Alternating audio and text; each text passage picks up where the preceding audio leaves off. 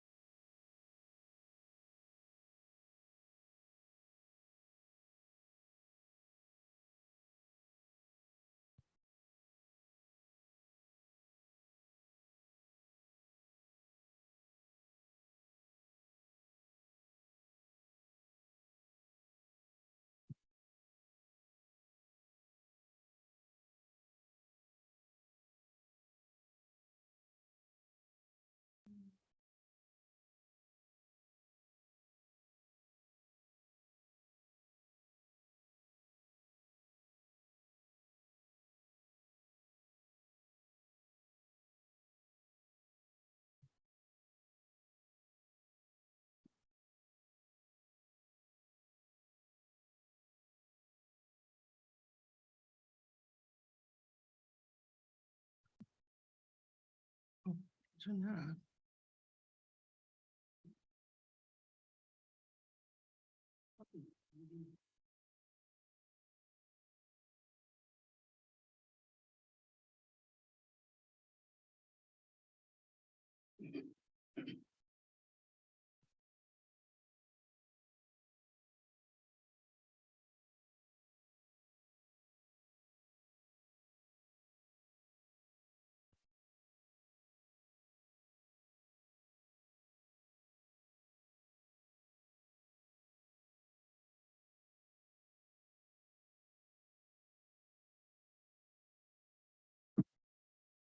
That's too bad.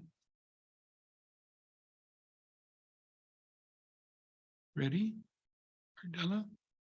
Cheryl? Yep. Don? I am. Oh, we'll call this meeting to order at 9 a.m. Roll call when ready.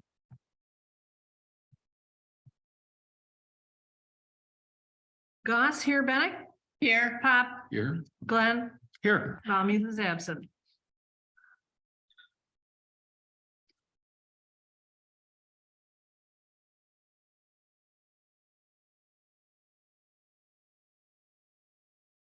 I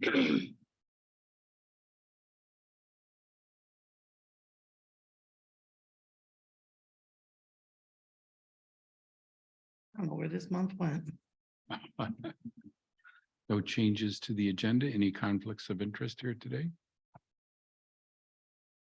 Any public comment? Seeing none in the township hall. Special agenda items, interview park manager applicants. We don't have any interviews until 11:30.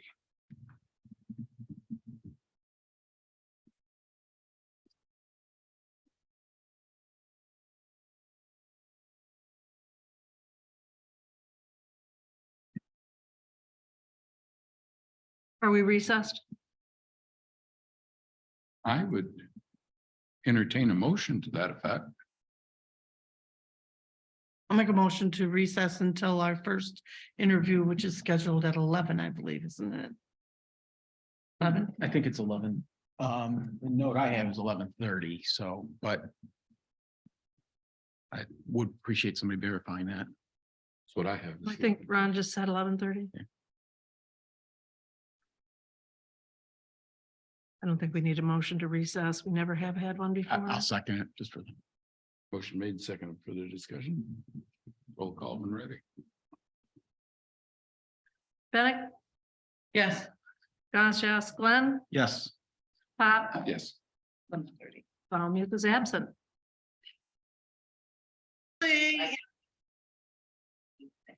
Oh. Hi, I'm the Zoom facilitator. I'm out here. Oh.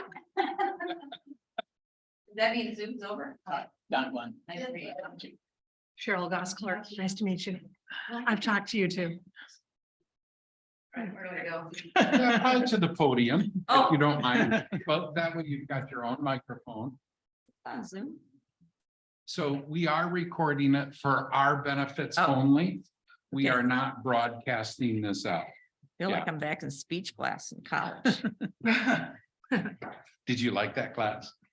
Well, I was a communications major, so And I worked full time when I was going to college, so it's like, oh, spontaneous, just pick a subject and let me talk. So I did it a lot. Anyway. Nice. Well, we're kind of informal here, but This looks pretty formal. no, not really. Who would like to go first with any questions and or comments? I just have a couple questions. One is, why would you want this job when you're doing zoning and? You know, my zoning job at Whitewater Township is, well, they did pick up short-term rentals. It's not, 40 hours a week. Oh, yeah, okay. It's definitely not that. I don't know how much you know about Whitewater Township, but it sits between Boyne City and Charlevoix, Okay. the castle at Charlevoix. So it's the entire peninsula north of East Jordan. From East Jordan, you go out about maybe 3 miles, and then that whole northern section. It's a lot of farm country. We have a pretty old school board. They don't Zoom anything. They never record anything. They want everyone to vote the same on everything. So if it's not unanimous, well, we might have to talk about this some more. They have some people that have been on their boards for 30, 40 years. And I don't even investigate anything unless someone complains about it. Because if nobody complains, must not be a problem. So I don't go looking for problems. I find them on occasion. I might put a bug in somebody's ear, like, hey, did you notice that property's got like 6 accessory structures? But if nobody complains, my board doesn't want me to be the one initiating it. I don't live there. I don't have a vested interest, so I kind of let them do. I just filed the ordinance, and the ordinance says they have to complain about it. So even if a board member comes to me, it's like, well, put it in writing and I'll go look into it. You have firefighter and medical first aid responder. Have you kept up on your I have certifications? not on the firefighting. I think my EMT or my MFR expires in 24. I haven't really kept up on either one between COVID and some of the other things that were going on. And I just decided I was gonna kind of back away from it. I had some concerns being on the fire department. I kind of got harassed a little bit by one of our assistant fire chief. He actually got banned from the Elk Rapids Fire Department entirely. He's not even allowed on site. And but in our township, they're like, well, if it happens again, well, it happened 3 or 4 times. So I got to the point where I'd be putting on my bunker gear and I've got him standing next to me making comments and I was one of the ones that lived 2 miles from the township hall, and I was in a truck and on scene almost every time, and I miss it, but I don't miss that part of it. I still hear I even had my dog trained. As soon as he heard the tones drop, he's like waiting at the front door to go out because he knew he's got to get out, get back in here and go. So, but no, I actually enjoyed it. I did it for almost 8 years. So. And it worked out good because I was right there doing zoning. But then we got a new fire chief and he had a little different mentality towards women. And that was another If little you were issue. to get this position, would you be retiring from those other positions or would you? Well, keep them I'm not doing firefighting right now at Torch with Lake at the all. zoning? Oh, with the zoning at Eveline? They know they don't pay a lot. I've kind of built a rapport in the last, I've been doing it for about 2 years because I left Torch Lake, went right there. I like the people. The community really appreciates the fact I'm there. And a lot of times they'll look to me for an answer when they're not getting a response from the planning commission or whoever. I get a lot of calls. I work closely with the attorneys with the township. So I'm a big believer in it takes a village. So I kind of like to make sure everybody's in sync, especially if it's a unique situation. I'm big on public hearings, and we've had a couple things get pushed through our board that our boards push through without public hearings, like migrant housing.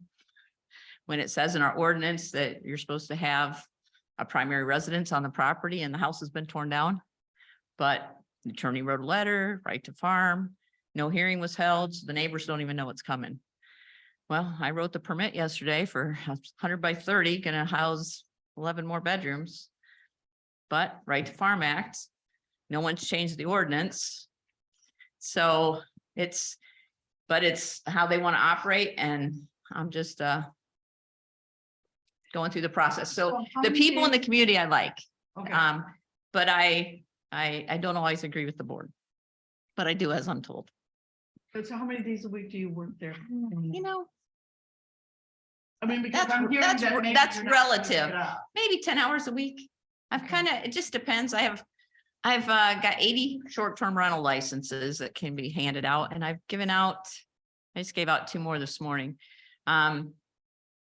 So that's probably the bigger thing. Just I have to do inspections on every short-term rental once a year. If I know the property and nothing's changed, I roll with it, but they had given out 10 or 20 before I started, and nobody even looked at the property. They never looked at the septic permits. They didn't protect the water quality. They weren't worried about, okay, it's a 2-bedroom house and the septic is good for a 1-bedroom cabin that was there, 65 years ago. So little things like that. We have a really strong green belt up there. They don't really want to go after the people that have lawn right up to the shoreline, but I'm reining those people back as those cabins are being updated and upgraded. So how are you going to balance? It depends on how many hours a week we're looking at here. And I'm kind of here as finding information out about the role. I How mean, do you feel about covering shifts that become uncovered? It's weekends and. I've done that before. When I worked at Torch Lake Township, I was at the day park every day. Towing cars, towing boat trailers. So you're okay with working outdoors? Oh, yeah. I grew up on a farm. I was on the fire department, fires never happen indoors. You gotta be outside No, with they the don't, truck do and they? snow and, Well, actually, they rain. do. well, they happen indoors, but you don't want to be in there with it all the time. They do. Yeah, so, if there's a way I can work with that, but if you guys tell me you can't have these other roles, that's not a problem. I do Aflac as well. Main reason I got into it, my mom got cancer and I couldn't find anybody to help me file my claim. And I thought, man, you guys really need help. So I do it more as a claim filer. I'm not out pushing Aflac every day. I don't really do that. But I have plenty of things keeping me busy doing various things in the community. I'm president of the Upper Torch Lake Association. I get a lot of different unique questions. I do a lot of research for people, that type of thing. Now, you've got on here that you've managed 10 associates. The reason why I'm asking about this is because you would be in charge of the rangers. Okay. Have you had any other experience besides those 10 associates? I used to work in north of Salt Lake City, Utah. I had a department of 200 people. I was a commercial new accounts manager, as well as consumer new accounts. We had voice response. You get in a corporate environment, they just keep piling you up with more and more and pay you as little as they possibly can. And then they just milk it for as much as they can. So I actually worked in Chicago. I transferred out to Utah. I was out there for a couple of years doing that. And but I had a team. I think I had 6 trainers and 5 unit managers also helping to manage the department, plus a shift manager that worked nights. We were open from 4:30 in the morning until 2 in the morning to cover Hawaii for Office Max, Office Depot, Staples. We had 13 clients we took care of. So Last question, and I promise you guys. No, they're all good. Being that you're in the zoning department, you're dealing with citizens. How do you view the citizens? everybody's got a valid concern. They're a taxpayer. They have a vote. They have, they own properties. They should have a say in what they do on their property, but they should also have a say in what's coming in next door to them. The whole reason people implement zoning ordinances is so you don't end up with something next to you that doesn't meet zoning, but it also needs to be enforced. I mean, any good zoning ordinance is it's great, but nobody enforces it. Doesn't do a whole Yeah. lot. When I view my taxpayers coming in to pay their tax bill, Mhm. or when I'm dealing with them. Yep. I treat them as if they're a customer I don't want to lose. Yeah. That's the kind of service I try to give them. Mhm. That's what I'm looking for from whoever takes over this park. People coming to our park need to be treated like they're people we don't want to lose. You know, your zoning side of it, you absolutely have. Here's the rules, we set the rules, which is Right. good in a park. Right. Yeah. Because you have to have those. But how you approach that is the customer I don't want to ever lose. Yeah. How Well, do we this, make them happy by still following the rules? well, they're more of a customer than they are a zoning situation. So it's, the old customer is always right. And if that's the belief within the park rules and what's going on. I mean, obviously, I think everyone has to, register in advance. I did read through online how the park is kind of organized, that they can come in for X number of nights. I think if they have to cancel, they've got to do it, well enough in advance, or they're going to get hit for an $8 fee plus the at least one night stay if it's not timely enough. I mean, hopefully they're leaving the park as nice as it was when they arrived and treating it like they would their own home Our type of park thing. so far has got a really good reputation for being a very friendly place to come. Whoever takes over, I want to make sure it stays that way. Do you have a lot of repeat customers coming back year after year? Do they schedule years in advance? The online reservation system gets booked out pretty fast. Yeah. I understand you're also working on your boat ramp. I mean, I walk over there, I've Whiting Park up in Charlevoix is getting ready to do a new boat ramp as well. And one of the things that I've been questioning as a zoning administrator over there with this new boat ramp coming in is a boat washing station. Is that something you're considering at the? Oh, yeah, it's on the plans. Okay, it is good, because it just seems like if you're gonna, I mean, that's the worst thing that can happen to our lakes is getting invasive species coming in where people aren't, cleaning their boats before and after they're going in the water. So good. But no, I believe in taking care of your customers, and that it's really important. Okay. So.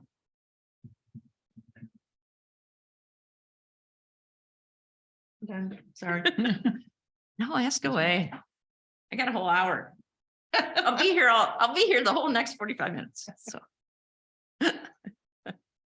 Cheryl, thoughts? Well, I have a few questions. I was going to inquire whether you would be maintaining the zoning and the AFLAC positions if you were offered this job. I'm sure you've read the job description. It is a pretty Yeah, it's long. extensive. Yeah, pages. there's a lot of things on there. Yeah. And a lot of them are time consuming. If you did choose to keep the zoning job and the AFLAC, how much notice? Well, let's say this. If you chose to just leave the zoning, Mhm. how much notice would you have to give them? In other words, before you'd be available here? I'd probably give them, well, I could make this a priority as well. I mean, if this was something, if you offered it to me, obviously everything's negotiable. But I'd at least give them 2 weeks, just so that, I do have an assistant zoning administrator. He just happens to be in Florida for the next 3 weeks. Okay.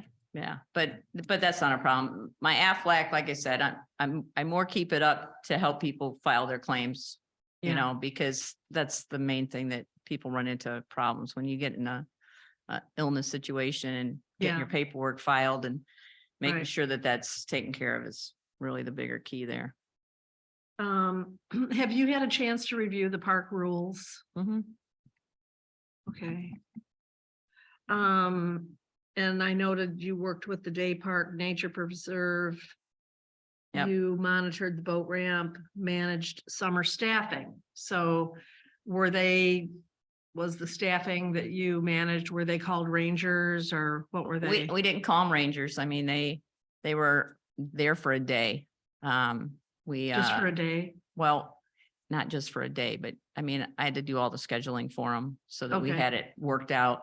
I'd have people that, our busiest time was like from 10 in the morning, 10:30 until Yeah. 2, everybody getting their boats dropped. And then all of a sudden about 3:30, 4 o'clock, they start pulling their boats off the water. And then you have the second wave that comes in and people want to get their boats in the water for the evening. So sometimes, that 3 to 5 could be people coming off the water, had a little too much alcohol in their system, and the garbage cans filled up fast, and keeping the trash bins emptied and that type of thing was and we never we had a lot of high school Yeah, college students. So the one thing I didn't reinforce to them, if you get in a situation where it's negative or somebody's getting belligerent, just back away from the situation, don't engage. yeah, exactly. Because we would call the sheriff and Yeah. let them take care of it.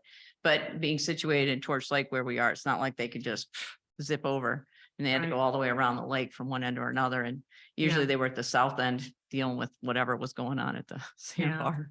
Yeah. So we did try to take care of a lot of it on our own. Right. I had it set up so that we would actually pull license plate numbers. So I Okay. could figure out who I needed to write a ticket to. And we just got to the point where we didn't even tow them anymore. I just would mail them a ticket for parking without a pass or launching without having paperwork or whatever. So we and that worked out really good. It was free. It was with the state of Michigan, and it took about 6 or 8 weeks to actually get online to do it. Yeah, But once we had it, it was real easy. It told us exactly whose vehicle it was, what their boat trailer was. yeah, We found a lot of boats that weren't registered properly, that type of thing. So we just would mail them a ticket and let them deal with it. they had to, the owner had to deal with the state, then you didn't have any kind of follow up? On occasion, well, what I would do is write a municipal civil infraction. Yeah, So so. they could either pay the fine Yeah, or they could, I go visit them in court. I see. So, And and I did so that the a few times. township had that municipal civil infraction ordinance Yep. availability, yeah. Yep. Um, And I was also the zoning administrator, so it worked out really good. yeah, They didn't when I started there because we actually had to, after I went through my zoning training and got my certification, I came back, reread the ordinance, and it didn't actually state that the zoning administrator could even write tickets. So I made Yeah. them change the ordinance and get it put in there. yeah, Because it's kind of critical if you want to get it reinforced at the court level. exactly.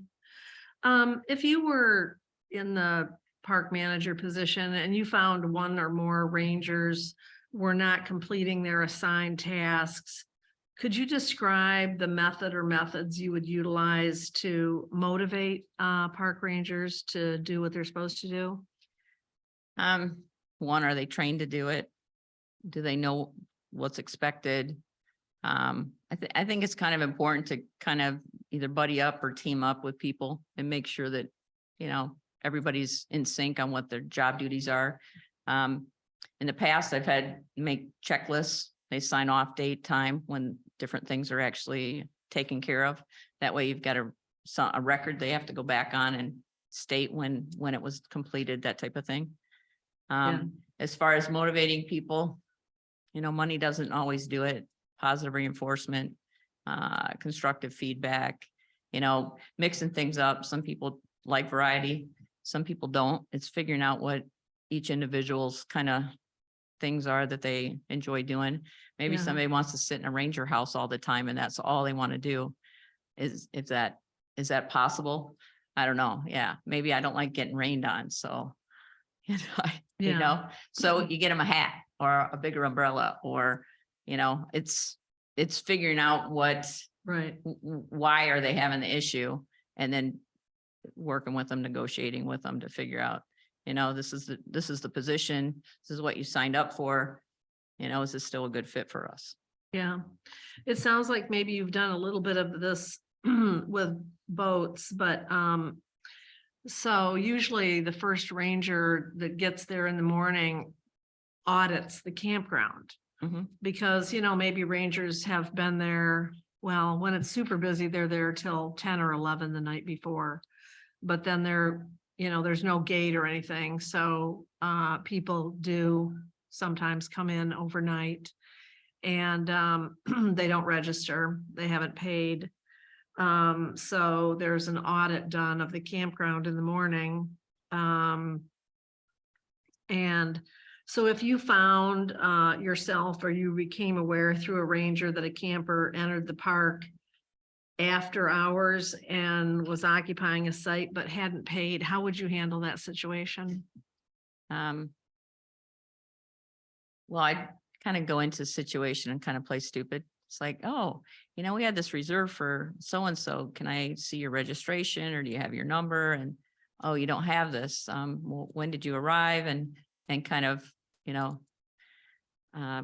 get the facts cleared up, and then figure out, was this reserved by someone else?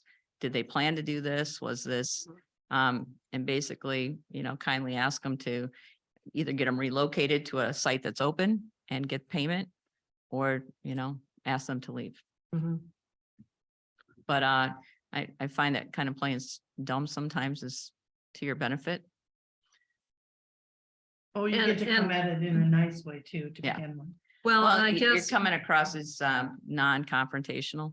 Yeah, and what I guess I'm getting at too is that they have been in there, so they do owe for the night, the previous night. So the custom is that they would have to pay for that night. A registration would have to be filled out, and they would have to pay. Even if they don't intend to stay, another night. Do you take credit cards on site? We do. Good. Yeah. Good. So they still have to pay is what Yep. I'm getting at. We do have people sometimes that will leave, they'll come in and then they'll leave before the first ranger gets there, and, they got a night, but they Well, there didn't again, if pay. you have their license plate number and a way to Mhm. identify who they are, Yeah, yeah. you can always send. Well, them we a bill. didn't normally chase them down Yeah. for that, but I mean, if no one was out there, they didn't get any of that information, but. And you probably read the parks, I know you read the parks refund policy. Mhm. The refund policy is the policy that's been in effect, I've been with the township for a little over 10 years, and the refund policy has not changed in all of that time.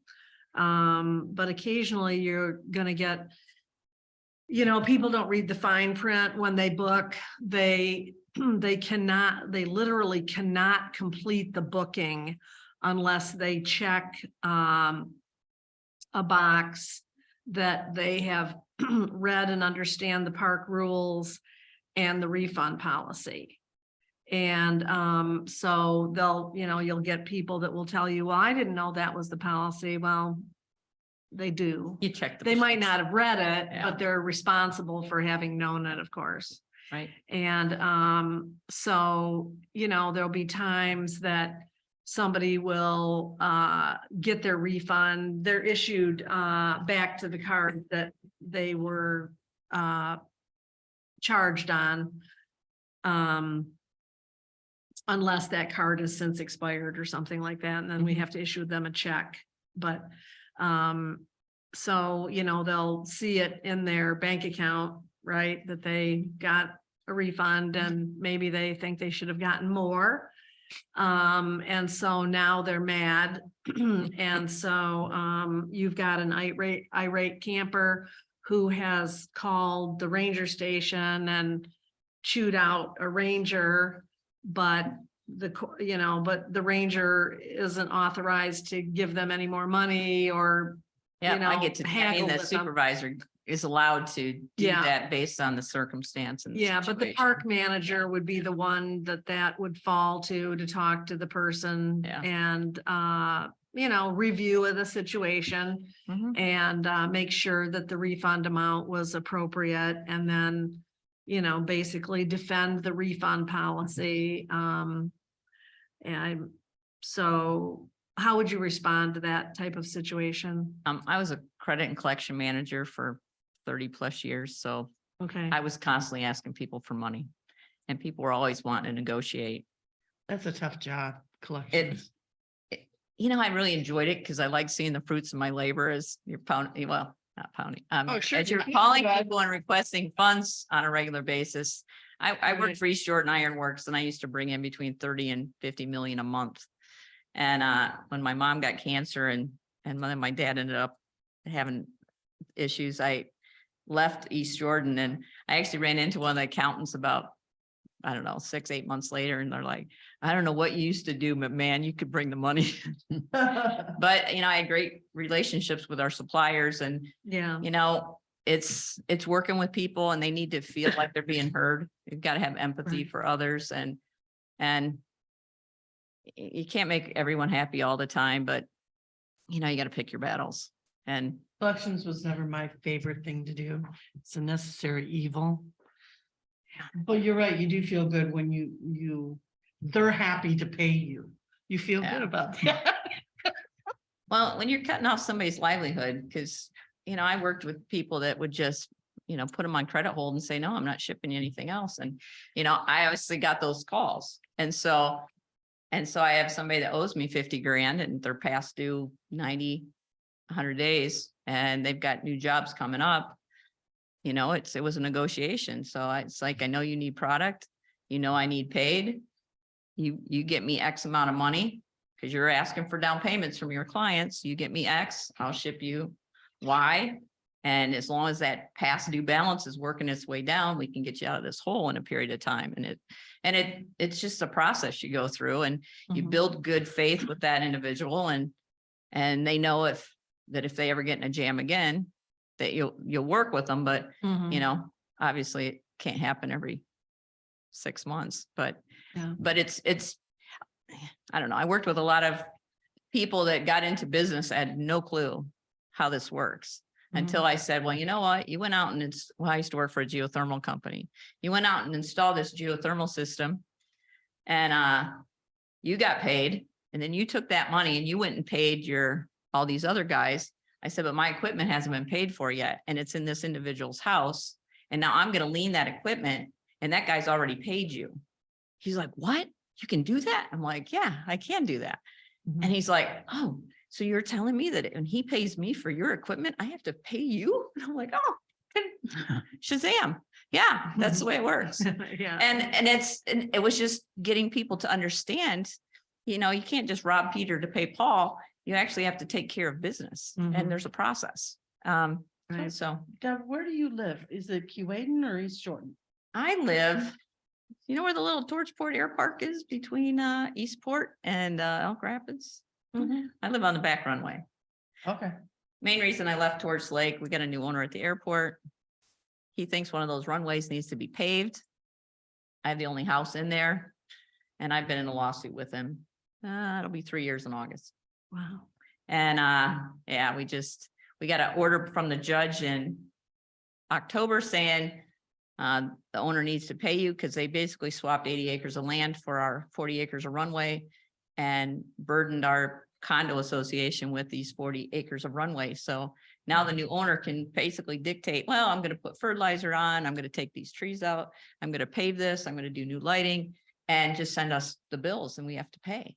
And we're like, oh yeah, well, he bought up every single house lot around me and then he went to the township and tried to rezone it all to commercial. So Anyway. what township is it? Is I'm in that Torch- Torch Lake Township? I'm in Torch Lake That's Township. what I thought. Yeah, I'm in Torch Lake Township. So, but I rallied my neighbors because they got tired of hearing the paramotors every Memorial Day weekend. And I had 106 people show up for a planning commission meeting and basically shut him down on a few things he wanted to do, specifically turn every lot around me into a commercial lot. It's like, why do we need a 220 acre commercial property in the middle of Torch Lake Township when Eastport Village is so tiny and Torch Lake Village is so tiny? Yeah, but it's an ongoing battle. So, yeah, that's where I live today. Okay. I've been waiting for him to buy me out, but he didn't like my price. So, So I was thinking that, the reason why I asked is I thought maybe you lived up in the East Jordan Way and that might be a No. heck of a trek. I don't. No, That's Little probably about house. 20, 20 good miles. 20 minutes. It's actually ironic because it's 20 miles over to Eveline and it's 20 miles to come down here. So, yeah, So that leads me to. well, it's less if I go to the park. I mean, because there will be instances where maybe you've been at the park for several hours a day and then something will come up on the other shift that will require your presence. And so are you going to be willing to come back to the park if it requires the manager's personal presence? Yeah. Okay, It's a commitment. yeah. And it's what, September, May to October. So, Yeah. yeah, I believe in having good people, just surround yourself with good staff.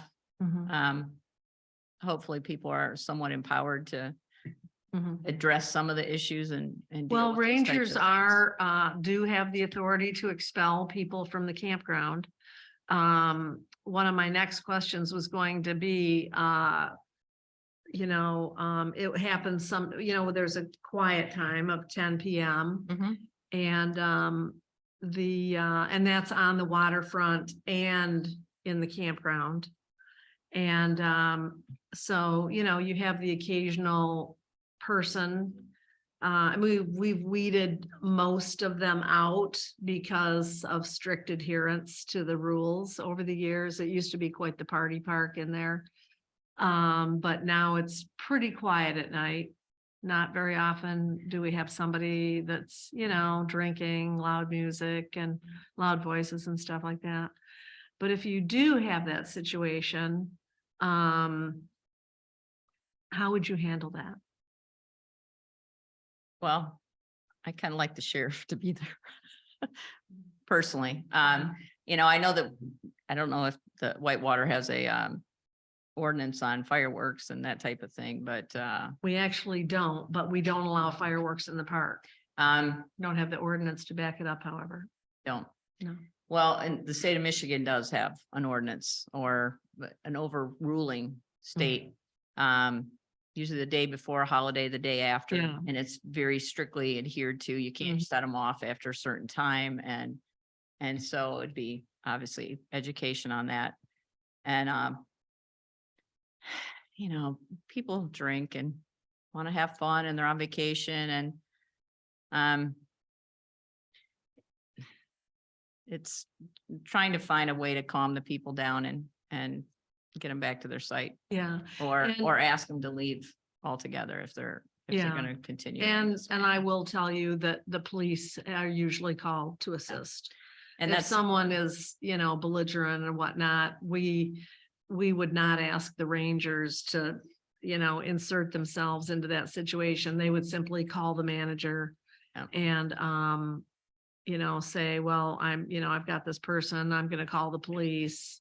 Yeah. And, does Elk Rapids Police ever come out that far, or is it strictly county? they haven't. They And haven't? it does Okay. take the county a little bit to get there, Well, depending yeah. where they are, because we're kind of the northeast corner of the township. but, Well, they hang out at the sandbar a lot, Right, yeah, and that's that's Antrim usually where though. they We're have. Grand Traverse Yeah. here. So they probably have to come even farther. Yeah, So, is there a list of campers that you won't rent to? I mean, do we you have, like a blacklist or? we have, yes, we do Yeah. have a short list of people who are not supposed, have been banned from the park for very egregious violations of the rules. So if one of their family members placed a reservation, would you be able to flag to that or Probably wouldn't Would know. you- Well, only if they have the same last name, or? Do you keep photos or license plate numbers of the camper, that type? I'm just curious. My picture's up No. in a UP campground right now, I can tell you that. She can't come in here anymore. Well, Well, we do keep, the camping permits have to all be retained and stuff like that, and that has their driver's license number Okay. on it.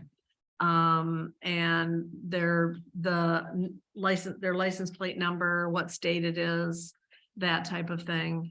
If they're the registered camper, there's not supposed to be any more than 2 vehicles on a site, so if somebody brings in 2 vehicles, we want the number of, whoever is checking in on the site, who is supposed to be the person who booked the site.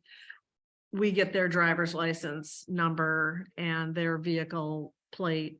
And then we also get the plate number of the second person, the second car on the site. is this all automated like an Excel spreadsheet, so it's easy to find and get to and? Well, the bookings, the reservation system has all the bookings and everything, but you do print out a paper campground permit, and then you fill the information in on there. And How are then those stored? Electronically? Can you pull them Just up by paper. PDF? Just, No, they're paper. usually put in order by check-in date, but So there's kind of a logbook that has all these in there. So Well, when you you- go to do your audit, you have like a summary list that when you go to do there's your audit. that reports know you who's can gonna print be out there. of, there's reports you can print out of the system that tells you who's in the camp, one of them, who's in the campground, who's leaving today, so you know what sites have to be cleaned. You know, Barnes Park There'd had, be training on that. yeah, Barnes Park has is part of Antrim County's yeah. campground. Mhm. And they were looking at doing a vast wide expansion up there.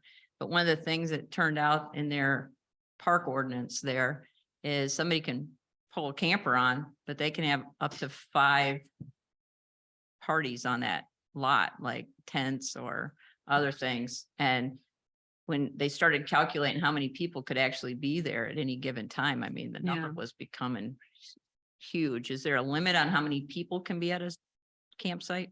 Well, state law says that there can be no more than 8 people on a campsite. And generally, it's not quite that many. Okay. We do have a, where you, the initial vehicle that comes in, or I mean, camper, motorhome, trailer, tent, whatever. They have the paid reservation. If an additional sleeping unit, you can't have 2 RVs on a site. But you could have a tent and a You camp. could have a tent and a camper, but the tent is extra, and we ask them to declare that. There's a checklist of what to go through on the campground permit form. And so they're to declare that at that time and pay for that at that time for all of the nights of the reservation. And but you will find that sometimes people don't declare it, but then they'll put a tent up. And so there's an evening audit of the campground as well for additional tents. And then, we do collect from those people. for So every morning and additional every evening, there's an audit. tents. Mhm. Did I tell you I was an auditor for a couple of years too? You fit right in. Yeah, Yeah, I was a financial auditor, but I was big on checklists, going through. I mean, it's a right. matter of just having a checklist that has every site number in compliance, not in compliance, and Yeah, then what the variance Right. is. yeah. We did weaknesses and all kinds of, how to correct the issue. I don't have any other questions. Mind if I go? Please do. Okay. Good afternoon. Good. So I just following up on a few things that you had said and just to explore those questions a little bit more. You had kind of talked early on that it takes a village and Yes. that relationships were important. So I guess I'd like to hear a little bit about when you've entered a new workplace in the past, how have you gone about meeting and developing those relationships with your new rangers in this case, supervisors and certainly the park patrons? Well, it's just a matter of, either one-on-one or as a group. And you know, everybody's got tons of questions. Somebody new comes into the fold, well, where are you from and what's your background? And, you know, are you married? How many kids you have? You got a dog, you got a cat. You know, it's getting to know people and figuring out, you know, a little bit about them. I mean, I can't say that I know a lot of people in Whitewater Township. Nick Carpenter, I think, was the fire chief here for a while. He was one of my trainers and when I went through fire school. Tom Emerson trained me when I went through my lieutenant training, when I was a lieutenant on the fire department. So, but I can't say that I know a lot of people. My summers, I spent a couple of summers at Torch Lake Township, and it seemed like I never left. I was there every day, and I couldn't wait for, you know, tour season to end. It's like, oh, it's Labor Day, come, please. But it's just a matter of talking to people, getting to know them, you know, going to planning commission meetings, going to ZBA. What I do right now in Eveline Township, you know, because I don't live there. People call me, ask me questions.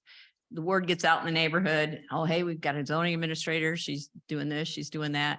And so I get more calls. You know, I heard you're actually responsive. So, and you get back to people, and that's something I think is really important. If somebody calls me and asks me a question, I try to get back to them promptly. I treat them the way I would want to be treated, because if I have a question, you know, I don't want to wait a week or two to find out and then have to remember what it was I thinking 2 weeks ago when I actually called you. But it's just getting to know people. I'm kind of a people person. I majored in communications. I've done a lot of things in my career.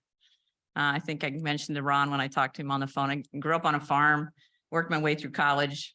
I've done a lot of different things. I've moved. I've been in Chicago. I lived out in north of Salt Lake City. Went to college down in Columbus. No, I didn't go to Ohio State. But I went to, you know, night school and worked full time. And I lived in Fort Wayne, Indiana, and I too close. Ludington, Michigan. I moved to East Jordan. Well, I took a job in East Jordan, and then they put me up in a home over there, but I found a cute little house that I really liked and thought it was going to be awesome. And I've been in my home for 10 years. And it's the longest I've lived anywhere in my whole life. So it's like, gosh, I really don't want to leave. But now I have to do like maintenance and paint, trim and stuff. I was like, never had to do that before. But I've never had a problem getting to know people. I played softball in college. I used to travel on a traveling softball team, co-ed. Used to travel all over the state of Ohio and play ball, and you know, a smile and a handshake and having a little empathy for people and listening to people, well, get you a long way. When I did planning and did the zoning at Torch Lake, I had a really good rapport. I got to know the supervisor at the time, and once I got on the fire department, it's like, wow, Deb, we need you on our planning commission. And, oh, hey, can we get you involved here? And, you know, unfortunately, you just get sucked in more and more because they have such a hard time pulling people from the community to get involved. So in Eveline, I'm out looking for good, smart people that it's like, you know what, you'd be great on our planning commission. And I've been recruiting people. You know, I don't like to recruit sheep. I like people that are objective, that look at both sides of an issue, that want to get involved, want to do the right thing, that, you know, can have an opinion of their own and don't have to just fall in with the flock and the fold, because the whole reason you get a variety on boards is so that people look objectively at every side of an issue and then support your decision. You know, if you're going to vote yes or vote no, just support it, whatever it is. So even when I got a situation in Eveline right now, I had a developer just buy 10 acres. Well, he wants to put up 52 patio homes on Lake Charlevoix. Well, he's on the only commercial piece of property in the entire township. And then they came to me and said, well, what do we need to do? And I said, well, I think you need to get a basic site plan together and let's have a public hearing and get all of the single family residential properties around you to give some input on how we can make this work, rather than you coming in and saying, here are my blueprints and I'm ready to go, because you might not get where you want to be 6 months from now. It might take 2 years from now, because you need to incorporate other ideas. You know, what's the traffic impact? What's the sewer impact? Are you going to get the sewer out here? Are you going to have drain fields for 52 homes? I don't think you got enough room on the property to put in 52 drain fields. So it's been education, but it's making sure our board's aware of what's going on, our planning commission's aware of what's going on, and that people go walk the sites. You know, I was amazed when I started doing zoning up there. They just write a permit. It's like, what do you mean you wrote a permit? I said, did you go out and look at the site? Did you test the corners? Did you see if it's in the right place? Does it meet the setbacks? Did they clear cut all the way to the lake when you got a 50-foot setback that you're not supposed to touch? And so I went out there with the guy training me, the treasurer up there. He was my assistant zoning administrator. He's like, what? We have to go look at the site? And I guess the former zoning administrator kind of sat in his basement and just wrote permits. Yeah, I think I remember that site. Been doing it for a long time. But once we started going out and actually looking at it, it's like, wow, it looks a lot different on a piece of paper than it does when you're out on site and you got the steep incline, or you've got it sitting on a hill and they're putting it at the bottom, or, oh gee, I went to one site and they had a drain pipe that was 6 inches around going from the driveway straight to the lake. Not getting filtered, coming all great for snow melt. So when they ripped that house down and started to decide to build a brand new one, I got with soil erosion in the building department. This pipe goes, it doesn't get replaced. Do not put another one in, and make sure all that water is getting filtered before it gets into Lake Charlevoix.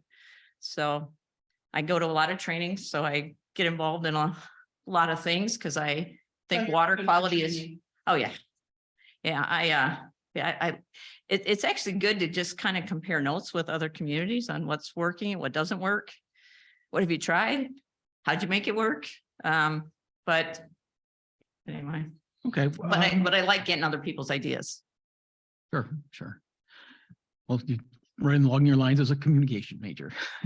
Well, So, and I want to follow up a little bit on comments that you had made to Ardella and the importance of the relationships with the customers and citizens. And I guess, could you, to expand on what she had talked about, could you paint a picture of what type of culture you'd want to create in our park system if we hired you? And what specific steps would you take to establish that kind of culture? you know, I think open, honest communication is best. I like transparency, you know, being upfront with people. Not really good about, you know, beating around the bush to get to the point. I'm pretty direct. Probably not my strong suit is being direct all the time, but as I've gotten older, time is of the essence. So, and a lot of times it's just important to make sure everybody's on the same page and what we're doing and why we're doing it and what the objectives are. But having rapport, I mean, obviously, is there 10 rangers, 2 rangers? Is it open? 7, 8. 7, 8.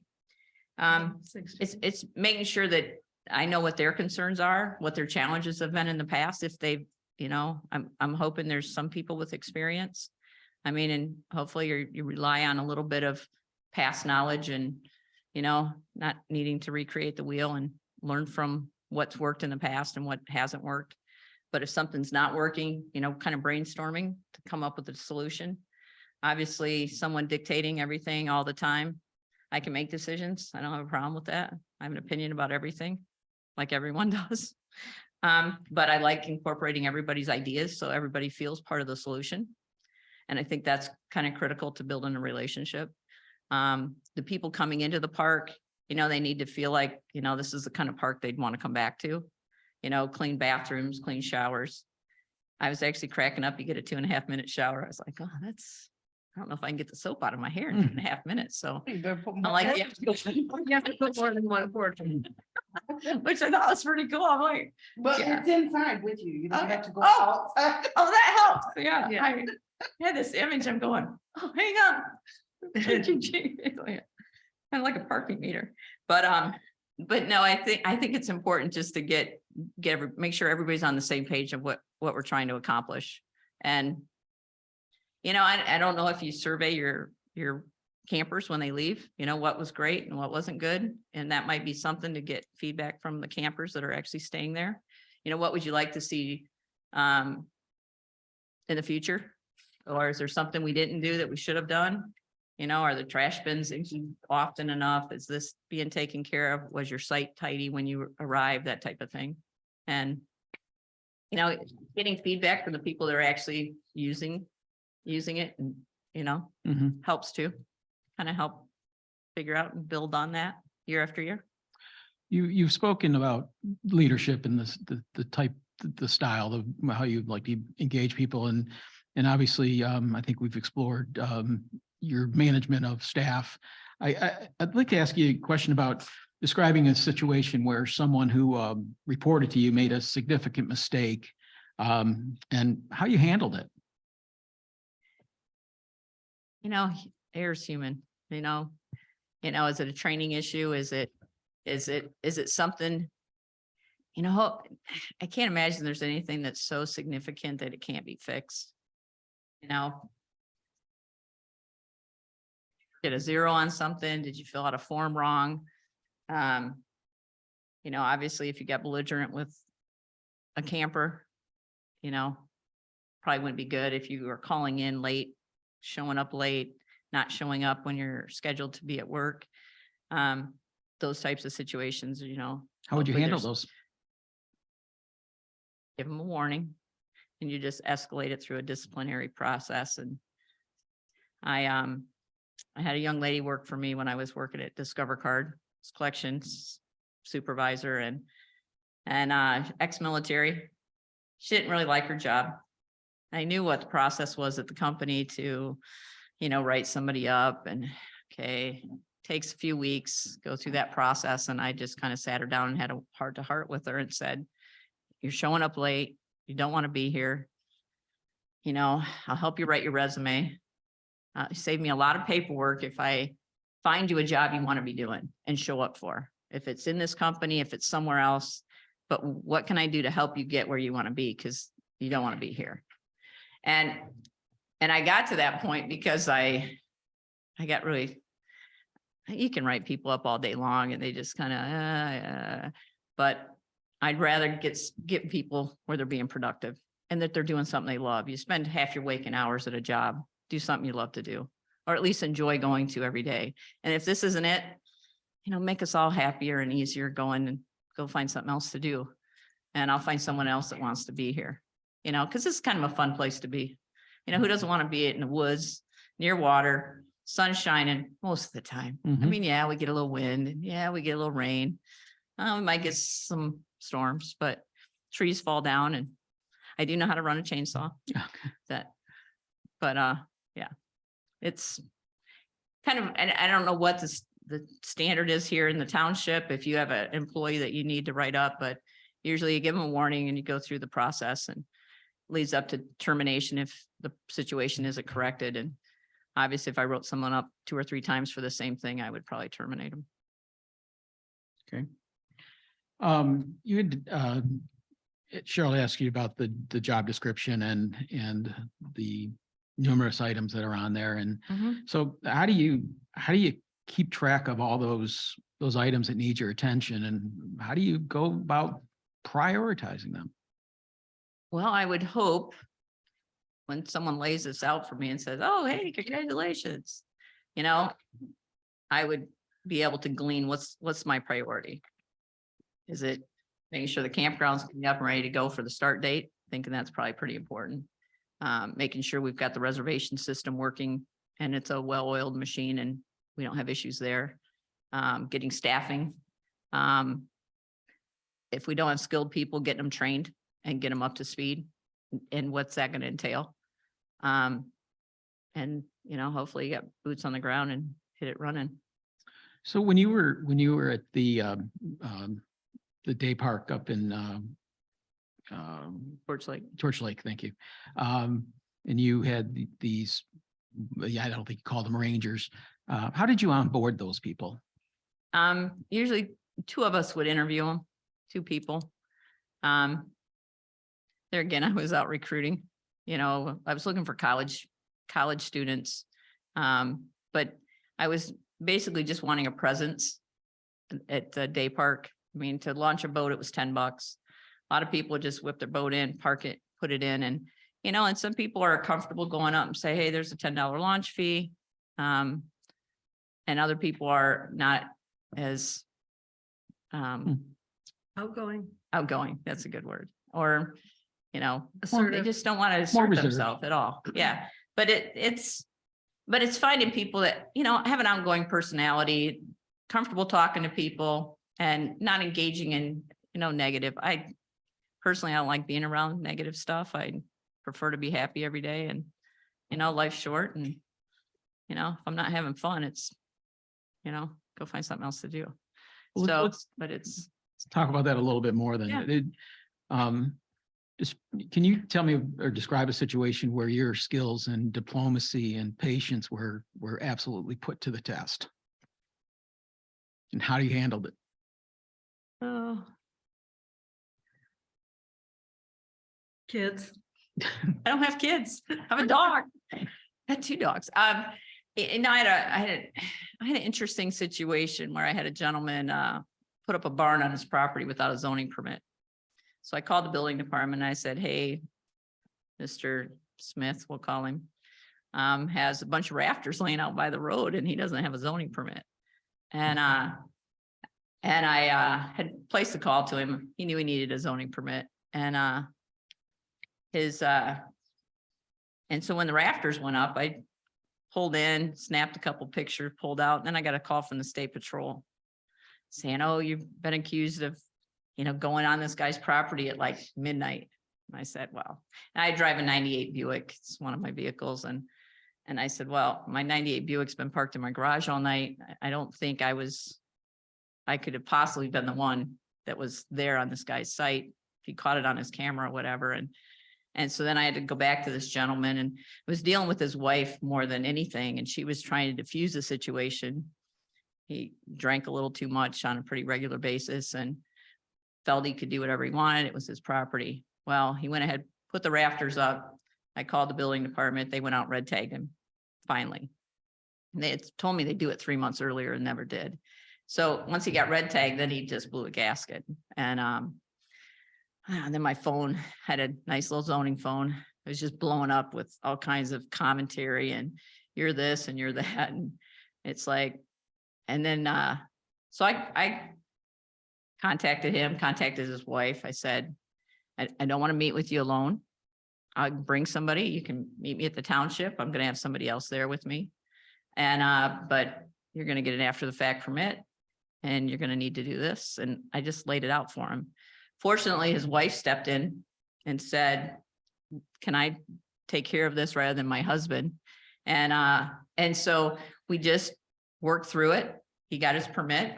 He got off the red tag and he continued his construction. But, he did make it a little bit of a pain in the butt. But, I drove by there the other day and when he's got a little bump out on the side of that pole barn. I just found that last night and I went, you know what? As soon as my assistant zoning administrator comes back from Florida, I'm going to send him over there to go measure that and make sure that he has a permit for the full size. But there's always going to be people that are going to try to push your buttons or push the envelope or think they need, or, they pay me a set rate at Eveline Township, but they don't pay me enough to put my life in danger. So I'm never going to do that. I mean, this guy's made all kinds of threats to me, of course I kept them on my phone, but it's like, you just got to kind of take it with a grain of salt and Mind doing code enforcement. no, I was telling Ron, I used to write collection letters on a pretty regular basis, your accounts past due, please remit, by this date. It's the same thing with code enforcement. It's, you're in violation of this ordinance. Here's photos, here's the proof, please remedy this situation. Depends on what it is. You got to move a structure or tear something down, 60 days, 90 days. Usually I try to work with people when it's enforcement. I at least need to see progress. And if they're working, especially nuisance is a big issue I have up there. Only if somebody reports it though. But, I've got people have nice homes and, they don't want vermin and other things living across the road or next door. So it's, as long as I see progress, I'll work with people, and I find I get a lot better result if I'm working with them then, and as long as I see progress, I'm good. But once that progress stops, they might get a second letter, and then it's gonna go to the attorney, or I'm gonna file a municipal civil infraction, and they're gonna explain it to a judge, and I'll be there to defend it with a judge, so, You're nice until you can't be nice anymore. yeah, well, yeah. Yeah. That's all. I don't Yeah. have any more questions. Thinking that we've got about a minute left for my questions. Sorry, Ron. See, I talk too I'll, much. I'll keep them brief. I wish you would. I'm going first next time. This is really a new post for the township. New plan for park and recreation. We probably don't have too many people returning with experience to the park. Okay. We'll have lots of decisions to make. And so I just really, I think you're able to make them. But I don't think the job description is real accurate, quite frankly, because this is going to be what I consider to be a ground up startup. Okay. And I just, wanna think about the balance between what you currently do. And I don't see an issue really of how you divide your time between multiple interests. Okay. But knowing that probably from middle of March, I'm gonna say, to 1st of March. yeah, okay, 1st of March, all the way into I'll say opening day is kind of hectic, right? And then holidays are probably gonna be pretty hectic.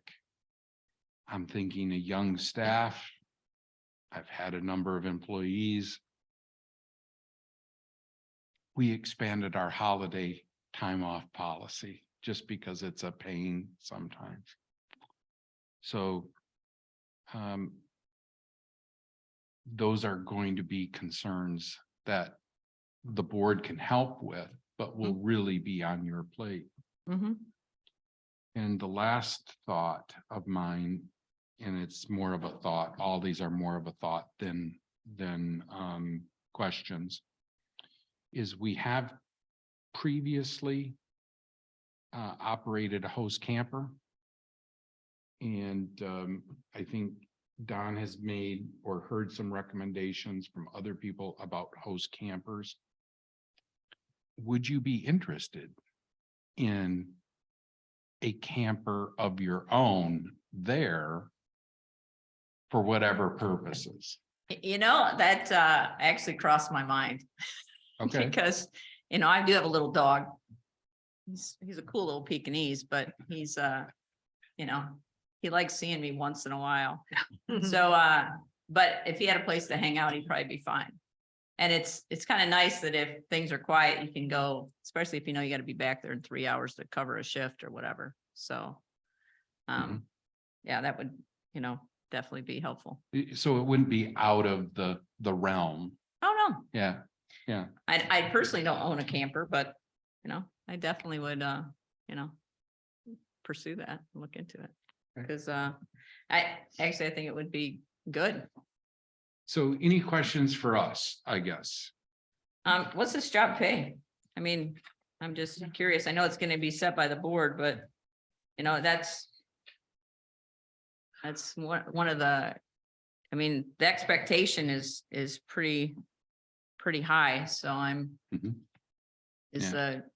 I is believe the pay- board is currently set aside 35 to 45 a year, thousand a year. So.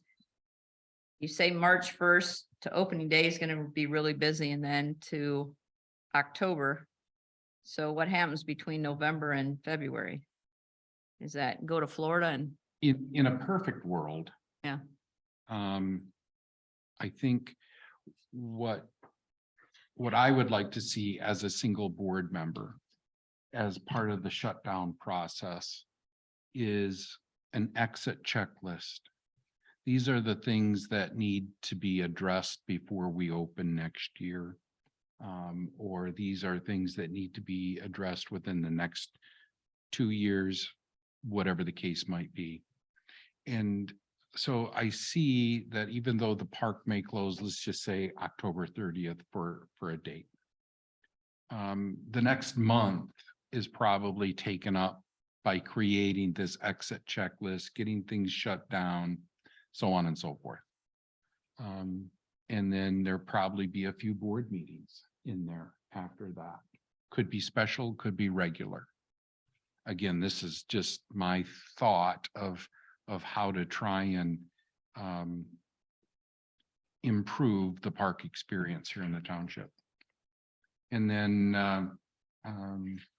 I think we as a board look at budget in maybe November as well. So that kind of takes us right up to December, let's say, right? And after that, there's probably some Florida time. But these tasks that we're talking about, I don't envision them 40 hours a week. Okay. 10, 15 hours a week. Same with the park management. It's the reason it's the management position is because we delegate. And so again, I just don't see a problem with multiple interests. Some of this stuff can be done remotely. Yeah, Okay. Yep. Is there an expectation of being here on site X period of time?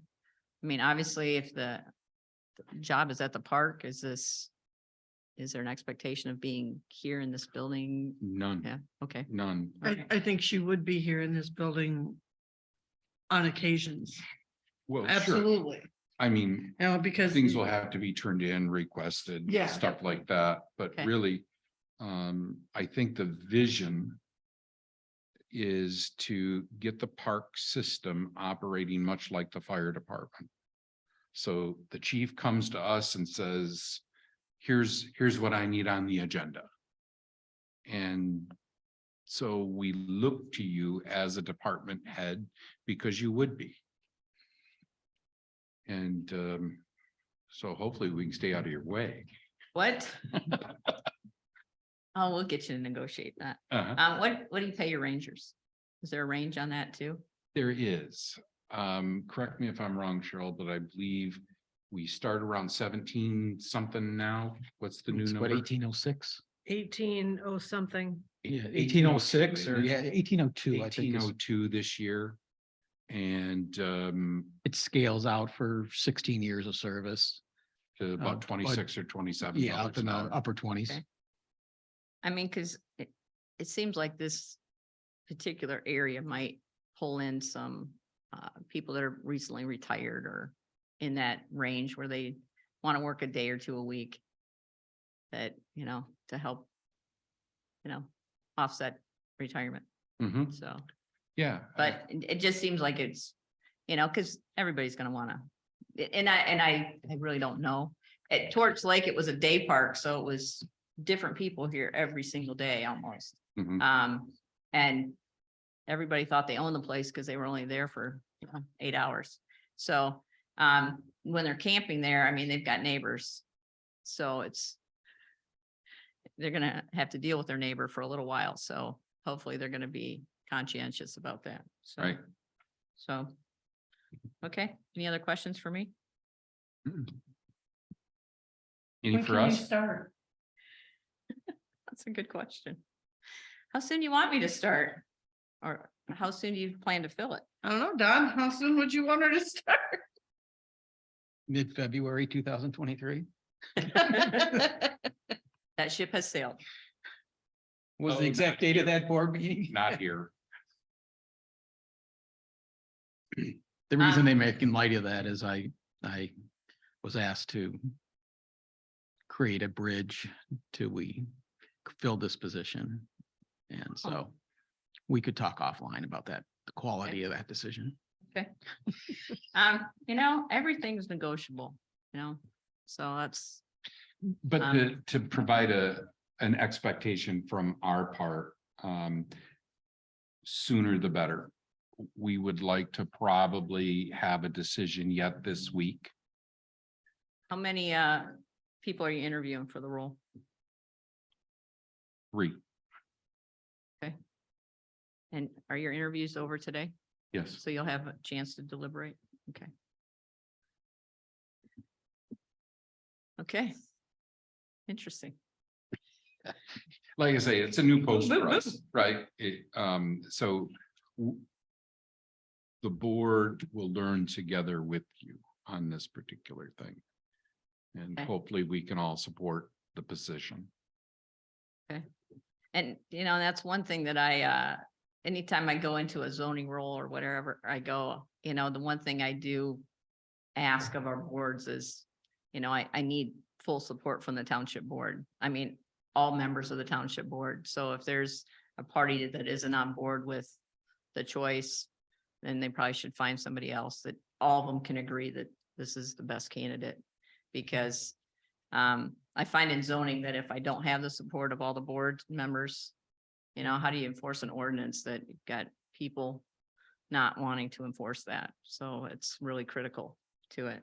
And I think the park is a big thing and it's a huge draw for this township. So, I mean, it's kind of your face out there for the public. So, Mhm.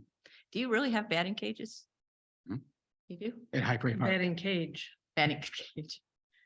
I said, I have a bat, so kind of fun. I haven't swung it in a while, but it's in my garage. I didn't know there were any batting cages this close. Yeah, I read that and I was like, oh my God, they have batting. Civic a Center batting has cage. co-ed softball teams too. Yeah. Milton Township has batting cages I think too. I'm in there. getting kind of old to get into co-ed. I don't like to slide anymore. I kind of gave You up. know what? I've watched the co-ed teams, they don't slide. Yeah, I gave it up, but I told the guys ahead of me, if I catch you, you owe me a case of beer because you're running way too slow. So, yeah, all right. Well, thank Okay. you. Pleasure meeting you. Yeah, nice meeting all of you. appreciate your time. Okay, you. Thank you. thank you.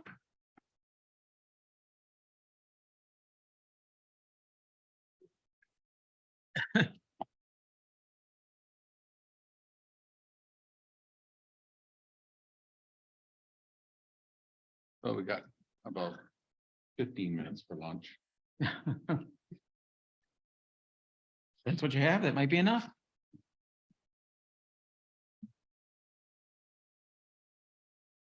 So that's good information for us. An hour isn't quite long enough. Sorry, I was Gabby. That's all right. No, you were asking great very questions. active. Yeah. Yeah. Matter of fact, yeah, I stole some of your questions, I didn't I? appreciated your questions. Yeah, by the time you guys got done, I mean, I love it because there were a number of questions that, led right into some follow-up that I had. So, Right. I thought it was really good. I actually prefer people go first so I can just kind of blend that a little bit. A lot of times when you hear other people's questions, it prompts more questions on your end. Yeah. So it's Well, easy. I, Easier. I formulate my questions, just a list of what I think based on their resume, and then depending how the conversation flows. And you had raised things along those lines, which I was, which allowed me to probe a little bit more. So thank you.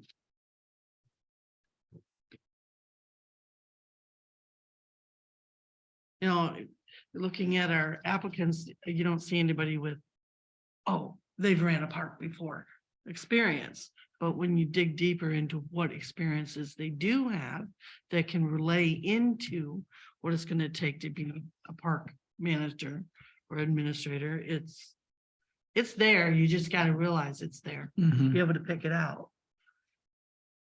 I'm going to reserve, I'm not going to say anything at this point. Along that line. But I'm very supportive of what you said. Hearing Josh Hamilton decided to back out, I was a little disappointed because he had some experience with outdoor and with law enforcement and emergency services type things, which I think is good that you know, you have somebody that knows CPR, that's been certified in it, that knows how to use an AED unit, for emergency situations. Doesn't have trouble handling unruly guests, but in an appropriate manner.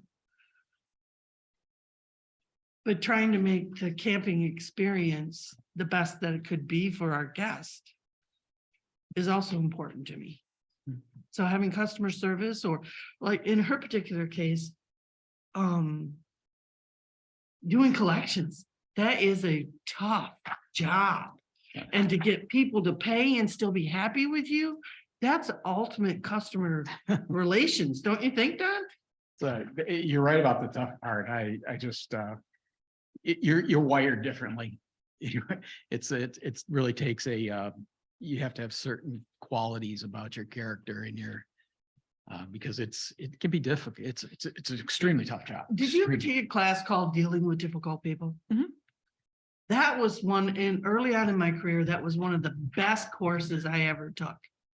Because it really did a lot of explaining about different types of personality Mhm. and how to address those types of how to recognize that personality type and how to be able to relate to them so that they hear you Mhm. and respond in kind to you, you know? Yeah. Because you can't always face everything with the exact same approach. Right. So when I hear people are successful in collections and people take their calls when they call, Mhm. that's a big one. They don't avoid you, Right. you know, that tells me you're doing something right. You have confidence in your conflict resolution skills. Yeah, but you're doing something right. Yeah. Yeah. Oh.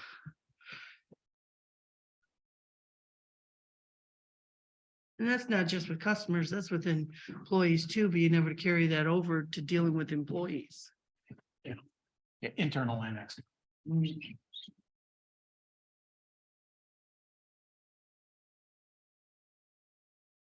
I don't know if we were supposed to be talking about it or not. It's an open meeting. There's a quorum present.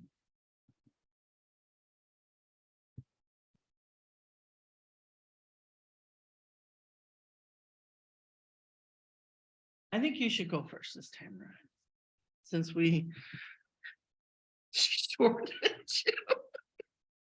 Sorry about that.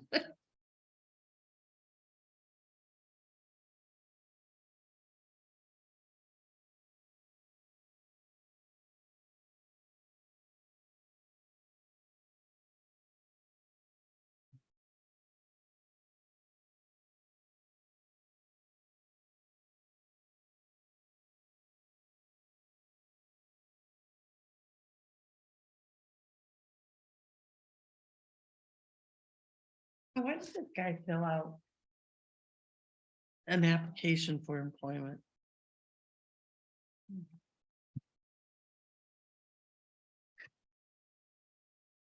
Yes.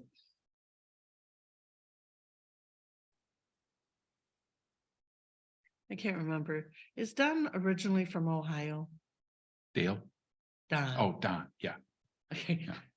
Yeah, that's why. That's something. And this guy's from Ohio originally. Yeah, so expect to be ganged up on here.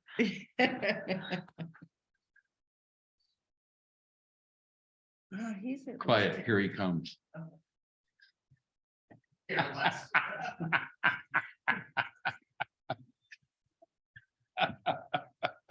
Hello. Hello, Dale. Yes. Ron Hop. How are you? Well, disappointed to be back. Yeah, I'm sorry that you had to come back. Just like this, huh? Oh, yeah. Don Glum. Hi, Don. Nice to meet you. I'm Treasurer Ardella Bennett. I'm your treasurer. Nice to meet you. Nice to meet you. You're the one who keeps sending the taxes to. Yeah. Okay. Well, why don't you have a seat? We got a few minutes yet. Some are still finishing up lunch and whatnot. So glad you could make it. You're welcome to some water back here. Oh, thanks.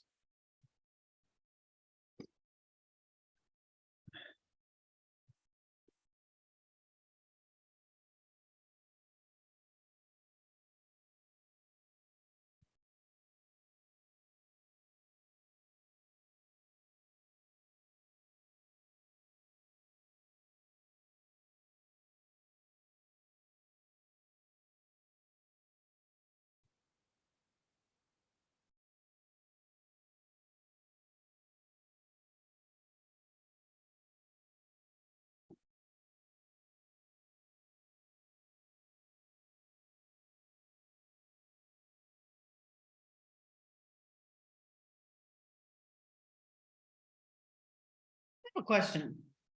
It has nothing to do with the interview. Okay. You worked for Chemical Bank in TCF when they converted over. Yes. Do you remember my daughter, Amanda Jorgensen? Sure, of course. Okay. Yeah, yeah. Just We worked curious. together for a while. Yeah. She was there.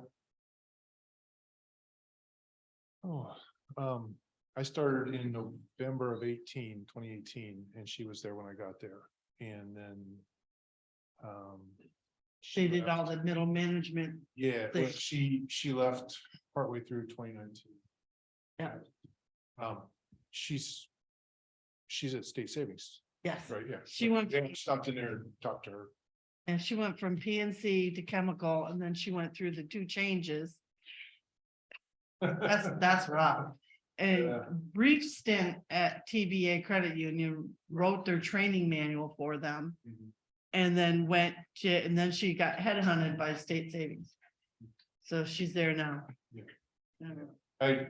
I walk by there occasionally, and I've stopped in to say hi to her. But, she's right up front there. Yep.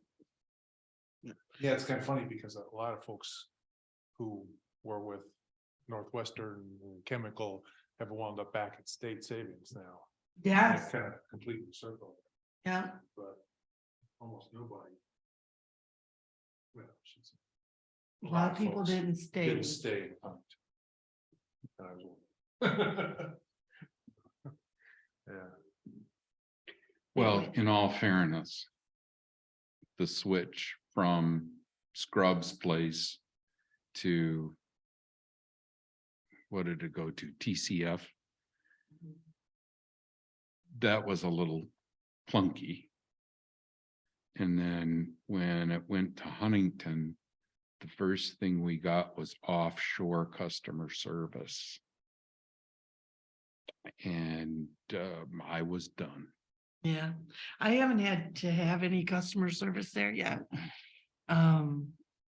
Everything is moved over smoothly for me. I didn't think it was gonna, but it did. But I generally follow wherever my daughter goes. She moves from one bank, I move there. Have somebody on the inside. Yeah, well, she could never handle any of my stuff, but she knows where to get me to. Well, the TCF merger. Again, I call it a merger, but it was really more chemical buying TCF, and so TCF came on to chemicals systems, so it wasn't so bad for chemical customers. But with Huntington, it was a flat out. They got chemical, or TCF got bought, and everything changed, and that's hard for customers. It is, it's a Yeah. hard change, It's a lot to go through, and for employees too. especially if they're around through 3 switchovers, that's. Yeah, it That's had to be hard on them. I know I was hard on a couple.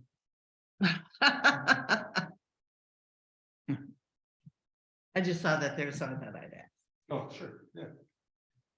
I said, Amanda and I only worked together for 6-8 months. Yeah, she wasn't really up in Elk Rapids very often. She moved around quite a bit during that major transition time. When they were cutting out all the middle management, they were giving severance packages and stuff. That's how a lot of those upper management ended up at State Savings. It seems to be doing well. Yeah, they're putting another branch in. That's awesome. More convenient than going downtown. Where are they putting that in it? On Garfield, across from that Plaza Center there, where Agaves used to be. Oh, you're right. Yeah, Yeah. yeah. They took the Ethan Allen building down. Yeah, what happened to Agave? Night, they were just gone. That's like, it's one of my favorite Mexican restaurants. Yeah, when all the staff is Mexican, that's a good place to go. Yeah. Well, they said We they just came went, back from Mexico, so I'm used to, I'll probably say see and dos, or, uno or dos. Once or twice and stuff. I'm just so used to it, but yeah, it was nice to go into a Mexican place that had Mexican staff, and the cooks back there know how to cook Mexican food. We stopped on the way home to get something to eat. I said, well, there's 2 choices here, and it's Taco Bell or McDonald's, and we kind of looked at each other, and said, Taco, I just don't think we can do Taco Bell after a week of real Mexican food. I don't think we-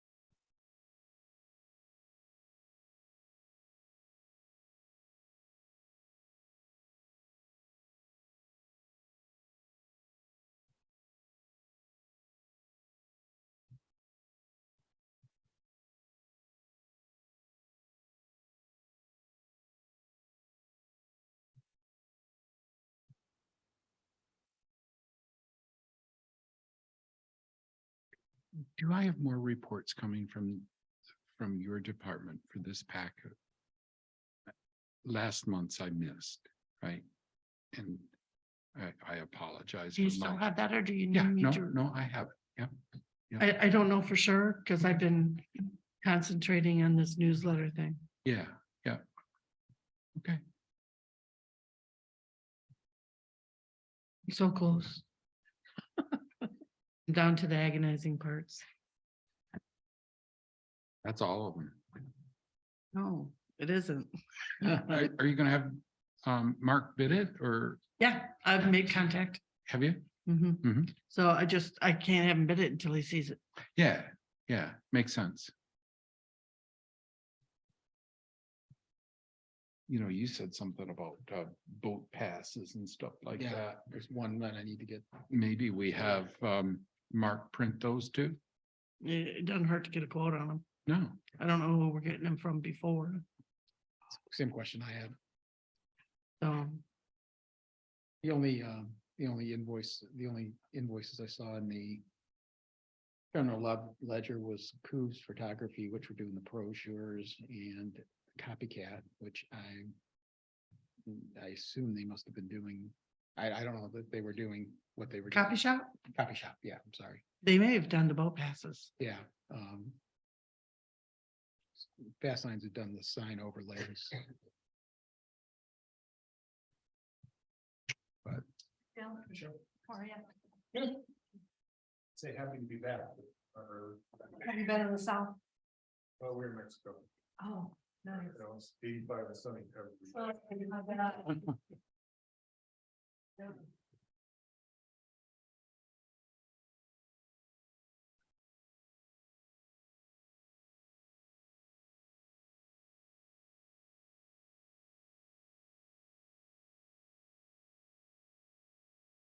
Didn't have to leave early.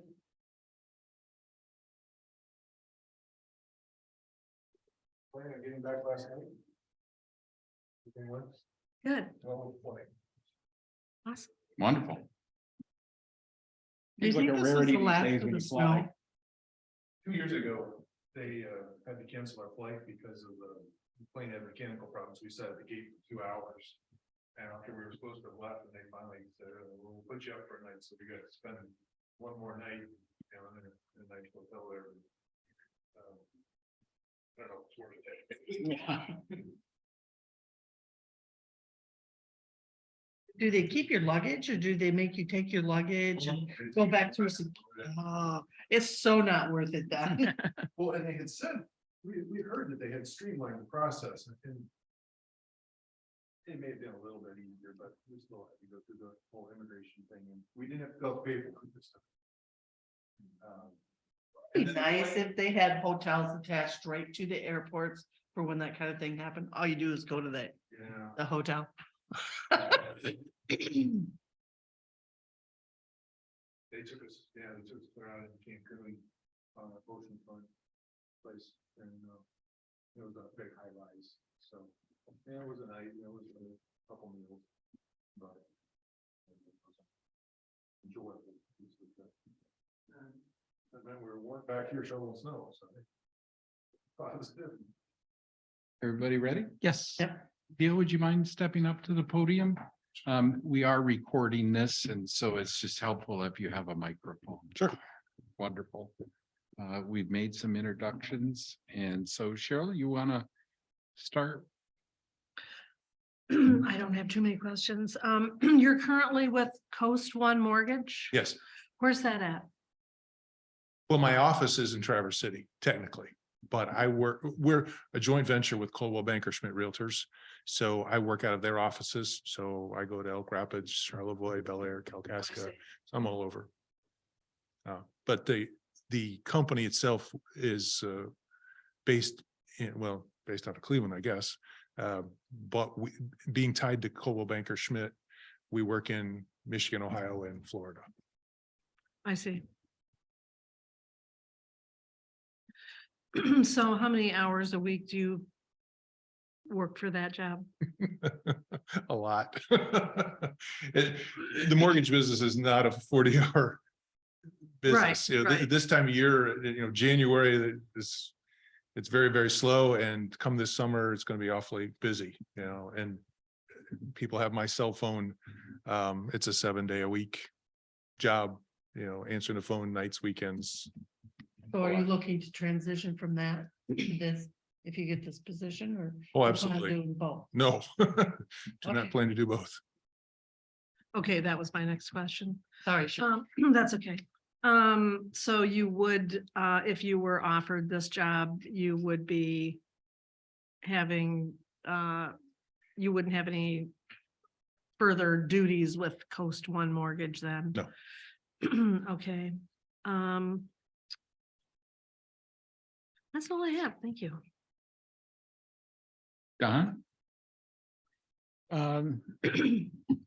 I guess, you touched upon, the job situation that you're in. Actually, I'm gonna back that up for 1 second. I gotta ask another question first, because I had to look it up. The Scottish Athletic, and I had wondered before you came in whether you were an event organizer, a participant, or a referee, and I'm realizing that you might be all three. So What is it?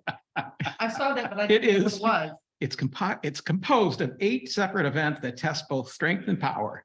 The events include the sheaf toss, the caber toss, the stone put, the hammer throw, the lightweight throw, the heavyweight throw, the weight for height, and weight for distance. You don't actually throw a sheep.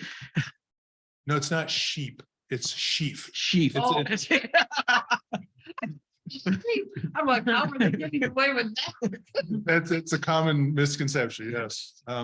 It's a burlap bag, usually filled with twine, Okay. 16 pounds or 20 pounds. You'd stab it with a pitchfork and throw it up over a pole vault bar, basically. And it's the ancient Scottish games.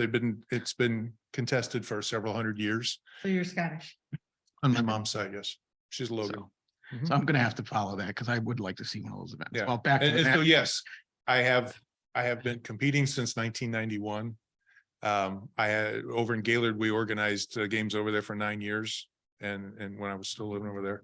I actually, currently, I am the world champion in the 60-year-old age group and hold 3 world records in our sport. Congratulations. Congratulations. Thanks. So. All right, well, back to the matter. Glad no sheep are being harmed. So, It was your pronunciation.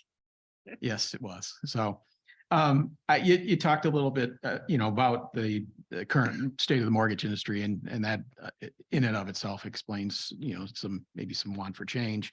But why this position, of the Parks and Rec manager? What is your interest in that? Chance to work outside in shorts would be great. I've been doing the corporate thing for most of my life and I've had enough of it, honestly. And the chance to work outside, to manage a group of people, to work at, building it and improving it. I assume that's what the goals of the township are. That's all fun. When I was at the Commission on Aging, and I know different, social services versus the Parks and Rec are different, but taking the same thing and seeing what we can do with it, seeing how you can continue to improve it, expand it. That was a lot of fun. I enjoyed that. I enjoyed the challenge. I enjoyed the work. I've been in customer service / sales really most of my career. And so working with the folks at the park, especially at the boat launch and the campgrounds and that kind of stuff, that's what I'm used to. It's close. I live 2 miles down the road. So It would be a chance to get out of what I've been doing and do the chance to walk around the park with a shovel or rake in my hand. I'd love it. I've had enough of this. So I'd love it. So what, can you tell me what, you're a resident here in Williamsburg, so, Yes. and like you said, just up the road, and what can you tell me about our parks and trails, especially the campground and boat launch that you see could be opportunities? Well, that's the, I don't know what, but there isn't anything that can't move forward and improve. Mhm. Commission on Aging, for example, I'll just take that. When I started there, we were pretty much recognized as the top commission on aging here in the northern part of Michigan. My cohort, Donna, the executive director, was on boards and all kinds of things, and it was really well recognized.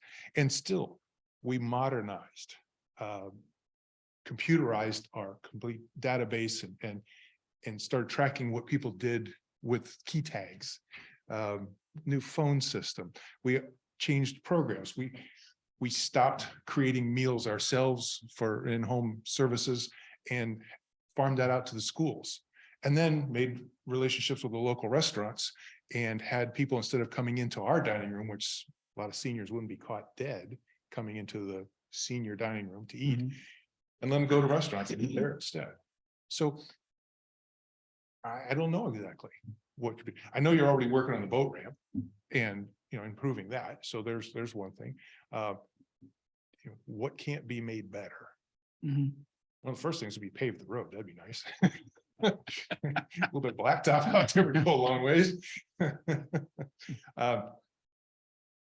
The ball field Grants? annually. Okay, we'll get that. Yes.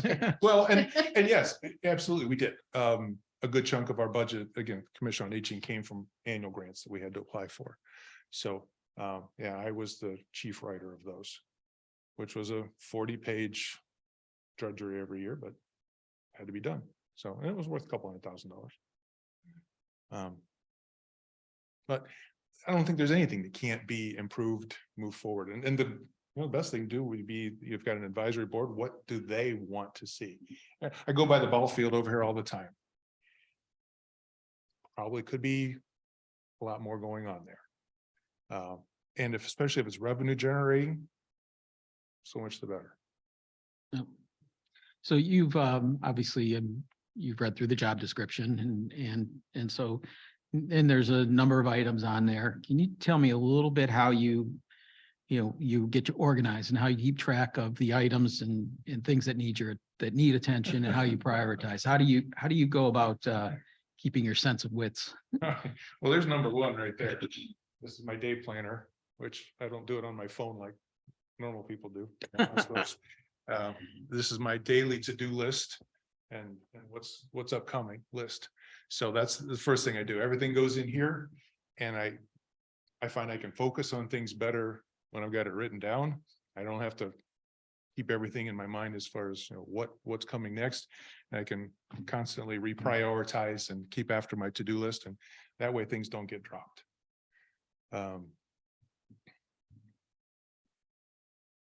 As far as the parks themselves and staff, the first thing to do would be to organize the staff, have some regular meetings, planning. I would really need to spend some time getting to know all the parks well and see what's there. How long have you lived in Whitewater? 4.5 years. Have you frequent any of our parks? No, Have you went online and looked at any of the park information to absolutely. prepare for this Mhm. interview? Go ahead. I'm sorry, Yeah, Don. I did it again. You look like you're on a roll. Run with it. I can come back to anything I want later. We've got a really good thing going on at the campground. We have a lot of return people. Mhm. You're in customer service. Mhm. Or you were. I am now. Believe me. Sales and customer service are pretty much two of the same thing. It's just a. So when you're dealing with the campers,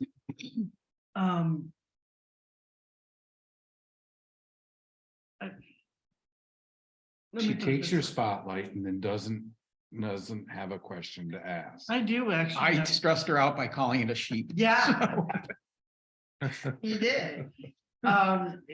Looking over your resume here, you've got a lot of things that refer to customer service. Mhm. Dealing with the aged, dealing with people one-on-one through the banking system, which is not always easy because they're stressed. If you have to deal with them, they're stressed. Sure. Dealing with employees in a banking situation like you have, and also mortgages. I would think that you'd have a certain amount of a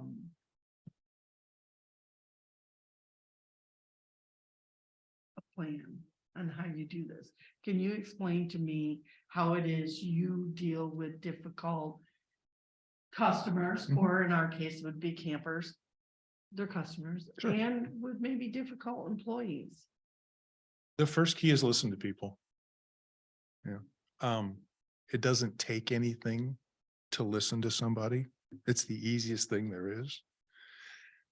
But yet, everyone who's upset, well, first of all, everybody answers to somebody else. All right. And so they want to know how you're going to get this taken care of and when, so they can tell the other person they've got to tell. That's typically the case. So you got to respect that and understand that and help them out. Right. When are we going to have this fixed? How is it going to get fixed? And I promise you it's going to get fixed, kind of thing. So you get that by listening to somebody. And sometimes people just need to vent. And I'll admit, I'm in a little different position than a lot of folks. I don't have a lot of people that get in my face and yell at me because I am 6'3" and 250 something. So it's an advantage, all right? It helps. You can't help that, you are built. Well, yeah, That's- but what I'm saying is,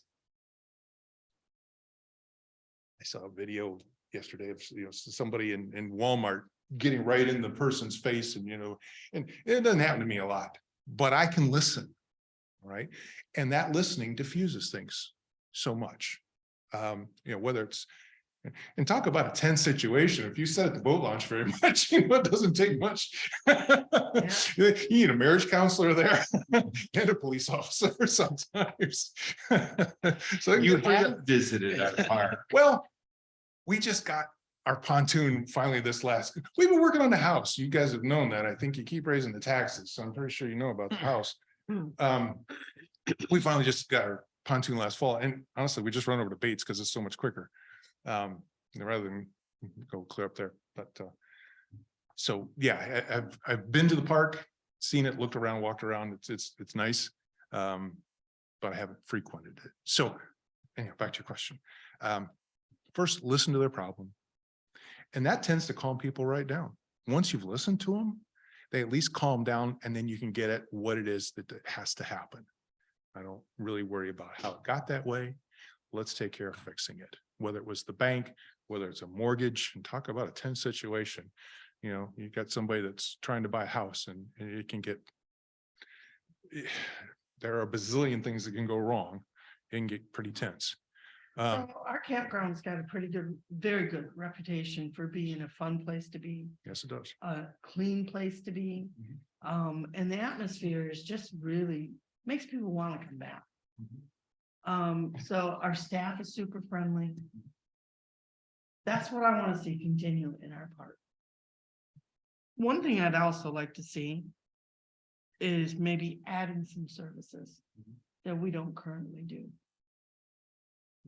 Just for some kind of an example, they do movie nights on weekends, or they have band jamborees they invite in for the campers, you know. What kind of things would you bring to the park or could think of that you might like to add to the park that we're not doing now? Probably honestly less about what and I'm going to go back to like the Commission on Aging. What I think is important is probably a lot less than what the people who are there think are important. And again, let's go back to the meals thing. When I started the Commission on Aging, we had a kitchen staff that produced meals that went home to people, as well as then the lunch every day. They'd done that for decades. It was not very efficient and didn't work really well. We wound up sending out the food, the home delivered meals to the schools. They had a big production kitchen. They could do it better. They produced great meals and less expensively. And the people at home didn't seem to care. So we shuffled that part off. Then we talked to people about why do we have a lot of seniors who don't come in here? Well, they wouldn't be caught dead in the senior center. So we stole the idea from Kalkaska. They were actually doing it before we did, Commission on Aging. And we worked with local restaurants and said, we'll do a meal voucher program with you. And so we had a whole new group of people that took us up on now coming in and having meals on us essentially, but doing it at restaurants. It wasn't about what we wanted, right? It cost us a little bit more money, but it met their needs. So I would say the same thing. The first thing to do would be to ask the campers, what would you like? What would be good here? What could be revenue generating? What can we do that would make it a better experience? And then see what we can And do. you would look around at other sites like you did at Kalkaska to see what others are doing. I may not be the sharpest pen in the box, but I know a good idea when I steal one. So sure. Yeah. Why not look around and see what else other people are doing? And if you can borrow a good idea, absolutely.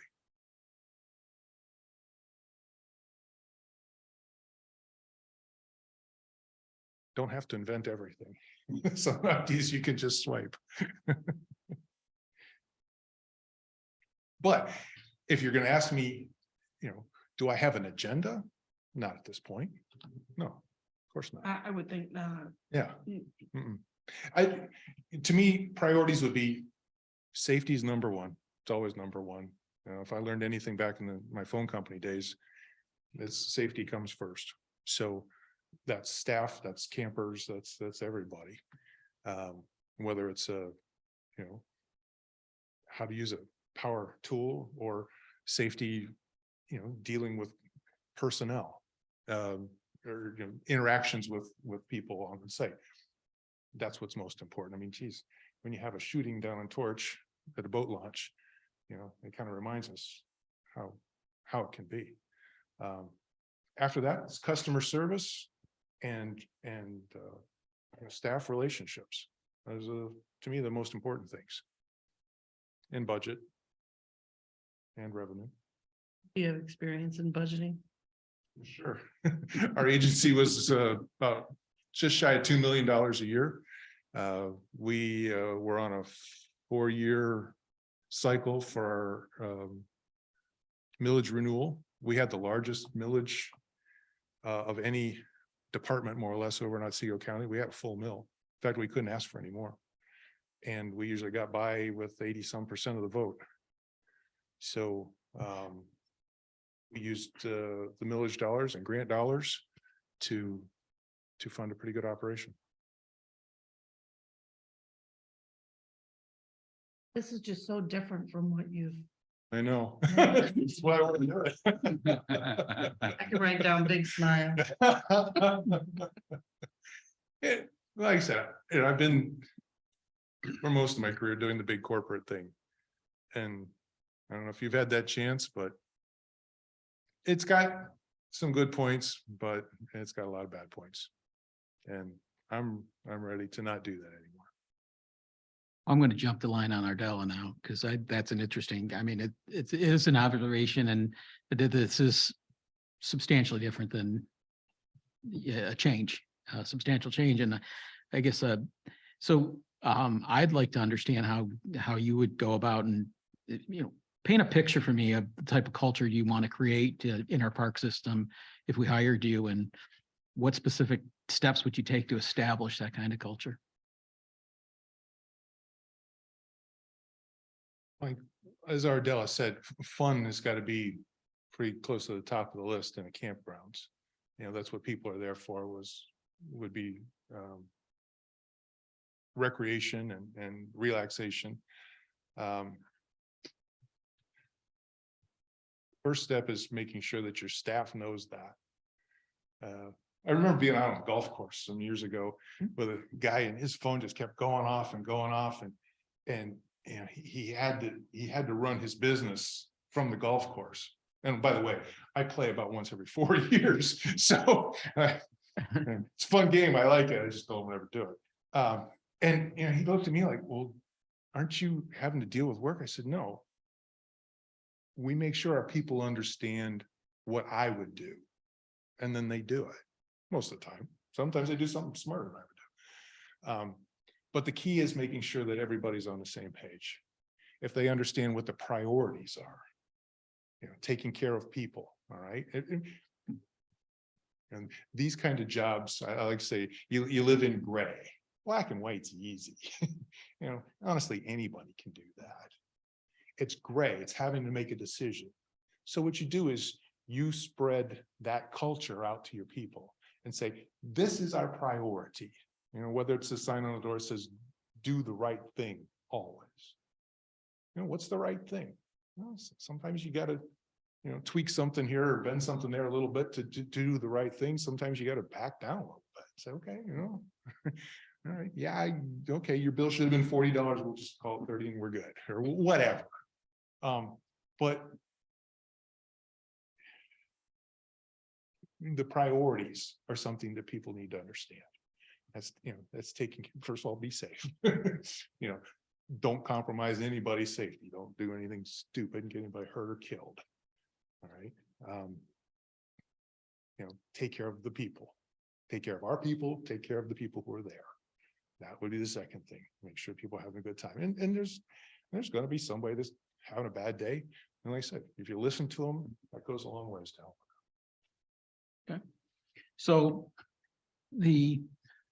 say there's somebody on your staff, ranger, that's just being unproductive or uncooperative.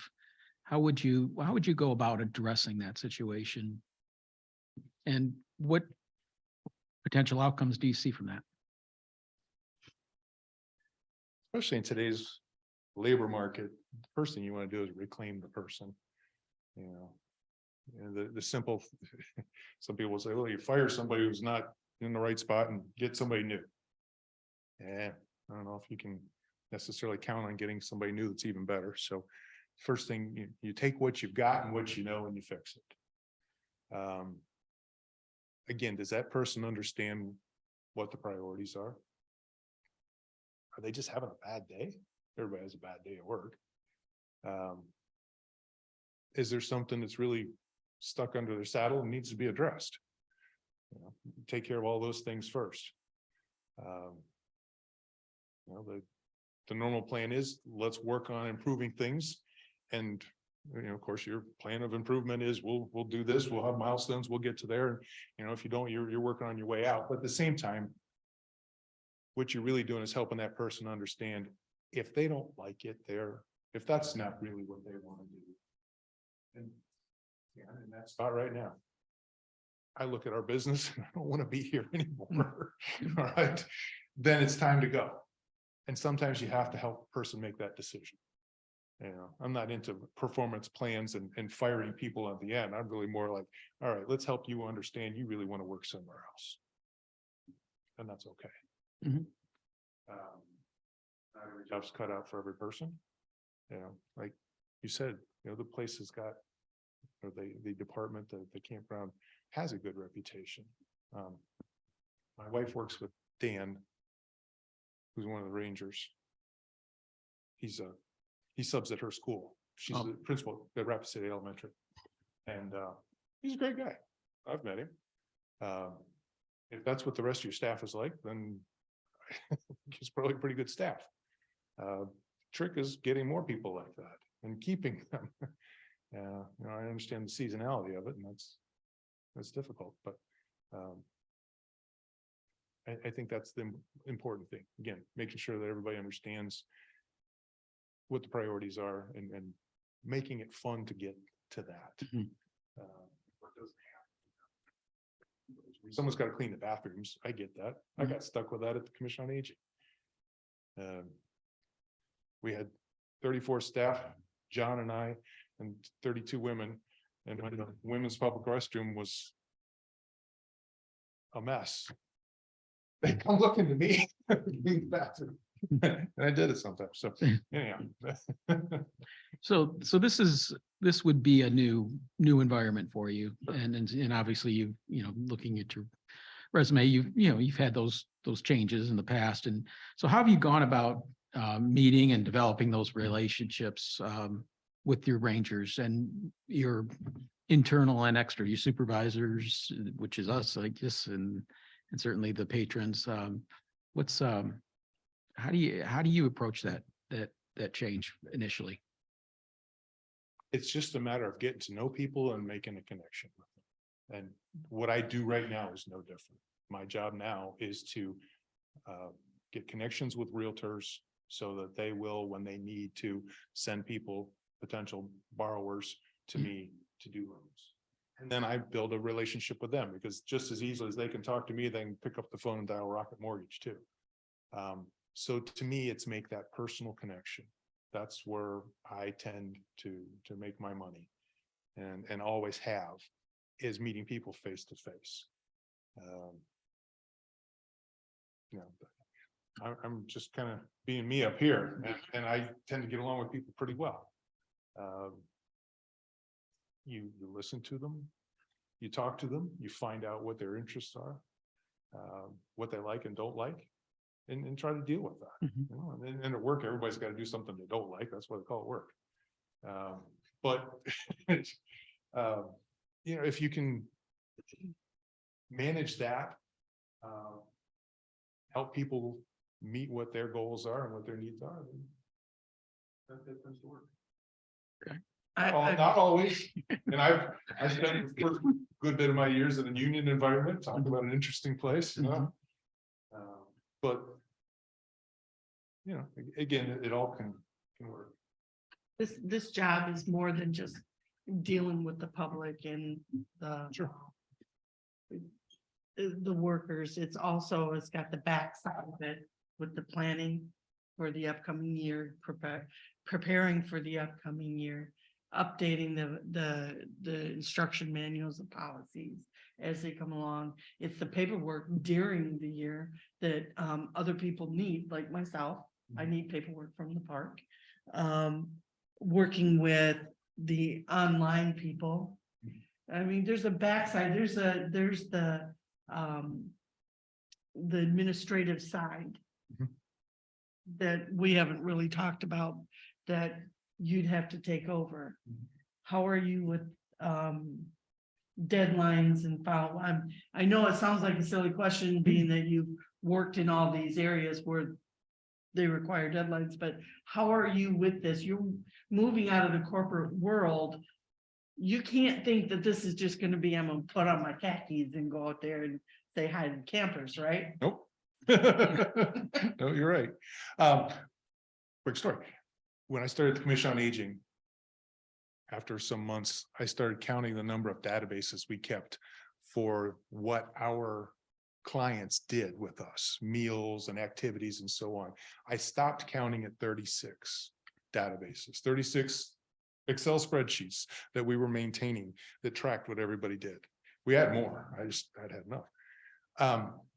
So what we did is brought in a database company called My Senior Center that we use the little key tags, you know, like you get from Rite Aid and Walmart, and, or, Mhm. these things. And everybody got one of these, and when they walked in for their meals, they went, and we had them, instead of Mildred writing her name, and then we literally had someone who read that list every day and figured out who was who.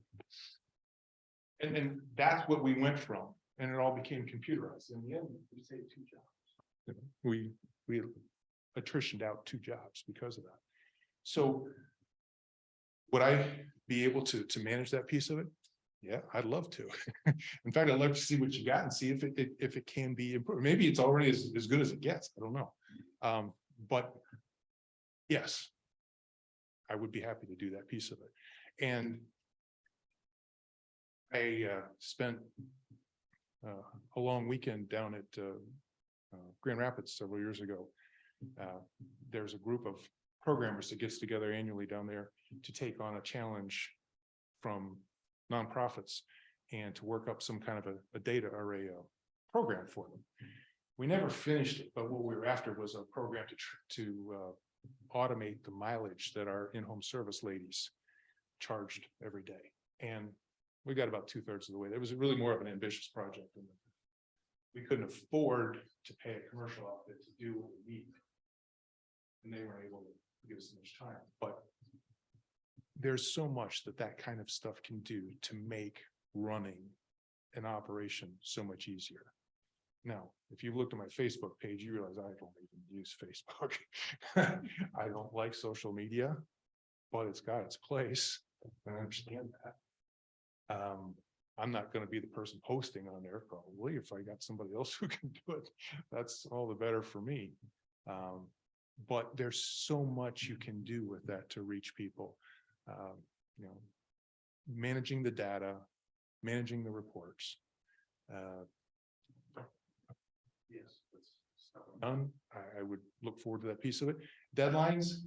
One of the things that drives me crazy in our business right now is people tend to look at loans like, well, okay, if it's going to close on May 1st, then they really kick it into gear about 4 days ahead of time.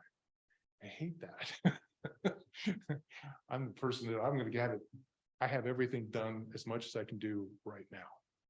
I don't like to put things off. So Ardell has asked a question about, some of the talents that you have, and I guess based on your reading or your understanding at this point in time of the job description, what is the strongest talent that you would bring to this position?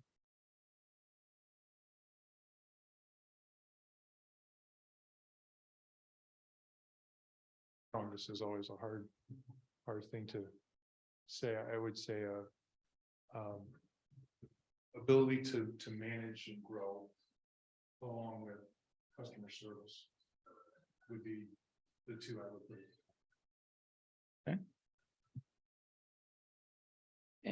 You made a statement when we first started this interview about you drive by High Prairie Park. Mhm. And you think that is being underutilized. Give me an example of what maybe you would do differently or add to or change.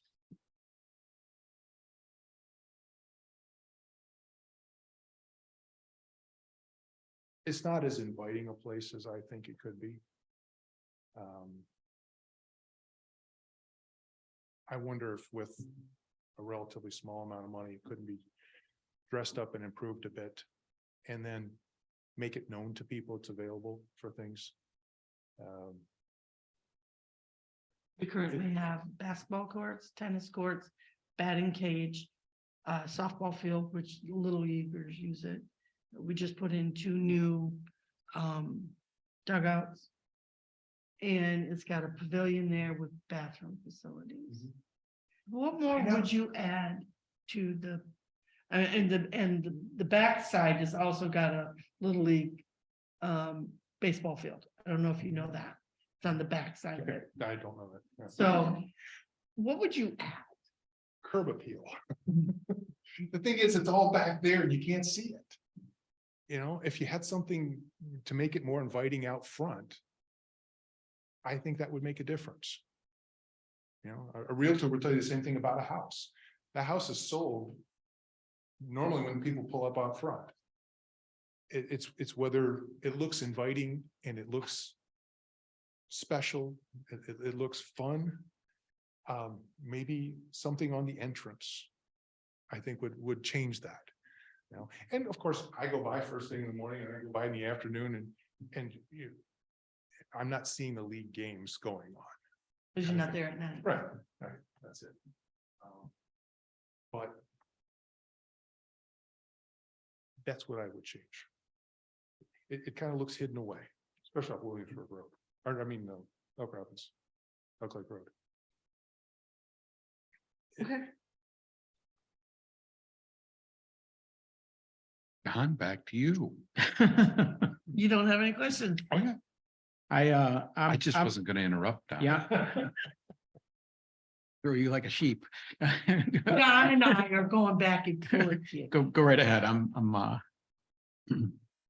So I've modified a couple of my questions with respect to some of the things that you've said. And this is along the line of what would you bring to the park? And basically you indicated you would listen to people.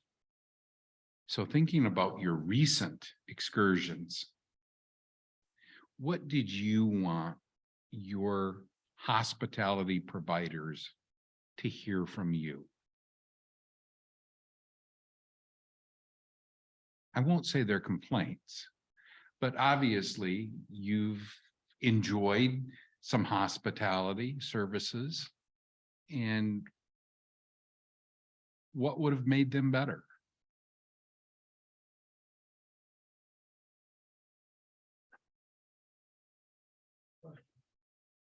Maybe they can't be improved.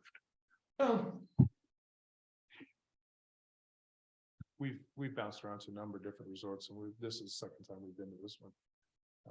This was a major step up over last year's, and so, yeah, we both remarked that it was much nicer. I'm not a super critical consumer. I Mhm. guess I don't think like you're asking me to think so much, which is kind of funny because we sat there at dinner last night. I heard the people next to us bitching about, and there was actually a survey guy giving surveys, and they just complaint after complaint. We kind of looked at each other and said, wow, it's just not how we are.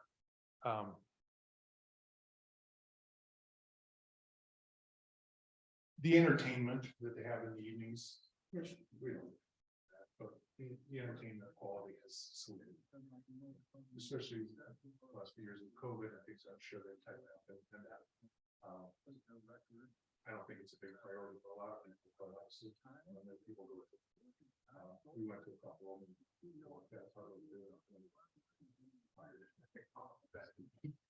That's just your age talking. Thanks. I'm right there with you. So it's okay. Sometimes we do visit Disney and there's not a lot to change. And I think that's the envision that Ardella is thinking or speaking about. That's my interpretation. And so hospitality services is a lot like sales, is a lot like customer service. But there might be another element to it. So you're building a house. How much of that work are you doing yourself? Well, we added on, Mhm. and so, we have to do the frame up for the addition, and then the front porch, and then I pretty much did the rest of it, so. Do your hands This, up. the assessor's not gonna hear us. No, She- she's not yes. gonna listen to this. Because I'm the assessor. Yeah, we essentially gutted out the rest of it. Yeah, it did pretty much all that. Mhm. Roofing, from roofing, siding, framing, flooring, drywall. I'm slow. Wiring, plumbing, I did it all. Sure. So we've got some, I'll say trade skills that will probably be put to use in an outdoor environment or in a park environment. If you wanna see what my idea of looks nice is, come over to the house. Sure. I'm happy to have you do that. Yeah. But yes, our house is clean and tidy and the place is neat. The stuff is all in the barn. I don't have stuff sitting out. You know, the neighbors probably think I'm a little goofy because I'm out cleaning up the tree line. And, trimming dead branches and I spent more time out there with a wood chipper than most people probably should. But, to me, if I walk by a piece of trash, I'm gonna stop and take it. If the bathrooms need clean. Do that. I go on farming. And not worry about that. Take care of it. So you grew up living on a farm And working for- in Ohio? Don's from Ohio. as No, well. I'm not. I bounced back for jobs, but I prefer Michigan, Where are you from again? so See, we already got him denying. back and forth from Columbus, Ohio. Oh. So, I grew up like. so. Yeah, I saw you were a Mac school graduate, Yep. so. So that was really the two follow-ups that I had is that. I've got one last follow-up, Okay. if I may, please. So we've talked a lot about your thoughts and activities around customer service and listening and communications and the one thing I wonder is that is how would you go about, or how would you define or how would you manage a team of people that are seasonal and they come, hopefully we get, they like it, and they love the work environment and follow the priorities that you try to create in the parks and fun and culture. And however, that today, most of those have been younger people, and there's an art to managing people. How would you go about, how would you define, or how would you go about managing the different classes of people, the different ages of people that come through the ranks? If you're gonna be successful with folks, you kind of have to meet them where they are. That's really the trick of sales or customer service is. I have to be the community. I have to be able to meet folks where they are. The hardest thing probably with the younger people is their music. Jeez. Listen to that. Which, kind of the same thing our parents said about us, but. But we're right. Well, you're listening to what I like here, okay? So, it was fun on the beach to see, the teenagers around, the high schoolers around. In fact, had acquaintance with some folks from Columbus that were there and with their daughters and, kind of just watching them. And you're right, it's a different world when you're dealing with them. But it's no different as far as the tactic. You still have to listen to them, find out what what makes them tick more or less, what makes them interested, Mhm. what they like to do, and find out how to make that work. It would seem like your experience on the other age of the spectrum would come in handy from um, for an age group that's in that age, that's the opposite age. Well, there's one of the secrets of dealing with seniors is. I was sitting at lunch one day and somehow the conversation came up about cars and a lady who's now gone, but her name's Dottie, was talking about how when she was younger, she had a 427 Ford that the boys couldn't even keep up with. Looked at her, thought, right then. But that's the thing. The psych people will tell you, we don't really change a lot who we are from say mid-20s on. Mhm. You're in an older show, but you're still that same person. But you gotta find out who that person is, and if you assume something by looking at how the lady with the lady with white hair looks, you could be completely wrong about who she really is. Sure. Same about kids, you know, I've seen some of these young people that I wouldn't give you a nickel for, and others that have just blown me away. You know, when you think the world's on a pretty bad path, and you see some of these kids that are bright and energetic and motivated, maybe there's hope. But you gotta know who you're talking to and who you're dealing with. And you can't assume. You just absolutely can't assume. That's when I had no further question. So what questions do you have for us, Dale? Anything? Sure. Okay. What is your expectation of this position? I read the job description. But what are your, and remember, I'm used to working with a board, like I said, at the Commission on Aging for one. We were a component unit of the government. We were neither a department nor were we our own standalone entity. Technically, we were kind of stuck in between. But most of our funding came directly from a county millage that had our name on it. And yet the county commissioners had sole discretion to not give it to us if they so chose. Of course, they never did. That meant we kept a pretty close relationship with all the county commissioners. And, you know, if they didn't have to take a call from somebody who was angry or deal with anything, they were happy and the money kept coming. Mhm. Yep. So, you know, that was our goal. So to answer your question, this is really a new post for us, right? That's, you understand. Yeah, And I know that Cheryl's. yeah, got Cheryl Some has of the responsibility. worked her fingers to the bone for the last 10 years. And the park has just grown terrifically.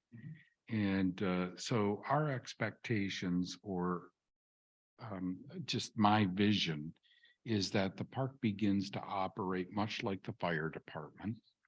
And it's really autonomous. It does operate as a function of the board. And so you would report to the board. The park, I would like to see all of the park and recreation operated as a system, not just the camping park and then everything else. We're all in the same boat here. It is the recreation opportunity that Whitewater Township offers residents as well as those from away, wherever that might be. So we're really looking for someone to help develop that idea. I don't think I have a specific box that No, I can. I would like to see a monthly report to the board, just like we get from fire chief. Mhm. And from the Parks and Rec Advisory Committee, where you tell us what's happening and what you see could be improved. And maybe, you know, what you're currently working on kind of thing. It's just one more level. Technology, Yeah, investment in technology. I think that here in the township hall, we're behind on that. And I think there's a lot of answers there for us. I don't think we have 36 spreadsheets, but we might be close. We might be close. So, yeah, so input, I think if I had to say one word, is input from this post on what needs to take place. Anyone else? Are you, No, I think you said it very well. I think you both articulated Sure. some expectations. I don't have anything. so are you looking for a dedicated, experienced Parks and Rec person to come in with that kind of a programming background? Or someone not necessarily like that who can? I don't think I have any ideas where I'm pigeonholing it, you know? My ideas is we may find somebody that's never been a Parks and Recs person like yourself, but has all the managerial and personable skills and technology skills to be able to step into that position is fine with me. I think it's the dedication mostly I'm looking for. Don?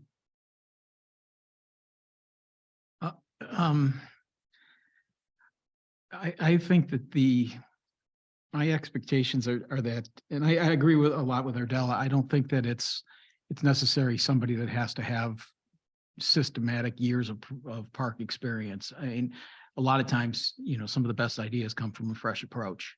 And so I think that, the successful candidate for this job is somebody that fully understands that while we are a government entity and there's processes that have to be followed, which you know full well, we want to encourage new ideas, growth. And I think to write off of Ron's comment that the park, it should be a system. And I think that rather than just saying, okay, if we're budgeting today for the upcoming fiscal year, how does that foundation lay the base for 3 years down the road or 5 years down the road? Because not many times we just can't get it all done in one bite. And so, we want to put together that sandwich and take bites over the course of several years, but each year we're progressing and it's getting better and better. And you need somebody to be strategic in those thoughts and be able to bring that to the board and articulate it. And to your point, update us and keep us, I don't want to have to be chasing after a person and asking them all the time, what's going on? What's going on? We wanted this to be a collaborative relationship. It's, like Ardella pointed out, the fire chief comes in every month and has we may have some questions, but we know what went on the past month and what he thinks is going on in the next month. And that's extremely helpful to us. It's a high degree of comfort. And playing off what Don says, when the fire chief first came in, he put together a pretty extensive list of all the fire department assets. And through the date they're useful for. I mean, it's a pretty impressive list of what we need to plan out for. And I would love to see something like that developed for our parks. And I don't just mean the campground, I mean all our parks. And if we're hiring out for this type of position, that's something I would like to see brought to the table. I mean, Cheryl has been managing the park as administrator for, what'd you say, Ron, 10 years? And that's on top of her clerk duties and election duties. That's a lot. She's done a remarkable job. The staff out there done a remarkable job. Cheryl, what's your thought on his question about experienced person? What's the question again? Were you looking for someone specifically, and maybe my just being here, this kind of answers the question, a dedicated Parks and Rec person, or Were you? I guess I wasn't. I think people can fill different roles and, you know, there's gonna be a big learning curve, for the person who comes in out there. But, you know, people can do it.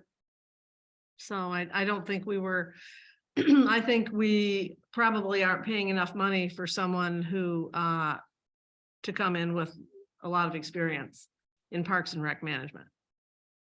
So, What else you got? What's your expectation as far as the time involved with this?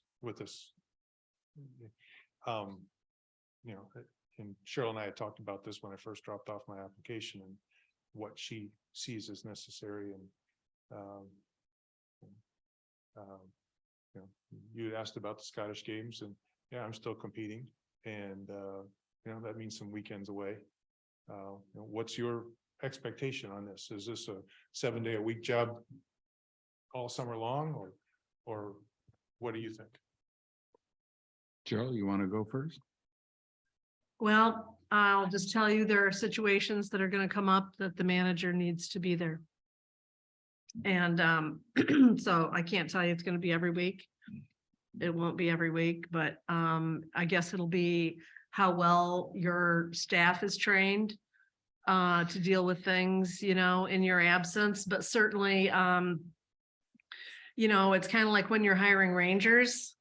Everybody wants the weekend off in northern Michigan in July and August, but the weekend is when the campground is busy. And that's when it is at its busiest, because certainly the campers, they're vacationing. But then you have the boat traffic that is all the locals and of course, lots of campers have boats too. It's known as a boating park. And so, you know, what we always kind of did was, I mean, you got Friday and Saturday and Sunday, you should plan on working 2 of those days. Every weekend. With maybe 1 or 2 weekends off in the summer. Because it is difficult to find people, who want to work. I mean, I know that it sounds all glamorous to work in shorts and all that, but remember that a lot of those days are really hot and humid. And, you know, so there is, you know, it's an outdoor job, but, and usually when we, you know, have 2 rangers on a shift, you know, they would take turns working in the air-conditioned ranger station so that one person isn't out doing all of the bathhouse cleaning, site cleaning, you know, checking the portable toilets down at the boat launch, you know, and they would take turns so that people get, you know, maybe every couple hours, somebody comes in and does office work. And they can kind of go back and forth, you know, but, and I'm not saying you'd be at the campground, you know, 7 days a week or anything like that, but I was always available with very few exceptions. There were times I would be out of town, but I had people that I could trust to make decisions in my absence, because they had been there longer actually than I had. And so they were very conscientious and customer service oriented and all that type of thing. But, you know, there's just sometimes people want to talk to the manager, you know. So it is kind of, I think it will be somewhat labor intensive, especially to start out with, to get used to things. And after that, maybe not so much. And then what do you expect in the off season? So if I can respond to that. Okay, sure. And that's a valid question, and I'll probably roll it all into one. We need a succession plan in the park. And specifically, if the primary person is away, we need to have staff who can step in. The fact that a manager might be expected to work every weekend, 2 days a week, I think is what we would like to move away from. And we would like to create a more sustainable environment. And then as far as off-season, let's just say the campground opens up May 1st. Well, actually, as we learned this year, we really need to start doing some back-end work, as Ardella kind of touched on, in early March. And so we need to begin to program some of the online reservation system. But if that was 10 hours a week, that'd be big. Once April 1st rolls around, there's probably 2 weeks there that are 40 hours a week. And then when the park officially opens and gets busy, I think the first year will be quite a learning curve. But then as we get through to fall, it begins to slow down. We'll That, work- I would see that's when he would start planning for the next year. We'll work on budget here in November. So sometime between October 30th, we'll say, as a closing date, you'll be working with me to develop next year's budget, which will help us determine what the outgoing cost is going to be for the sites and so on and so forth, where we need to adjust labor rates, where we need to adjust whatever it might be.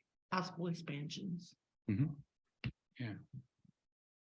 So that takes us really right up to December 1st. And then after that, we're pretty much down until March 1st. Well, somebody does need to be available to answer phone calls and emails. So it's not like you just shut down everything, park, in January and February, or December. I mean, there's still people who will call occasionally. I mean, if I was to put a number of hours on it, it might be, maybe an hour a week or something like that, but, certainly someone does have to be able to answer questions. And I will say, one thing I will say that I'm not sure the rest of the board really realizes, because they haven't worked out at the park. In August, it's good to get, you have your most energetic workers in the high school and college age. However, the college age kids, they leave about mid-August. And you've still got a good 2 to sometimes 3 weeks. And it starts to get a little less busy in the park then. But, you still got to get through Labor Day weekend. That's when I was pulling shifts out there, was in the latter half of August and, through Labor Day weekend, because we would lose 2/3 of our park staff. So we always tried to find people, maybe some retirees that, want to work here and there. But they don't have as much energy. Sometimes they have physical issues, you know what I'm saying? They maybe can't spend 2 hours cleaning the bathhouse or something like that, But, yeah, so there is that time period that gets a little, dicey as far as where the manager needs to step in and fill some holes. I'm just wanting to be honest. Okay, yeah, we talked about that before. Yeah. So, yeah.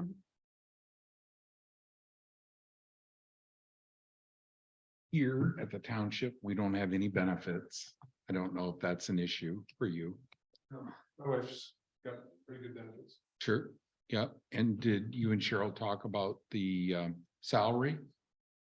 A little bit. Okay, so that's between 35 and 45, as I remember correctly. Is Yeah, that your that's what it is. recollection board?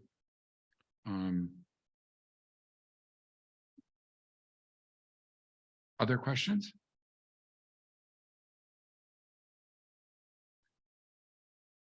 This is all general budget funding at this point, correct? There is no dedicated money to Parks and Rec. There's no millage or grant or anything that goes along with that, right? This, the camping park, for the last, at least decade, if not more, has been self-sustaining. So the revenue generated by the services provided have been ample. And so we have this year for the first time brought those residual funds into the general fund. And so I don't believe we have a goal of spending them as general fund, but I believe it's a way for us to manage the funds that are in the park. Mhm. So the rest of the parks is covered under recreation, and that is funded by the general fund. Yeah, good point, Ardella. Yeah. And I don't know how that relationship will move forward as we begin to look at the parks as a system.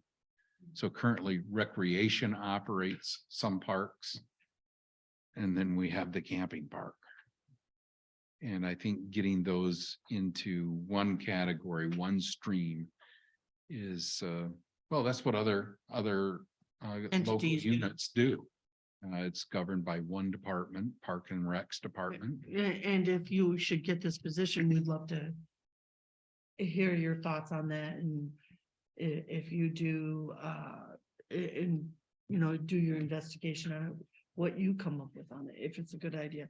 Those are the type of things we want to know from our support staff. And there have been quite a few grants through the years too. We did get the DNR Waterways grant, matching grant of $200,000 for the boat launch project. Our Parks and Rec chairperson and another member of the Parks and Rec committee did submit a grant request for county ARPA funds and got close to $96,000 awarded for that. We've gotten some 2% grants from the local tribe through the years, and you can actually apply for those twice a year, maybe you know. And so those are fairly easy to apply for. And there's other grant opportunities out there. We've applied for some that we didn't get as well. But there's 2 more rounds of the state Spark grant that's going on right now. We did submit one in the first round, and we were not awarded that grant, but there's 2 more rounds to submit for that. It's a bunch of money that the state got for parks and recreation. So yeah, there's a lot of, you know, with COVID, there's a big push now to improve parks, make them more accessible to people. You know, from a health standpoint, from a fresh air standpoint, all that type of stuff. So there is a lot of money out there available to get for grants. I just want somebody that's going to be as excited about our parks and our campground as I am, you know?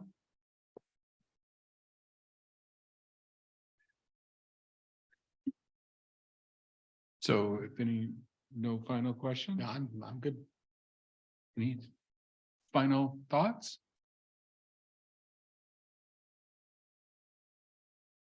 I think I think the opportunity is a very interesting one. I think your budget's a little low, quite honestly. I don't know what your feedback has been from other people. But, yeah, and I get winters would be pretty slow. But to commit to that kind of time during the summer. You know, I'm married to a school principal. She's off on summers. Good one. Mhm. Now, that doesn't mean necessarily it has to be a, you know, Monday to Friday kind of job. Right. You know, I'd have the flexibility to do things in the middle of the week. Yeah, and still stay married. Uh, But Maybe she can be your assistant. Okay. You, I'll take that as a You- resounding, you you haven't- betcha. you haven't been married to someone who's been in education, have you? Oh, yes. Summer is a cherished thing, so. For sure. so, uh, I'm still interested, Okay, but, you know, I guess I'll have to see what if you're interested in me, so. sure. Other than that, I guess at this point, I don't really have any Okay. more questions. Well, thank you for sharing your afternoon with us. Oh, you're welcome. It's a pleasure meeting you. Hopefully you can enjoy some of the sun that's left. Without 50 sunscreen. Without the sunscreen, yeah. What resort were you at, Dale?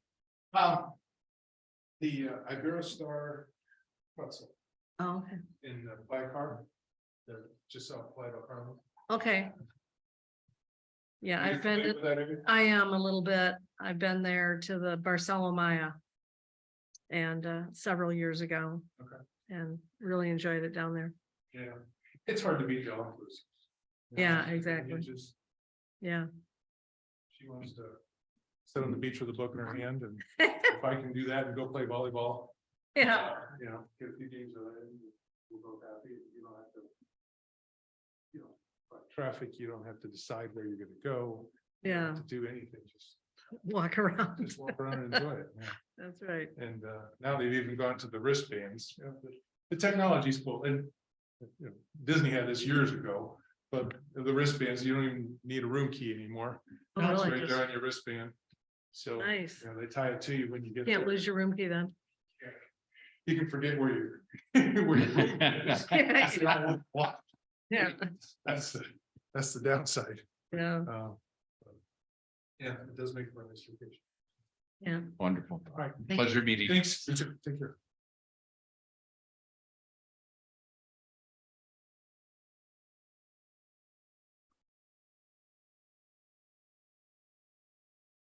Our next one, 3 or 3:30. 3:30. A little time. So.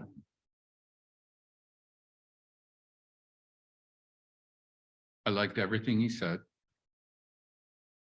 Except the last bit of the conversation.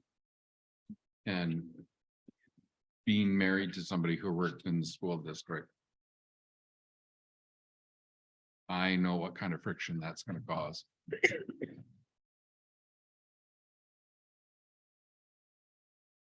He says he's ready to leave the corporate world, but something tells me he's making a whole lot more money. Oh, yeah. What he's doing and what we're offering, and you may really want to leave, but it's hard to leave that money on the Mhm. table.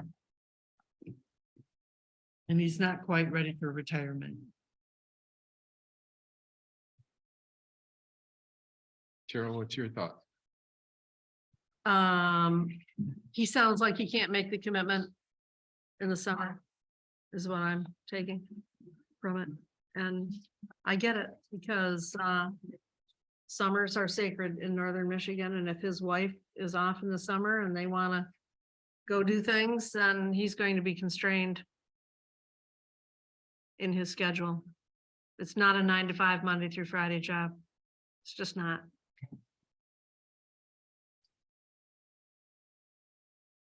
Yeah, I like his attitude. Mhm. I like his philosophy on dealing with people. Mhm. And as far as organization is concerned, I think that would not be an issue with him, meeting deadlines. Pretty much what he's done all his life. I don't think, it's great that he lives right here, but I don't think he's gonna be able to leave the money behind. And like Cheryl said, it's a summer issue thing.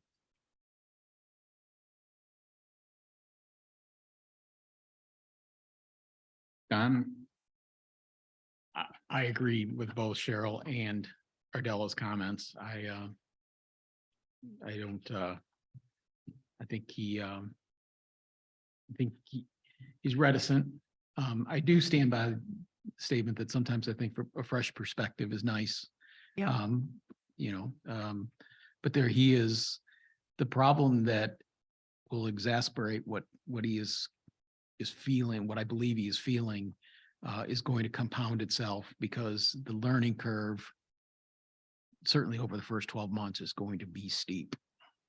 And, if you're feeling, and I'm not trying to say I'm interpreting what he's saying. I'm just saying if it were me and I was looking to make a change, I would have to weigh out the amount of time, the learning curve, the demand of where I need to be and when I need to be there, and at a value that, is it worth it? And that's a question that everybody has to make internally and individually. And I thought his last comments, I think he's struggling with that. Mhm. So, He made a comment about what he's doing now with the mortgage industry, how it's real slow in January, but come closer to summer, he's slammed. It's a 7-day a week, 10-hour day type job. Yeah, he is used to that. Yeah. He did say those exact words.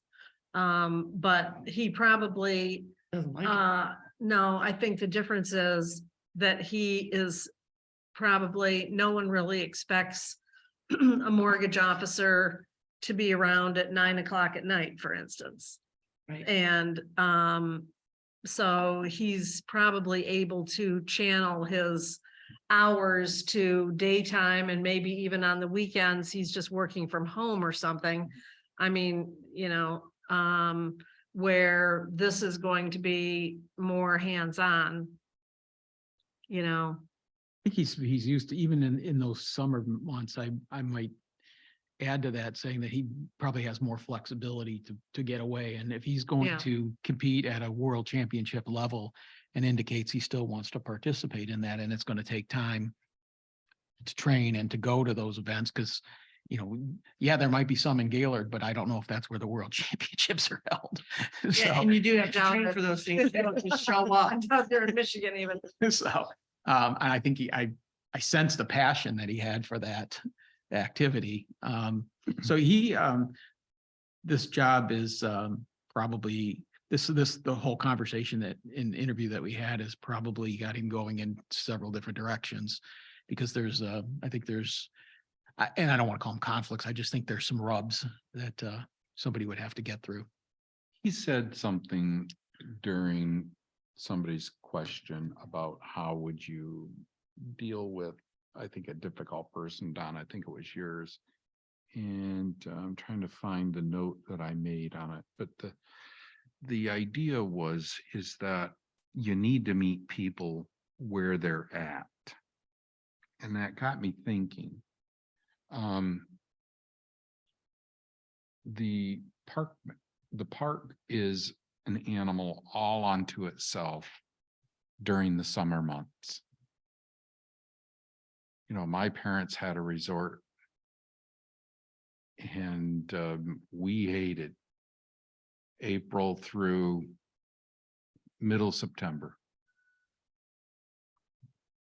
because our summer was sold basically as kids, and we played like hell after school got back in, but by then the lakes were cooling down, and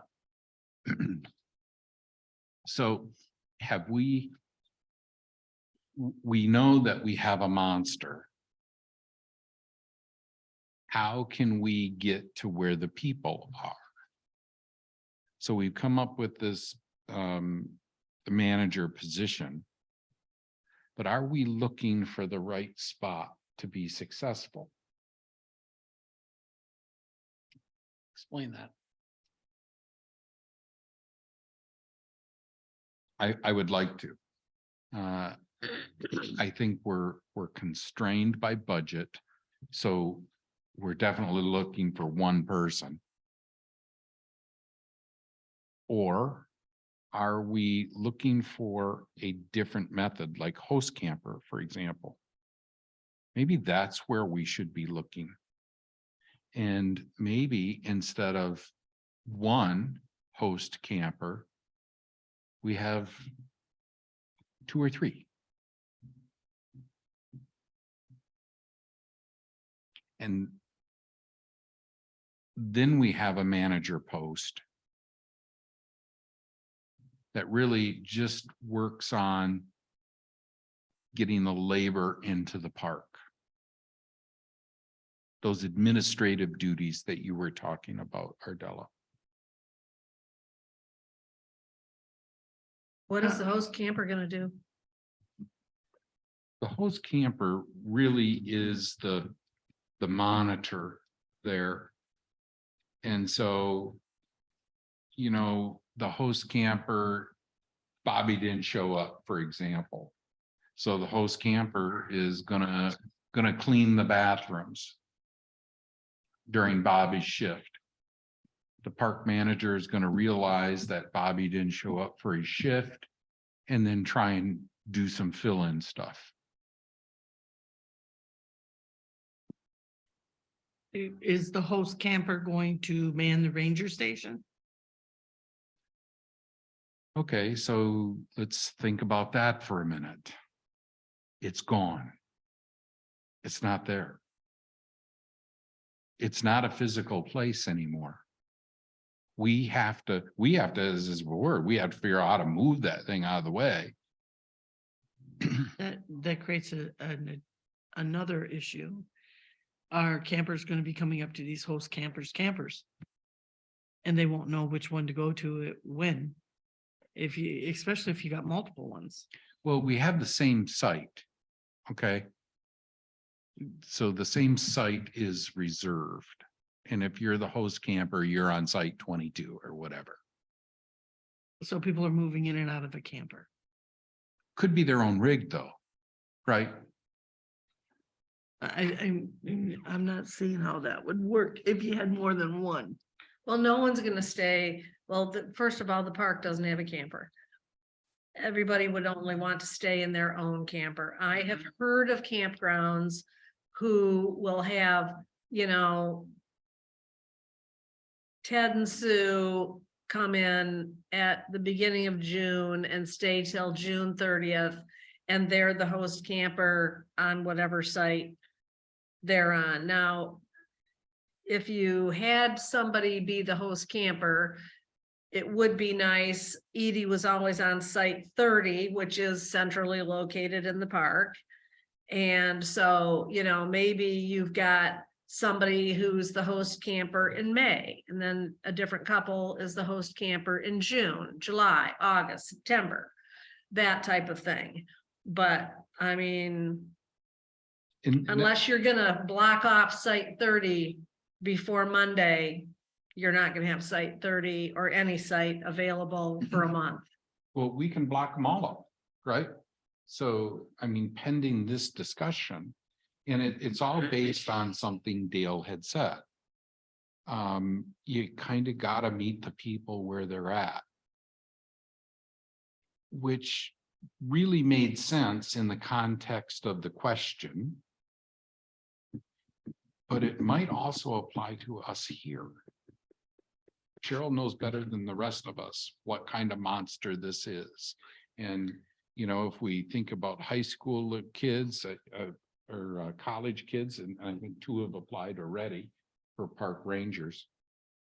We're going to lose them in middle August. And so then what do you do? And again, the host camper, maybe we just kind of change up how the park is run. We're going to have a messed up year anyway, just because of construction. I'm concerned about safety out there, but we'll address that. I don't know if you, you know, okay, so host campers generally are people who come in and there's actually, I think, in that manual, I think there's host camper job description in there of what they used to have for a host camper. And so I mean, but you're hoping that you have rangers staffed every day, 2 shifts a day of rangers, 2 people on a shift minimum in July and August. Sometimes 3 when there's heavy check-ins, if you've got 30, 40 campers checking in. It's nice to have 3 people to speed up that process and not have that road all clogged up out there. But Can I interrupt you right there? So thinking about process, okay? Why wouldn't you allow them? Bill and Joan show up and the ranger verifies that they're on site 22. So why wouldn't you just have them go to site 22, get their stuff all set up, and then move on to the next one, and then go visit them and complete the registration process? Why create? you can run that? it any way you want to. No, I'm just asking. But I'm just asking. saying that then you've got, what's out there is all of the campground permits for 2 weeks are printed out with the site tag paperclip to it. And so you've got your that day's arrivals folder that's got all the campground permits and the site tags. They've got to get, the driver's license, the vehicle, sell them a boat pass, sell them some wood, have them sign the permit that they've understand the rules. If you say, okay, just go to your site. Yep, you're on site 29, just go to your site. I get it. They're not going to be back with their camper, but they're going to be back. They're going to be back at the ranger station.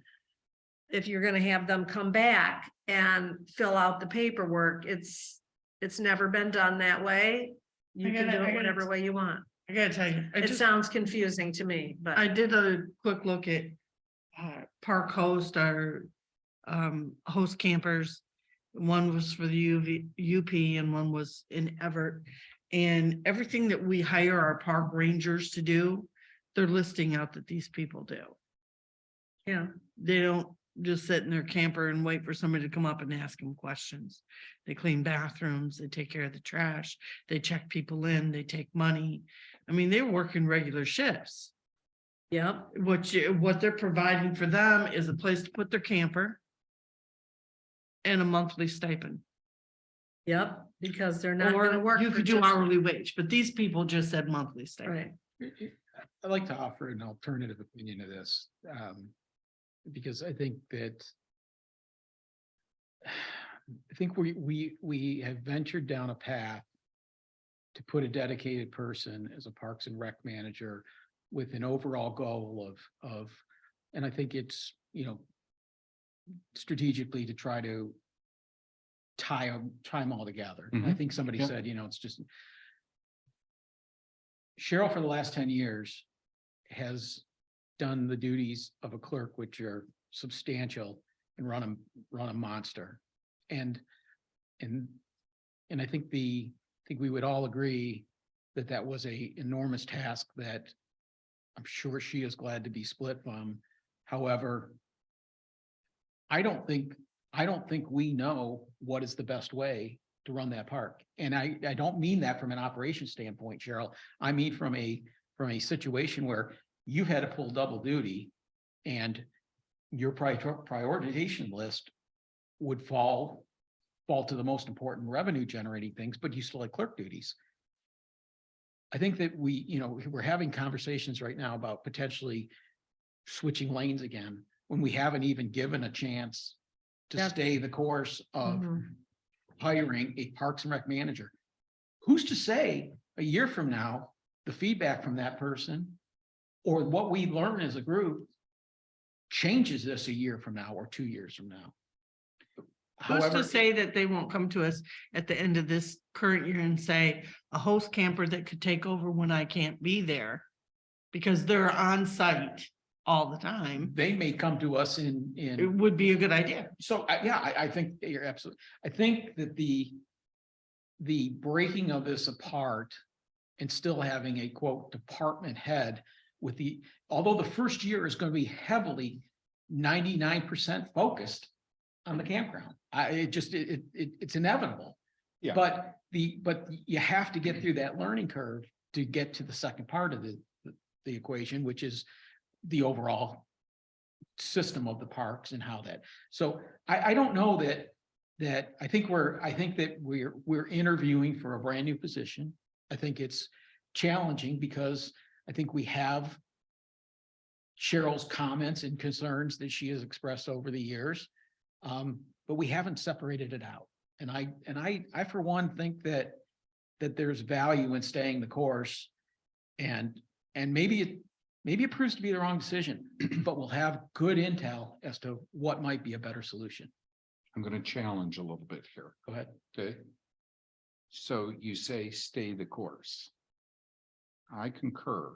However, our job description for park and manager is really for a ranger.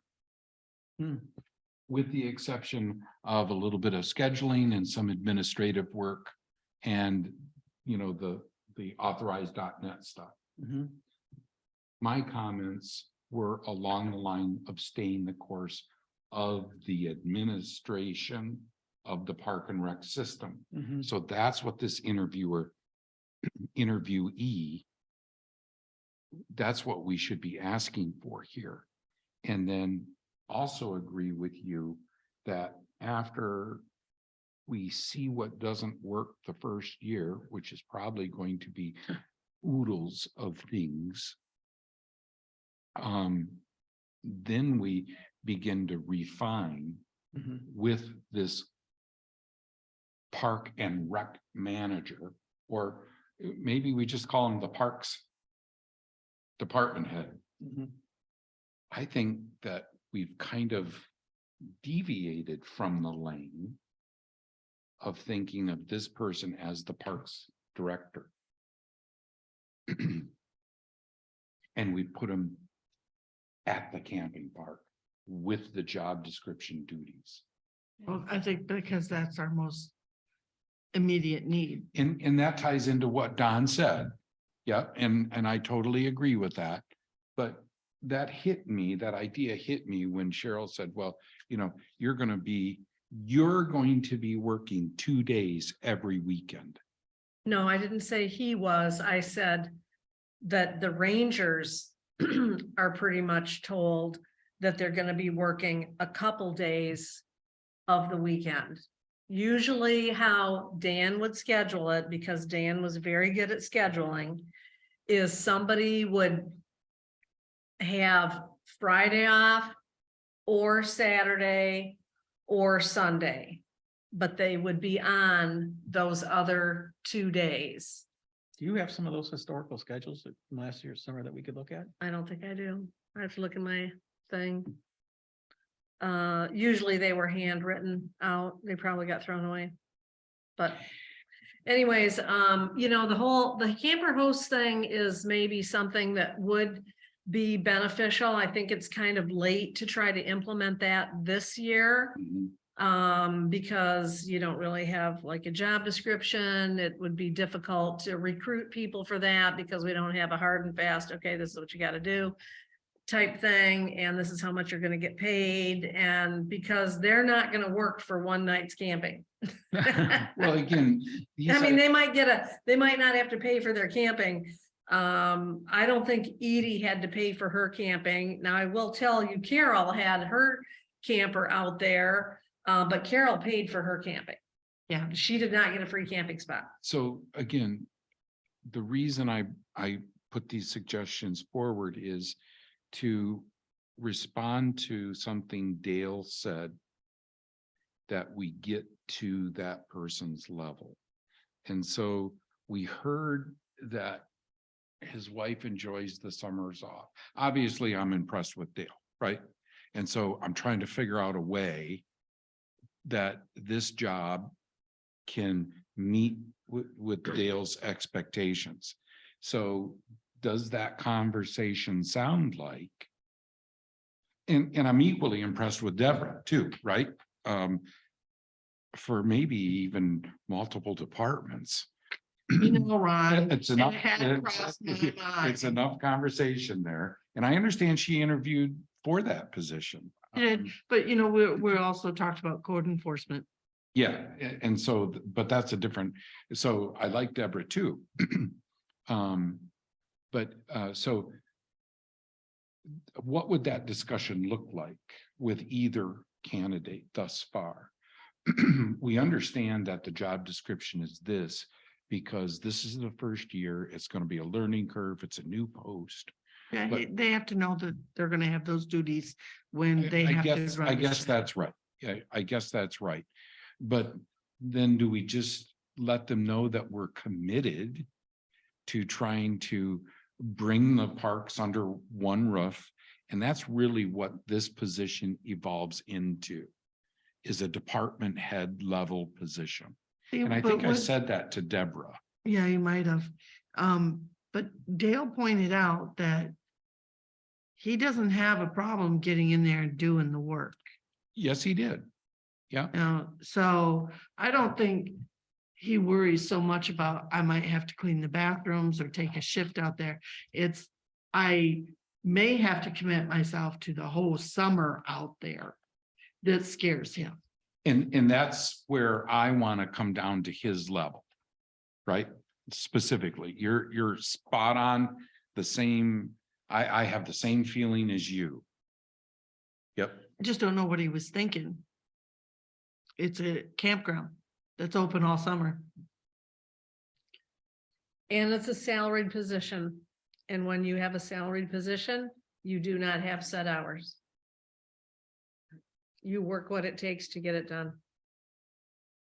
He also made a point of saying that the reason why he was not interrupted on the golf course was because of the level of training his people had, and they knew what to do if he wasn't there. Mhm. If he can bring that, it'd be like what Dan was, you know? Dan handled things when Cheryl wasn't available. And he handled them the way he was trained, the way the expectation was to handle them. So maybe when he goes home, he'll think about that, you know? And maybe he won't be tied to the park 7 days a week. He can do a lot of his work from his home if he needs to. Well, and also there is nowhere out there for a park manager to work. At this Um, point, right? There's not room in the ranger station for rangers who are checking campers in fast and furiously on Thursday and Friday nights. There's no room in there for a park manager to work out there. Except at a picnic table, Or to work out there as a ranger. unless you're gonna get this trailer thing you're talking about that is big enough for, you know, everything that's needed for the ranger station, plus a little bit of extra room for a desk for a park manager or something. Somewhat off topic. And I don't know that we can actually discuss it. So I'll just throw it out for comment, I guess. We do have to decide what we're gonna do with the ranger station. Is that something that we can discuss at length? Either now or at April 11th? I won't be here. I'll be in Scotland. So can you share what your wishes are with, you know, let's just put a number. We need a place for our rangers to work. Well, Well, I've moved a building. And I've gotten quotes to move a building. That one would be relatively easy. But I'll bet we'll still have 10 grand in it. Where So, would we move Well, it to? all it's got is electricity to it, doesn't have water. but it's got a foundation. And so, I think it's sitting on a skid. I don't think there's much of a foundation under there. Well, okay. That So might make it skid, easier. Maybe we just pull it out of the way. Where are Cut the we wires and putting Pull it? it out of the way. Where would you put it? Well, we have to get it out of the construction area, right? So the logical place, in my opinion, is west. Up Park Road. I don't know how far. Probably just west of where the residual parking is at. That's up a hill.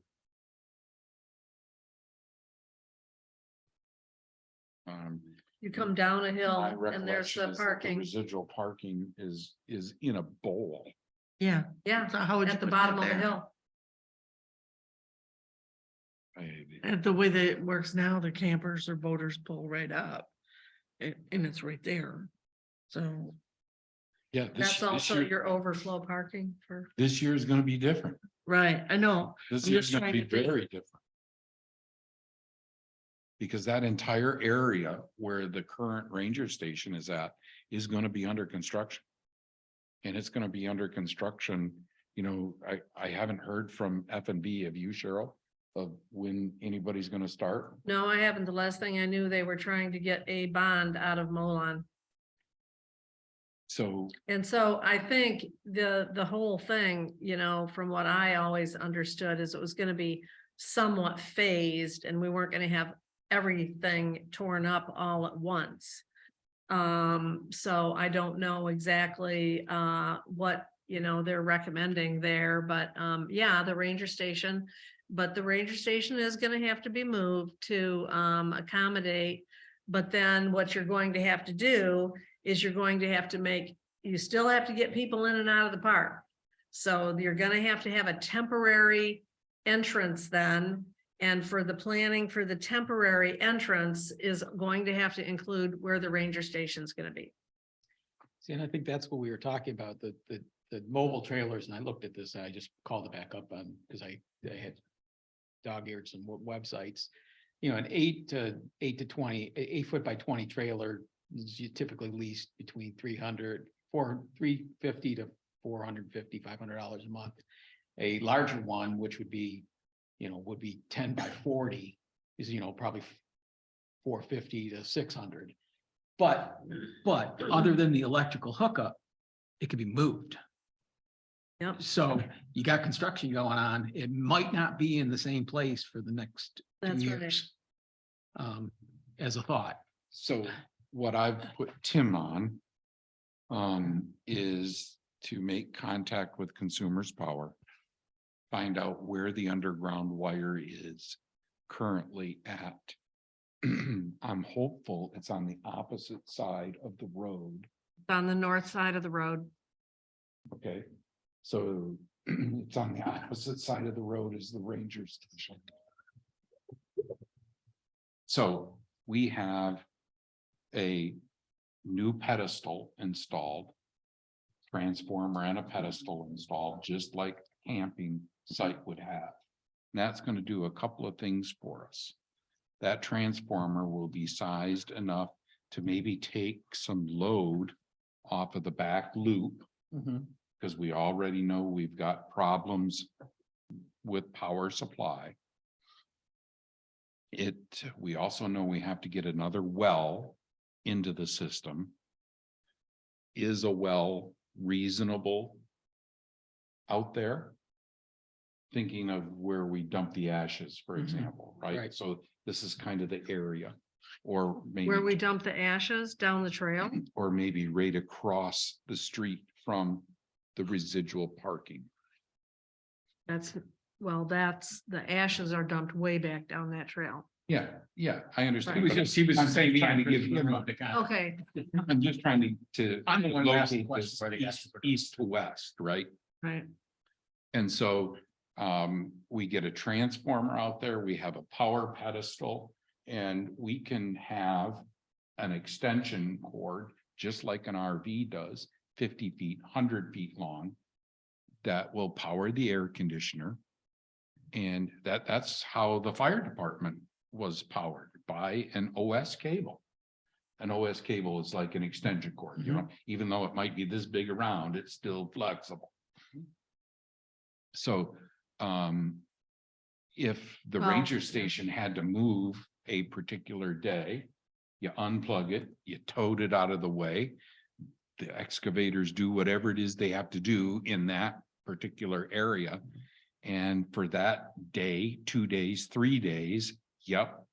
Park reservations are going to suffer, change, roll with the changes. But then when it's done, you just back the trailer near the pedestal again, doesn't have to be in the exact same spot. And you're back in air conditioning again. Just remember that you've got things, it's like when you move a camper and you go camping, right, Della? And you set up all your things, you got your coffee pot out, you got all this stuff out. Every time that thing gets moved, there's gonna be some effort into stowing things away, securing things, making sure things don't break and all this kind of stuff. And then you're gonna have to get all that stuff Well, you've got back out and. you get other considerations, larger considerations is stuff that sits outside the ranger station, like That's right. the ice machine. Ice machine. That's So. a big one. You'd have to move every time you move the trailer. Yep, and so it can be put on its own trailer.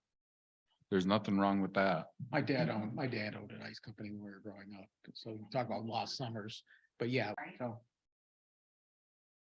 It was just that quick. I'm sorry, I just assumed that it was not because they were all. So I mean, that's doable, and I mean, Yeah. we had double door ice chests that held 188-pound bags, so the weight is not an issue. No. So. No.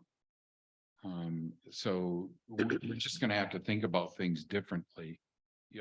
This construction season. Yeah. Flexibility. Flexibility, sure, yep. So, But people still have to get in and out of the park, and there will be days, there will be tons of traffic going in and out of the park. So whatever road or whatever is gonna have to be, the road's gonna have to be one that holds big RVs, and big boats, and, I get it, moving a ranger station is moving that ranger station is gonna be a lot lighter than some of the things that are coming in and out of there.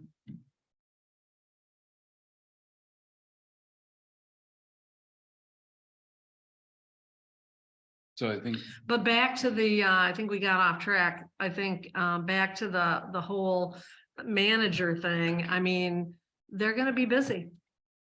There's a lot of duties on that job description. They're going to be busy. and I don't think I think some of those, we've made a mistake in putting them there. Is it for this year a mistake? Probably not, Ardella. But changing lanes, we changed the lane there. Mhm. And so, I think that this could be a 1-year job description. And, I'm a firm believer in learning. If I'm coming into a new job, I like to learn how it's been done. So that I've got an idea of how things function before I start making changes. I did the same thing when I came into the treasurer's position. I had to learn their Excel spreadsheet, multiple pages and copy and pasting. I had to learn it, even though I knew right out the gate it was inefficient, but I had to learn it in order to learn what it is that was the outcome. Why are they doing this? And then I found a more efficient way to do it. And I think this year is that same way. We gotta know, Don or whoever has to learn how it was done. Get an idea of the picture. And then if you want to make changes or improvements, adjustments, then you go from there. And just so we're clear, I didn't sign on to run the park for the summer. Oh, I know you didn't. So- I know you didn't. That's why we're going through this. Possibly can to what? bridge this gap. Yeah, well, What? No, I get it. I heard you, Don. thank you, Cheryl. So, I know exactly where you're coming from. Don wants to have a summer too. It's not about the summer. It's not what I meant. I spent 30+ years in the convenience store industry. Right. It's not my Right. if I wanted to do that, I'd stay employed for a hell of a lot more money. Right, So, exactly. Yeah, so let's just get that straight. I'm doing it because out of a sense of some civic duty to help bridge this. Right. And Don, it's appreciated. I'll tell you this, it's not something that I as a board member wanted to take on. I just- get that, and so, I mean, Is there anything else we can solve? Because I could be in my office doing something until And, 3:30 and I've got if at we. least 2 areas on that newsletter that needs Yeah, it's agonizing. I mean, before it gets Agonizing. approved. Well, I mean, I think that, no, I guess at this point, what are we leaning towards? I I think love we- to have Dale, but I don't Well, know we that haven't he'll, done- it's Andrew Butler. We have to interview Andrew Butler yet. I don't know how we Yeah, I can think it's make it. premature to have that. It's- Yeah, All right. yeah, definitely. okay, I like the idea that we talk about the interviewee after they leave, while it's still all fresh in our minds, though. I do like that.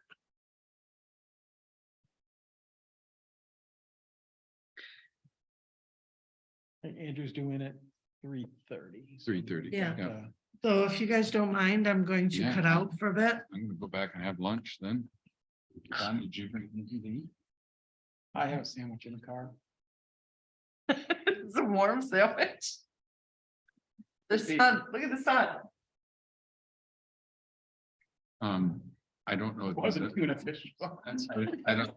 I don't know if you know this, Ardella, but the sun shines in Alaska too, but it doesn't necessarily, and it's warm. It was, I mean, I don't hold up with you for this morning, but it was nippy this morning. Yeah, I think we were, 18 at my. Yeah. I was gonna say, I think we were 19 degrees this morning. That came as a little bit of a surprise. Okay. This is as much fun as I expected.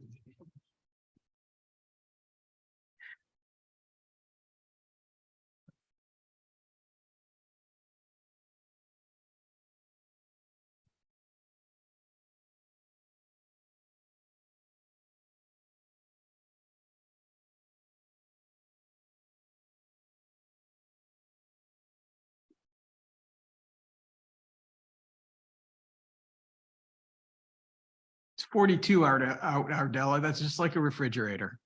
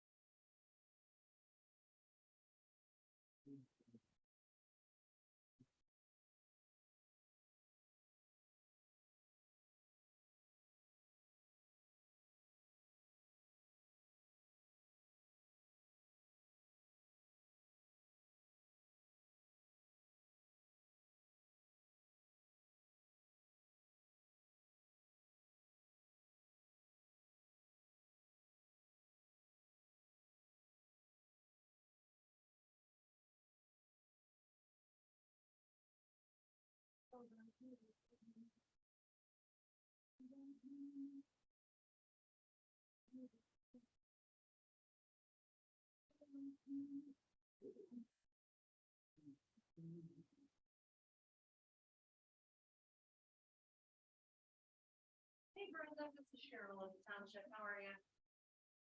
Good.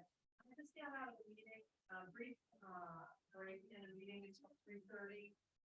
If you were able to come right over, I could do your notary, or, we could do it, different days. I think it would be Monday. And the interview is scheduled to go till 4:30 or so. So.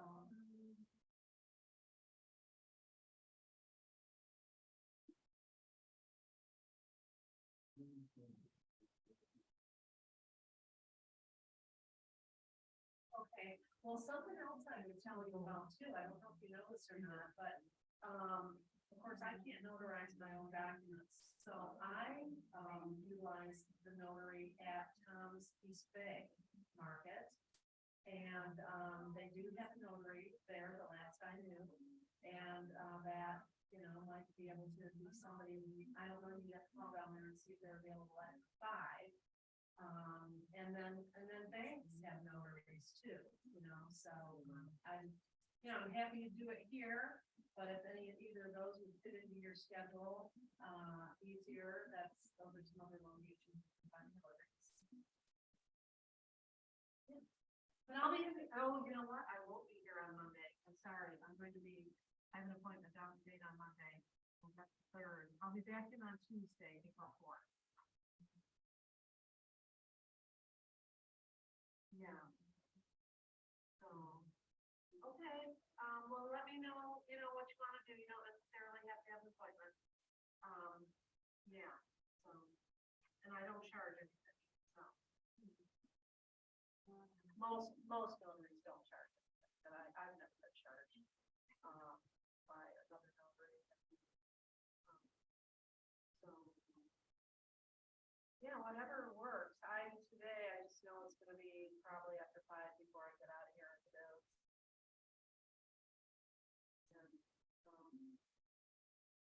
Yeah.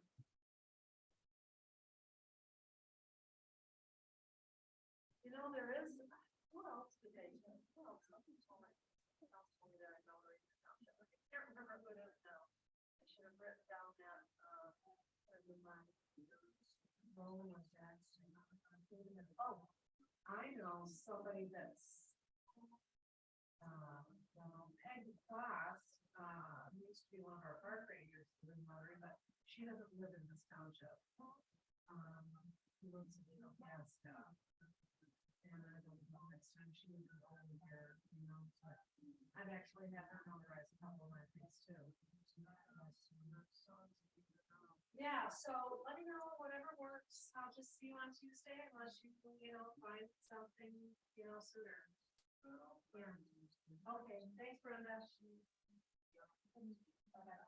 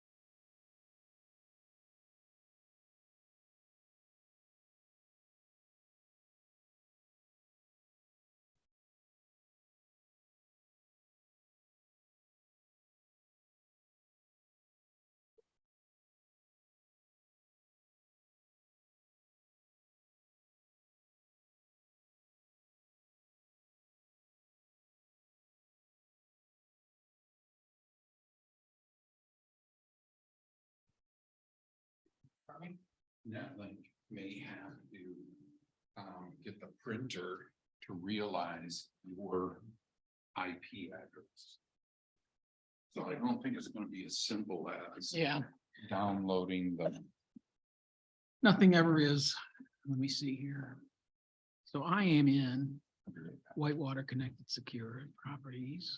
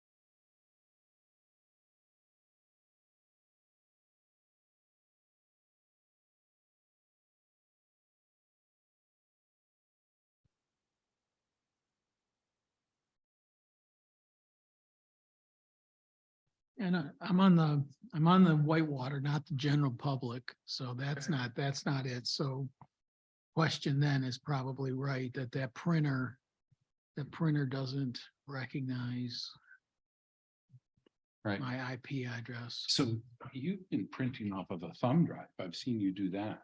Yeah, the only downside to that is everything I do on that thumb drive has to be converted to a PDF.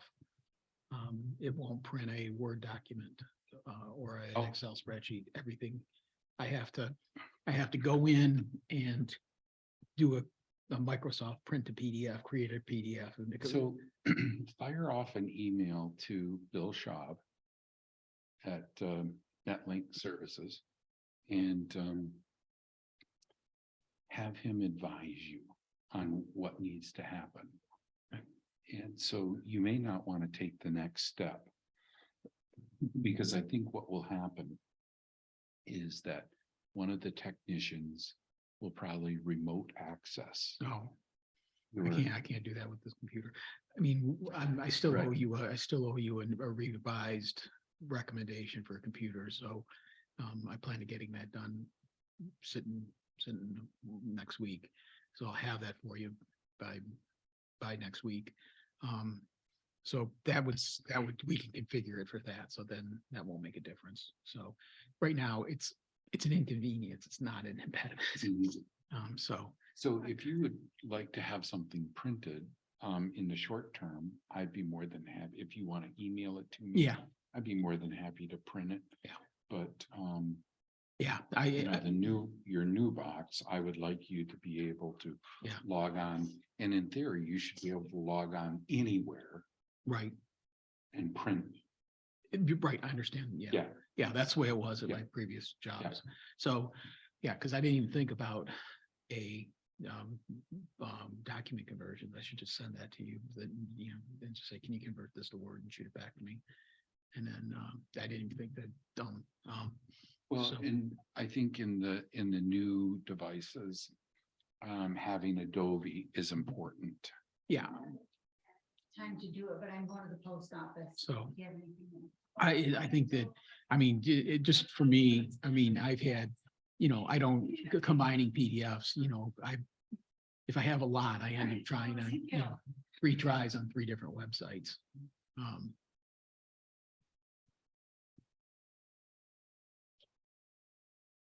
So.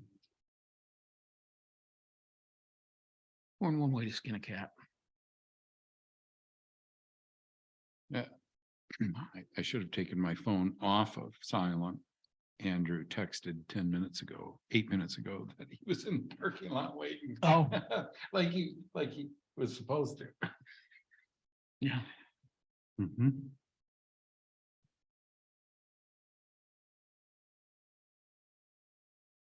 All the webinars are moving to dealing with uncertain economic conditions. We're so screwed. Hmm.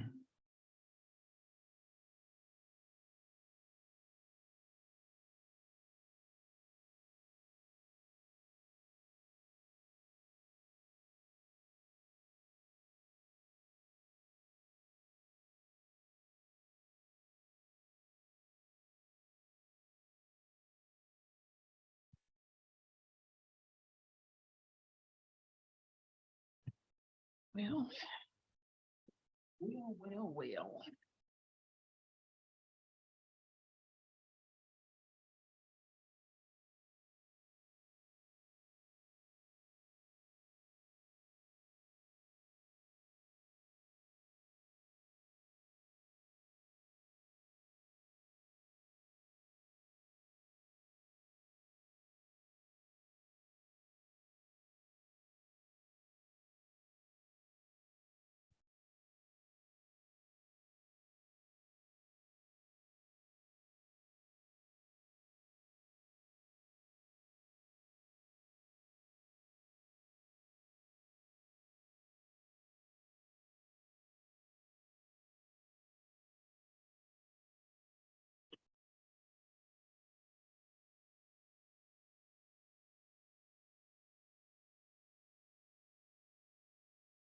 Hi, Andrew.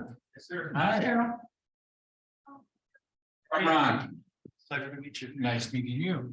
Hi, Don Glenn. Don Glenn. Andrew Butler, pleasure. Ardella Beth. Hi. Hi. How are we? Good, nice to meet you. Hi, Andrew. I'm Cheryl. Andrew Butler. Nice to meet you. Thanks for checking in. Absolutely. You had a nice sunny day to enjoy out there in the parking lot. Yeah, beautiful day. Spring will be here, warmth is coming, so ready for that. I think we're all ready. It's been a little trickster, you know. Yeah, Yeah. it's been teasing us. Yeah, make yourself comfortable. We'll probably have you stay right there at the podium when it's convenient. And that way you've got a microphone. We are recording this, but it's just for our use. Thank Yeah, you we're for not being on Zoom. available. You're not what? We're not on Zoom right now.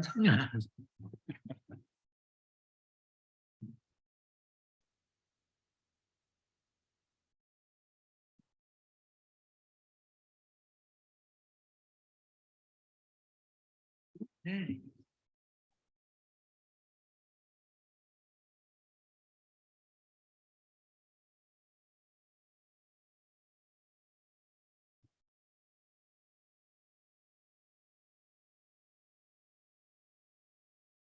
Are you good? I'm good. All right, Cheryl, you ready? Yep. Don? Ready? All right. Oh, why don't you lead us off?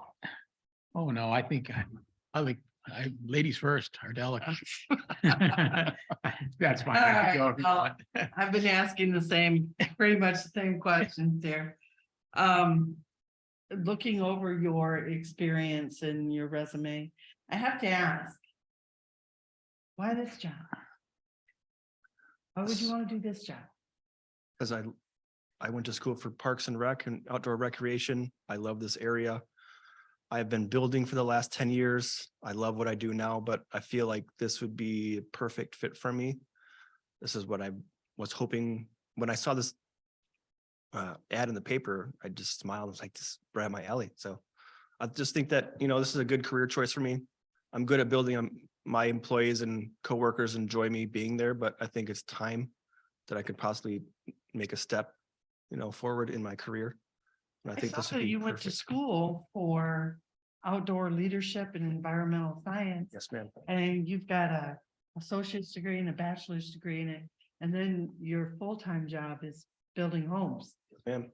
That just seemed like a huge deviation. It I mean, was- working outdoors. It was a huge deviation, but what I found from my degree, a lot of the positions were seasonal and they would require you to move to different areas. And now that I have a family, it's not able to do that. If I was a single bachelor, I would be somewhere else working, you know, either a seasonal job or someplace that I had a year-round job that were to meet my qualifications. But from what I found after I went to college, you know, a lot of times it doesn't pan out to exactly what you want it to be, you know, so you need to make adjustments and provide where you can. So how long have you been in this area? Forever. Forever? I was born in Lansing, moved up here in second grade, I think, and I've been here ever since. Well, I was out of state for a couple of years, but this is where I grew up. I went to Elk Rapids High School, graduated 97, so this is my roots And you live in Rapid City, right? Yeah. Okay. on Valley Road. My daughter does too, Nice. off in Plum Valley Road, a different road off in Plum Valley. Yeah, So, yep. yeah. we're between Kellogg and Walker, so we're in that same area. I'm not that familiar with it. I know how to get to her house. Right. But I don't remember the name of the roads. So,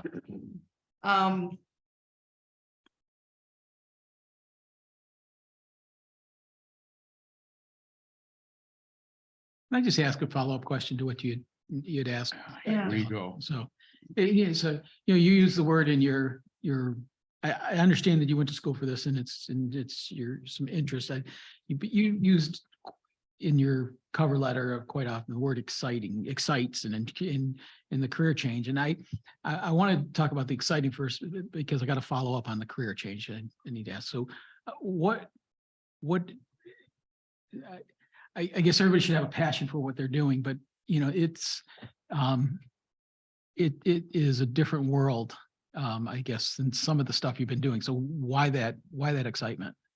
Well, I work with my brother-in-law. We've been together for a long time building, and it's been good, but this whole time I had a feeling that I didn't want to do this forever, so I've learned the skill very well. I can build a house from the bottom up. That was my main intention getting into that career building, so I could learn and be a proficient homeowner and take care of tasks that I needed to do at my own house. And now that I have that knowledge, I feel like it's time for me to move to the next step, possibly, and I think that, building is a great career, but I want to wake up in the morning and be like, well, I'm going to work, not like, oh, another day, Sure. I think, like I said, it's exciting. This is something I have wanted to do, I strive for it. I think this would be, Went to school for it. yeah, I think it'd be a great advancement for me personally. So the second part of that, the career change, looking at the resume, tell me about Alpine Glow. Alpenglow. Thank you. I started that a while ago. It was a brick and mortar store in Traverse in the arcade building. I was running that for 6 years and it was making money. It was profitable. And then What did you, what were was, your goods or services? it was new and used outdoor gear.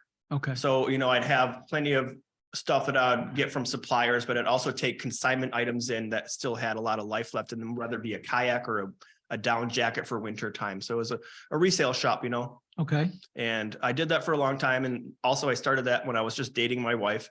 So we didn't have any kids or anything like that. And it was working at the time, but then we started having kids and now I have 4 daughters. And at that point it wasn't worth my time anymore.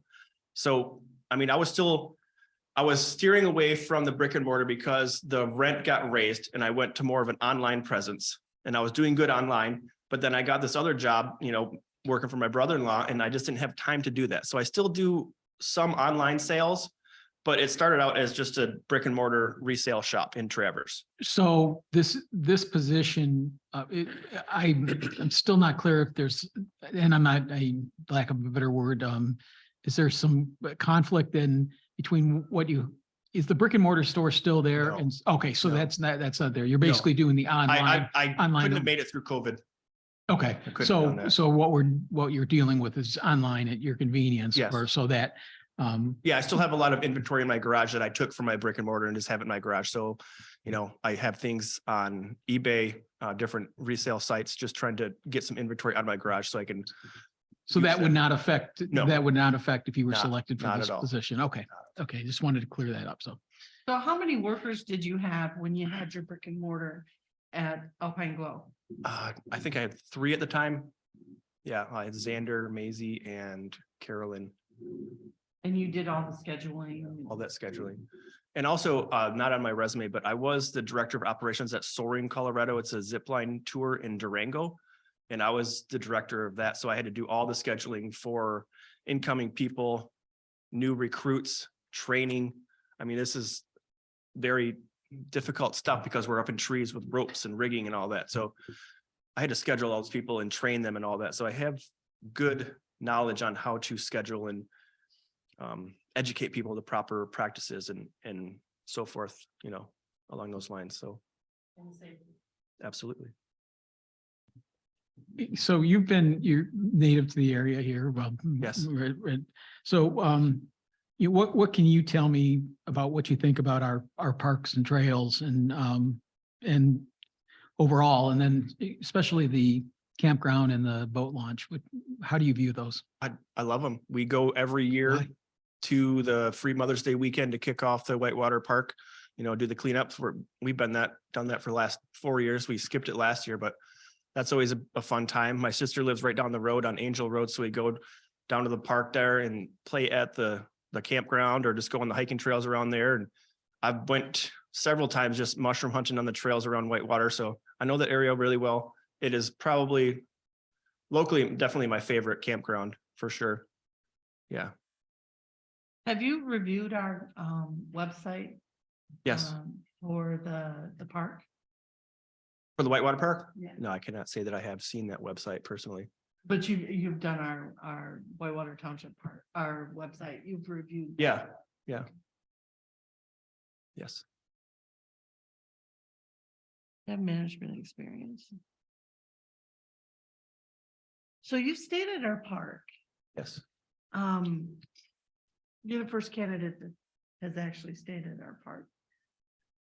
What would you say would be something that if you got this position, that you would look to change about our park?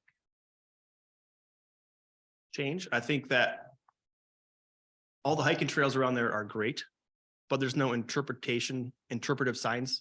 I mean, you could put so much knowledge around those parks or the trails about different flora and fauna or landscape or whatever it may be to make it more interesting. Because all you're doing, you're out in the woods walking around, but if you see a sign every 30 feet and see, oh, that's a beech tree or whatever it may be, just more educational, informative, just to keep, your interest peaked as you're walking around, I mean, those trails are great, but there's no direction on them, it's hard to know where to go, or, I mean, there's little arrows to get back to the campground, but it could be a lot better, I think.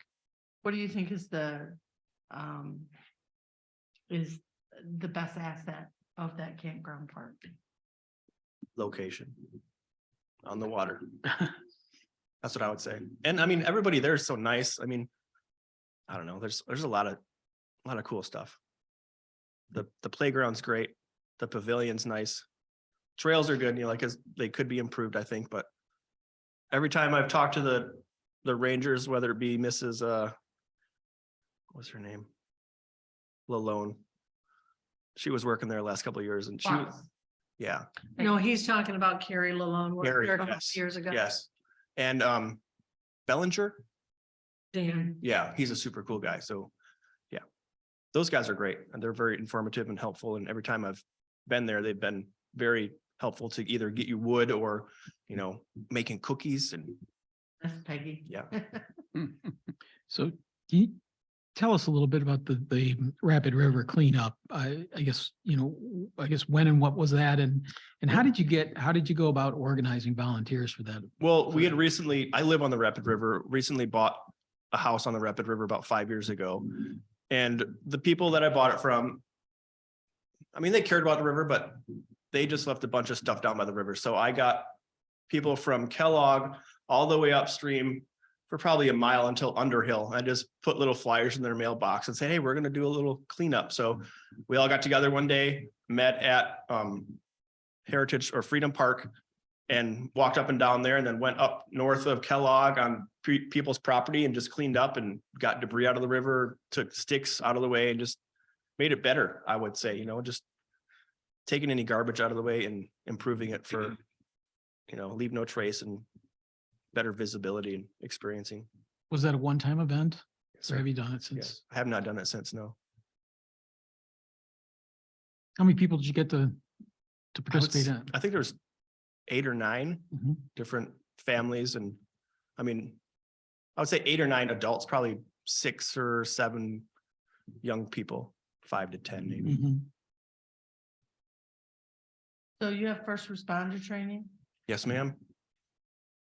It's not current. I don't have current wilderness first responder, but I'm still up to date on all the protocols and CPR and scene safety, airway breathing, circulation, all that stuff. So unless it has changed drastically, I would feel proficient administering care when needed.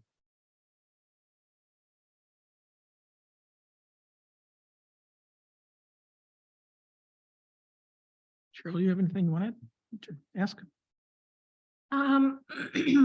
Yeah, I guess, if you were offered this job, what's your brother-in-law gonna do for help? Well, it's been hard. I would say about 1.5, 2 years ago, we had a sit down talk and I said, I'm going to work with you as long as I can, as long as I want to. But if a position Comes along. I'm going to have to take it. Yeah. And So he you- understood, it's yeah. going to be hard if that's the case, but it's going to be super hard because we just took on a new house build. So Mhm. I'm gonna have to give him a little bit of notice. And I mean, I'm probably gonna have to help him on the weekends just to get things up to par until he finds a suitable candidate, which would be difficult, I feel, in this. Has it been just the two of you working together? No, for- we've got Scott and Doug, so it's mainly a 4-person crew. Okay, But we're currently working with a different builder at the Twin Birch Golf Course where they're remodeling everything and putting in all this Yeah. money.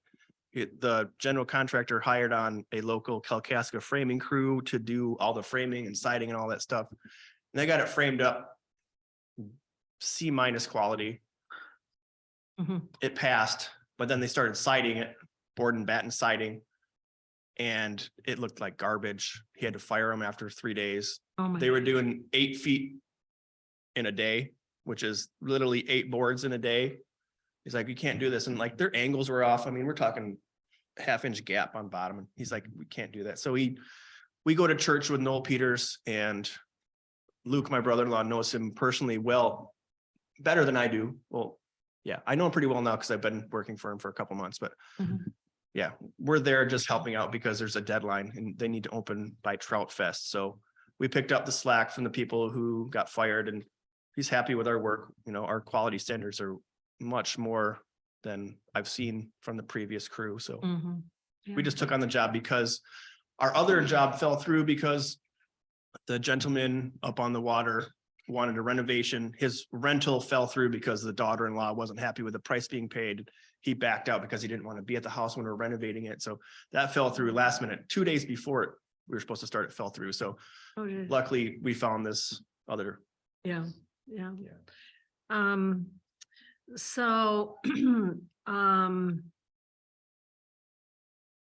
did you see the pay? I don't remember if we advertised the pay. From what I saw, it was 35 to 45. 35 to 45. Correct. Yeah. Okay, Yes. and that doesn't scare you off? I mean, not really, as long as there's room for improvement. I mean, last year I was just over 40. So, I mean, I think that a position like this, I'd be happier internally. So Mhm. it's a trade-off, I would say. Mhm. So, you've read the job description. Do you have an idea in your mind? This isn't a trick question. I'm just wanting to know what you think of the number of hours a week you would need to devote to this managerial position. I mean, just. Do I by- have a number? I mean, do you, per se? are you know, like I say, you've read the job description, do you look at that and go, oh, well, I can probably do that in 40 to 45 hours a week or something like that? I would say that would be in the ballpark, I would think. I mean, Mhm. unless it's, I mean, I could put in more hours for pressing issues, but you know, if it's not a necessity, then I'm not going to push it over 50 hours if it's, you know, Mhm. I mean, like I said, I got a family, so I Right. know the job is important, but Yeah. family is important too. Yeah, it is, for sure. There is, as you can imagine, in the tourist industry, the weekends are Yeah. it. Yeah. You know, so that's, I mean, although the campground has gotten busier, we opened late in 2020 with COVID. Weren't able to open until June 5th, so we lost about a month of revenue there. And but then as soon as it got busy, it was just slammed. I mean, Sunday night, where Sunday and Monday and Tuesday nights were never, the park was never full. The park was full. Yeah. You know, people just had been sick and tired of being stuck at home. Mhm. And they were, you know, buying campers right and left and going camping and all that kind of stuff. And that has, you know, phased off a little bit, you know, but still the campground is very busy. And, you know, you've got the 55 sites in the campground. And generally on the weekends in July and August, it's booked. Maybe there's a Saturday night or something open or a Friday night or something, you know. But generally it's 100% booked for the weekends in July and August because that is summer in northern Michigan, as you know. Yes. And and then you've got the boat launch there too, and on, the hot days and the weekends when people aren't working, because, the people in the campground, they're on vacation, Right, yes. but the boaters, not all of them are on vacation. There are local boaters and, the close around area and camping boaters too, so it can get very busy with selling boat passes, and some people buy annual passes, but then other people just buy daily passes. And so there's days, when it's really a good boating day that you'll have a ranger, in the ranger station, and they literally, they are just kind of stuck there selling boat passes because there's so much boat traffic coming in, Now, I suppose you could automate that, and we do have after hours automation of they've got a place, they pick up an envelope, put their $5 in, take their, or whatever it is now, I think it's $8, take their boat pass out, hang it on their mirror, and they're good to go. So maybe that could, be a little more automated or something, but it does tend to be very busy out there. And, of course, the campground sells wood, ice, a couple other small items, so I guess I want to stress that it's not necessarily a Monday through Friday job. Yes. In the tourist industry, you're there when the tourists are, now when you've got trained rangers and everything like that, you won't have to be there all the time, as long as you've got somebody who can, make decisions in your absence and stuff like that. And some things might be, if you have something that they can't, like call a repairman or, electrician, plumber, whatever, something like that, because you would need to, kind of be in charge of that. You might have to step in, and it does happen occasionally that, someone doesn't show up for a shift. Right. Well, you got barbecue plans with your family, but there's nobody at the campground. Yeah. And it's Understandable. super busy. Yeah. That can come up. So. I completely understand. Yeah. And Yeah, I know how it goes, you hope for the best, but you gotta be adaptive and Yeah. take over when needed.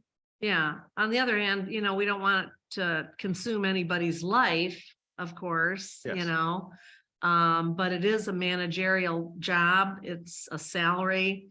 And there's just sometimes things that just have to be dealt with by a manager, Yes. So it sounds like you've supervised people before and probably have somewhat of a management style of your own. I guess I'm not gonna ask these questions. I had some kind of situational questions, but I think that's all the questions I have. I Thank want you. to spring off your question. I did, yeah, not situation, so it's maybe a little more 20,000 feet. So, how would your former employees, if we talk to your former employees, how would they define your management style? I would say authoritative with understanding for certain circumstances.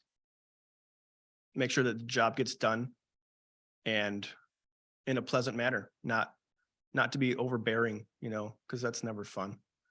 But just make sure that what needs to be done gets done. And what would be an understanding circumstance? Well, like something came up, like a employee doesn't show up, and then I'd have to jump in and take control or take over, take the slack up. So you went, as you pointed out, and we see here that you went to school for the degree here in this. So let's see what you learned. So paint a picture for us on what type of culture that you would like to create in our park system, and if we hired you, and what specific steps you might go to try to implement that culture?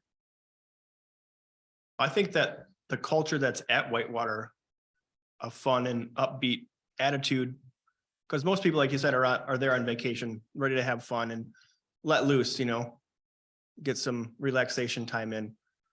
So I think that it would be fun to keep that going, but also have maybe other activities for people to dive into if they feel like getting more involved with the park, whether it be guided nature walks or something along those lines, but who knows what that may be at this point, but get more interactive with the clients that are there to make more of a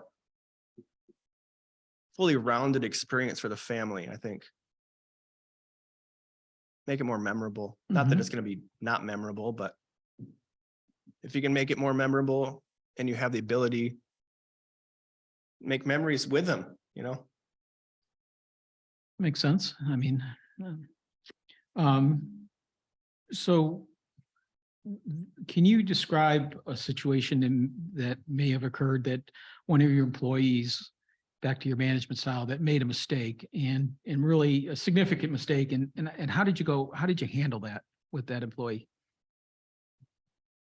One comes to mind right off the bat. I had another girl that only worked for me for about a month. And she read the label wrong on a pair of boots that she sold. They were climbing boots, mountaineering boots. They were supposed to be $150.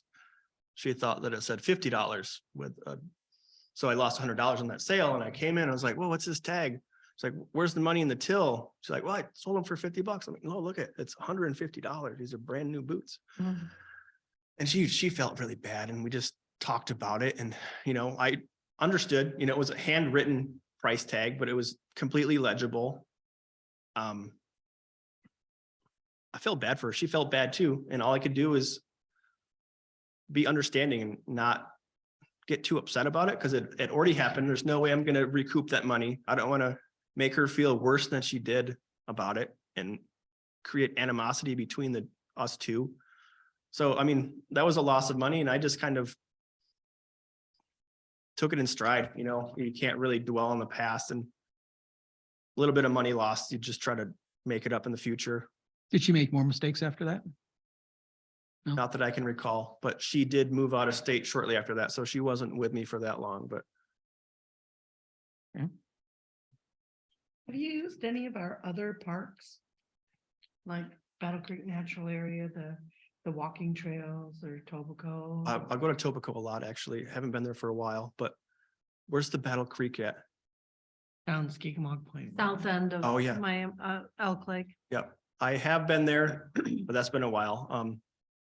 Got Losi Trail Right. and.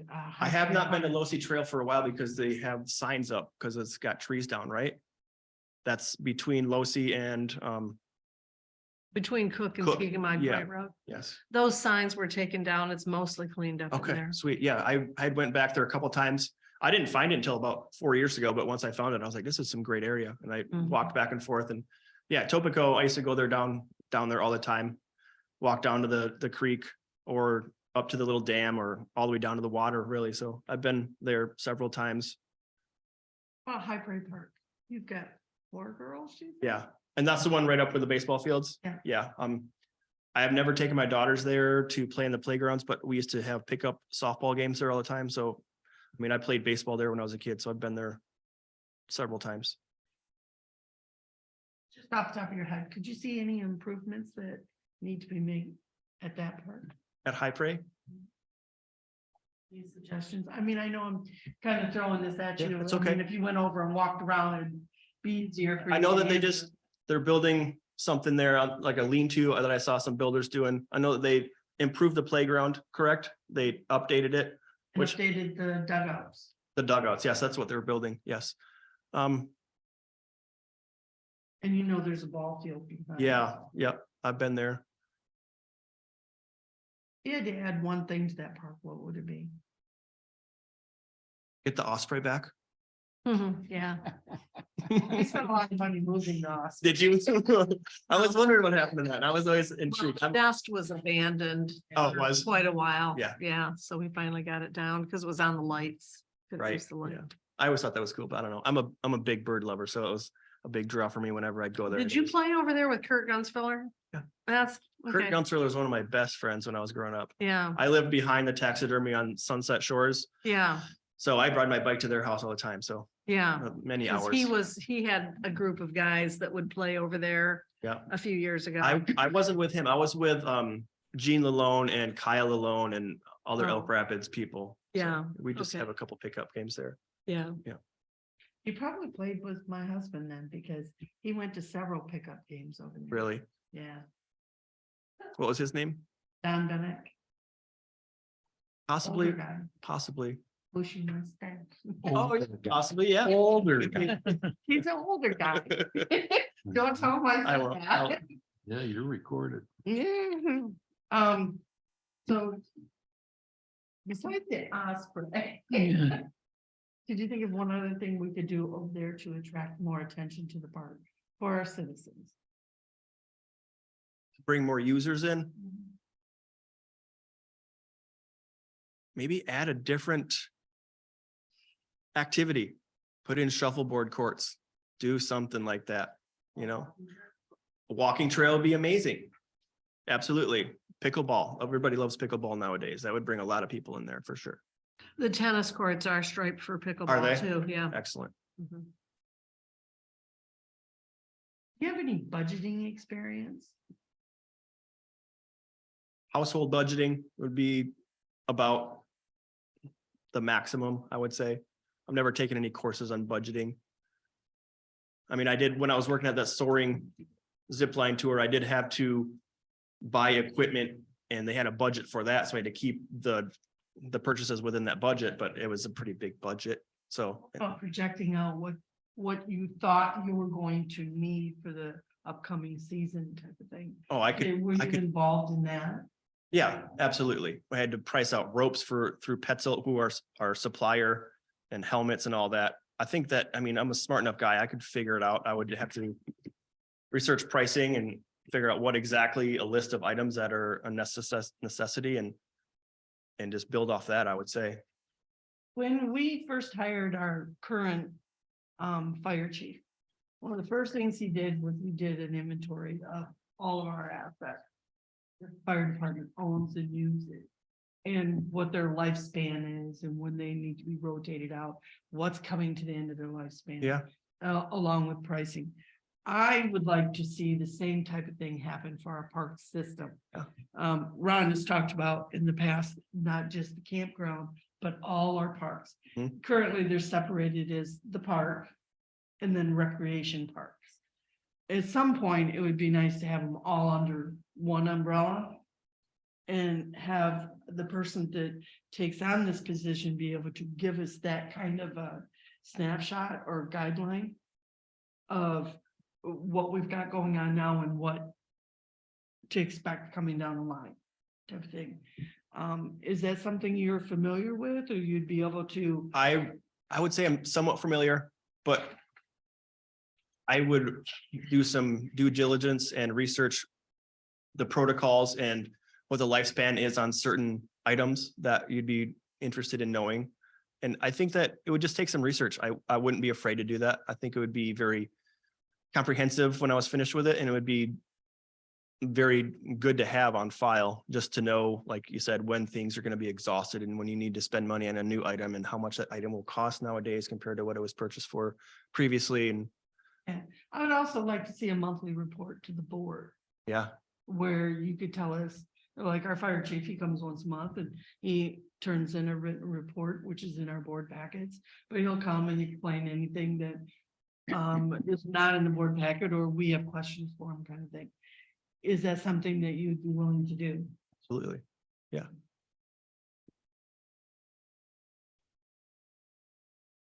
Based on your understanding of the current job description, what would you say is the strongest talent that you have that you would bring to the table if we were to hire you, and why?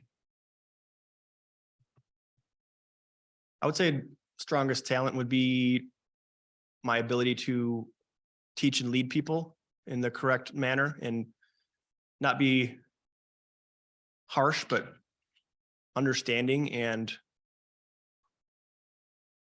I don't know, make sure that they stay in line, I would think. And secondary, I would say, I can use any tool out there, power tools, hand tools. I can do anything from tile to roofing. So, I mean, any of the maintenance tasks, I would feel completely comfortable taking care of personally. And if it's more of like something that is up to a permit issue, whether it be electrical or something like that, I know I got a couple of electrical plumbing friends that would be willing to come in and, give bids on that sort of thing. So. So you talk about being teaching and leadership as well. And so if you're leading a team of rangers down at the park, at the campground boat launch, and there's a team member that's just unproductive or uncooperative, how do you handle that? Well, first I'd probably have the other participants on a task and I'd pull them aside and have a talk with them and see what the cause of the issue is. If it's something personal or if it's they're feeling sick, I would just have a one-on-one conversation to feel out what the actual cause is. If they're just having a bad day or if they don't want to be there, because that's completely different. If they don't want to be there, then they shouldn't be there. But if they're just having a bad day because they're feeling under the weather or ill or headache or whatever it be, you just got to let that slide sometimes and look at the person as a whole, not as one day. How about the campers? Sometimes they have bad days too. Oh yeah, I'm sure. So how would you approach that? With, Maybe because the camper that's having a bad day and sometimes you mix alcohol in with that. Yeah. Can become a disastrous situation. right. So how would you handle that? Well, you got to start out peacefully and figure out what their issue is, whether it be that they're too intoxicated and they're making poor choices. And at that point, you can't really do anything for that person. Just try to calm them down and maybe tell them to take a break from what they're doing and clear their head and then come to me later if they still have an issue. But if it's just alcohol caused, then half the time those things go bye-bye once they're thinking more rationally. And if it's a serious issue, if they have a conflict with a camper or somebody else on site, then I try to figure out what I could do to help both parties or fix the issue in general. If it's the fact that they think that somebody stole firewood from them and they have an issue with that, then I get to the bottom of it and try to figure out what actually happened to see why one person's mad and why the other person's mad. And half the time it's just a miscommunication, So if it's a volatile situation, would you have a problem calling the authorities? Because there may be a time where you might have to have somebody removed from the park. No, I wouldn't have a problem with that. I've called the authorities several times on people that are being out of line and I don't have a problem. If I feel like they need to be called in because it's not something I can take care of and that's what they're there for also. So, that's their position to protect and serve. My thoughts about the people that are coming to our park, they're on vacation. Yes. They're there to have a good time. I want to make sure that they have a good time, that they love our park and they want to come back to our park. That means smiling faces. That means happy campers. Yeah. Working with them. I know you've already said that that's been your experience down at our park. I want to let you know that that's one of my main concerns, that continues. And we have construction planned for this summer. It's going to be a little more challenging to keep that smile on your face with your work areas being moved every other week to get out of the way of construction. So, right. Do you have anything that I know I asked you this in a different way about improvements for the park, but do you have any new ideas that maybe we could add that would have been great when you were camping there to be able to experience with your four daughters, like a new activity we could add, like a movie night or something like that? Do you have any creative ideas on that? I know I'm putting you on the spot. No, it's okay. I mean, not to spin off your idea, but movie night would be great. When we were there several times for the opening weekend, the Boy Scout troop was there and they had a movie night and everybody was allowed to go watch that. They had an inflatable screen outdoors and I mean, there was 15, 20 Boy Scouts there, but also the surrounding campsites were able to come and watch. So that was a big draw. I think that would be amazing.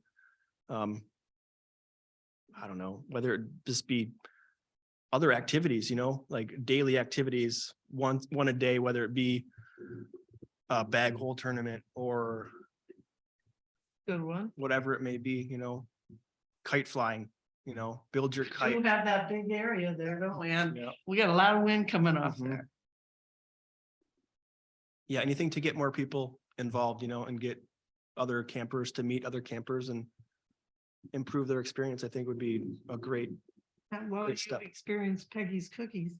That makes. all everybody the loves, difference. Yeah. everybody loves those. Andrew, what is your current daily schedule like? At work, typically either 8:30 to 5 or 9 to 5. Typically, I mean, I try to get 8 hours in a day at least, so. Especially, you know, it's gonna be crunch time real soon at the golf course, so I might be working Saturdays and maybe Sunday morning, so. Mhm. Cause, you know, they need to be opened to start having revenue come in, and that's been stated several times, so. that- How could you start, how long would it be before you could start here? Not long. Not long at all. I mean, my brother-in-law's in Florida right now. I would say it wouldn't take more than, I would like to give him at least 2 weeks, but. It might really be hard for him, like I said, because we've got this new house build coming on and I've been with him for 12 years, so that he'd have to scramble a little bit, but Sounds like he depends on you quite a bit. Not to be nosy, but currently this position doesn't offer benefits of like health insurance and stuff like that.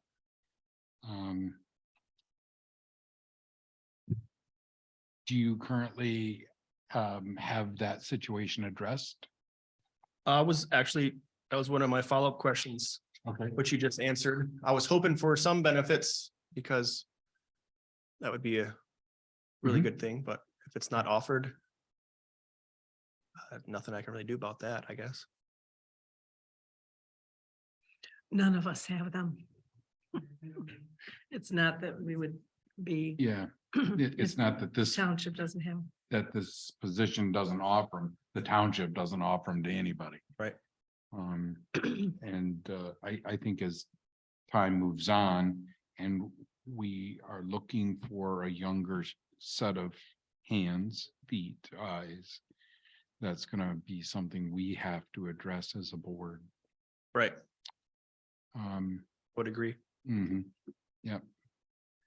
So serving the public is probably a little different than what you do on a daily basis. You probably did that during some of your other adventures out west.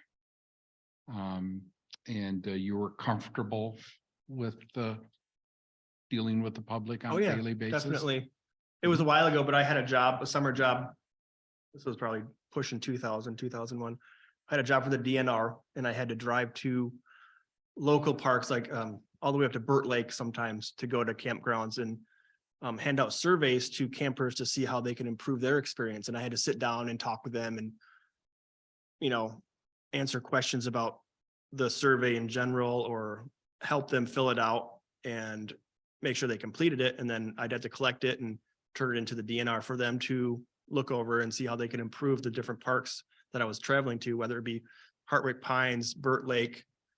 There's probably 5 or 6 other ones that are just escaping my mind right now. So, Mhm. I mean, I've had plenty of experience with public relations and things like that. I'm pretty easy to get along with. I don't get flustered too easy. So I don't mind talking to random strangers either. How about technology experiences?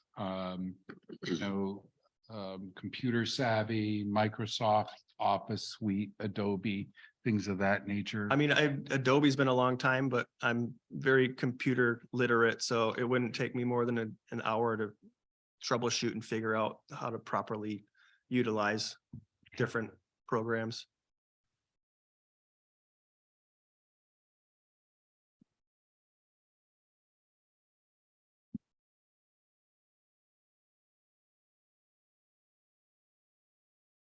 Don, any questions?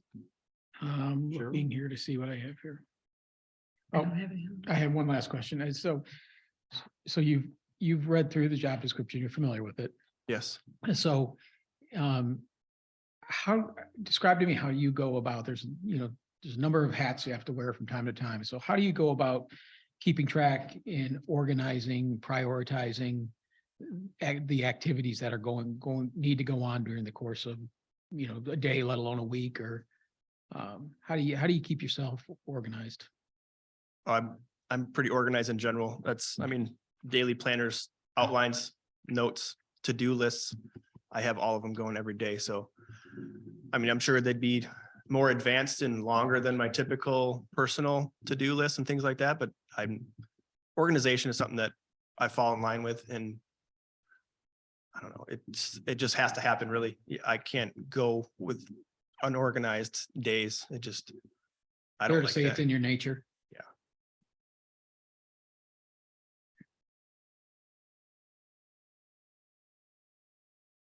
That was the last question I had, Ron. What other questions might you have for us, Andrew? I was wondering, what have past employees not liked too much about the position? Been any talk about that? I don't know, Cheryl. Cheryl's done the job for the last 10 years. So What have you're passed- you're current in the position now, or? No, I'm not, but I was the Parks and Recreation Administrator by appointment for 8 years and helped out with the park before that, the first 2 years I was here. So your question is, what have past employees not liked too much about the Yeah. position? What would be About this position or about park rangers? park manager position? Well, there's only been in the last 20 some years, me and the former clerk, I'm the What clerk here. happened to the former person that was in that position? She retired. She retired. Mhm. And then I'm not doing it anymore because it's just getting too busy. Hmm. So I pulled back on those duties last fall after the park was shut down and everything.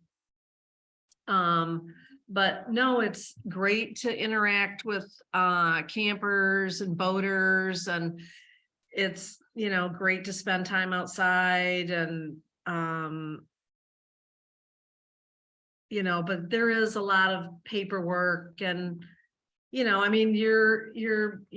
got the cash register in the ranger station, and you've got employees, some of whom don't, I've been using a cash register since my first waitress job at 15, but some people don't take to it that Yeah. fast. Yes. And so then what'll happen is that you'll, you might wind up at the end of the day, the tape that spits out of the cash register says you made there should be $579 over and above the amount you start off with for change.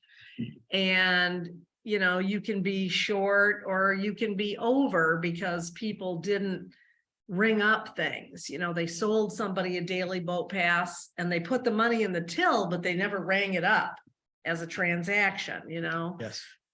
So those things have to be, the one ranger that we had out there that mostly did the closing of the cash register. It was traded around, but Peggy did a lot of that. And so, you got your morning shift. She was afternoons usually.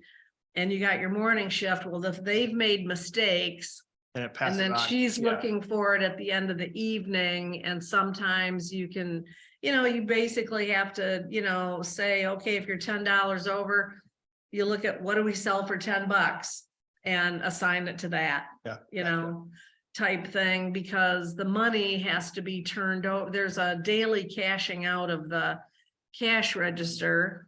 And I mean, when the park opens in May, you might let it go 4 or 5 days before you actually run the tape on it because there's so few transactions every day. It's just not worth it. But then that money all has to be turned into the treasurer's office because they deposit it and we, you know, of course, everything is tracked by a general ledger number. So all that income has to be assigned to a number on there so we can There's a enter it in form our you fill system. out. Right. Yeah, there's a form. It's all self-explanatory pretty much, but you know, you just run into things like that and you know, but training of employees, you know, the more you train them, you know, the better they get at it. And like you say, you have to be patient with new employees and stuff like that, because this may be their first job that they've done. Something like that. This may be their first time they've had to clean bathrooms. I can remember a ranger last year saying, you know, well, my mom does all the bathroom cleaning at home. Well, but your mom's not here. You Is she know, coming down? so, and everybody cleans bathrooms. The way we did it was everybody does everything. You know, so that you don't have some people saying, well, I've cleaned the bathrooms the last 5 days and on my shift and so never has to clean the bathrooms, you know, and the showers and stuff like that. And there's a duty list and that each shift is supposed to get done before the next shift comes in and, you know, all that. And for the most part, it does get done. There might be some situation that comes up that, you know, maybe something doesn't get done, but you know, it's a lot of, you know, scheduling. And here again, I delegated this, but, you know, scheduling employees, figuring out the days you need more, the days you can get by with less employees. I'm sure you've done that. You know, and meeting the campers' needs. And, you know, I tell people at its most basic, you know, you're taking care of campers, you're taking care of campers and you're cleaning up after campers. You know, when somebody checks out, you know, leaves on a site, then their fire pit has to be cleaned out. Make sure they didn't leave any trash on the site. We don't want anybody, a new camper, the new person checking in, going just like in motels, you know, they don't want somebody going to a room that hasn't been cleaned. Yeah. These are outdoor rooms, not as much clean either. But there's a lot of lists of duties and stuff like that, and it just takes time to train people and you know, the typical employee thing, somebody doesn't show up and, you know, or they quit on short notice or something. I think the You first know. year, like Don said, there's gonna be a steep learning curve. There's a lot. I mean, it's not that, we have a lot of procedures set up. We have a lot of the documentation set up.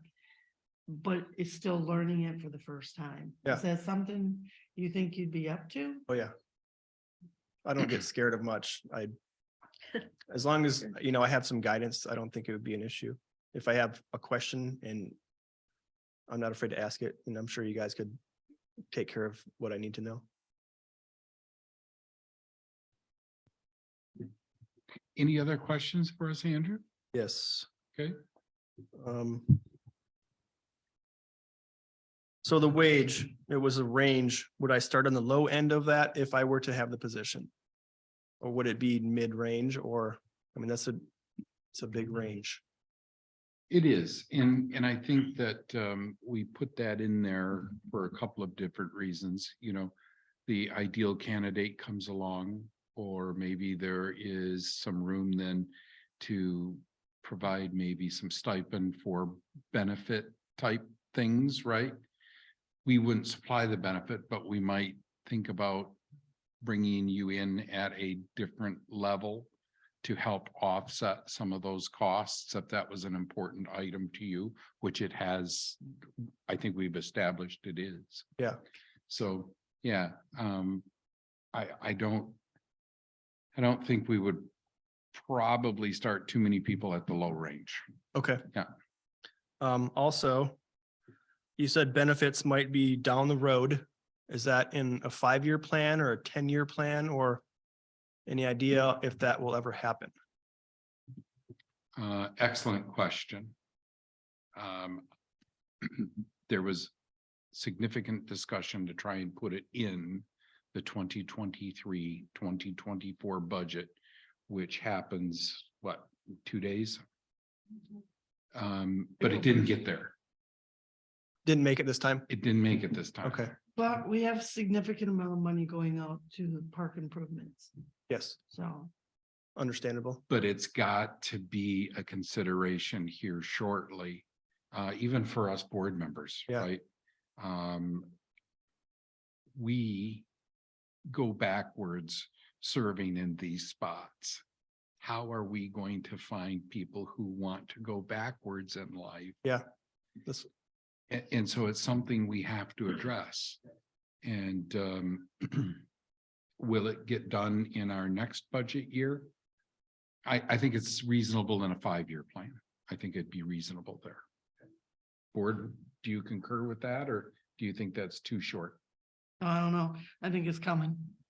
I think I 5 think it years. should be addressed before that, quite frankly. Yeah.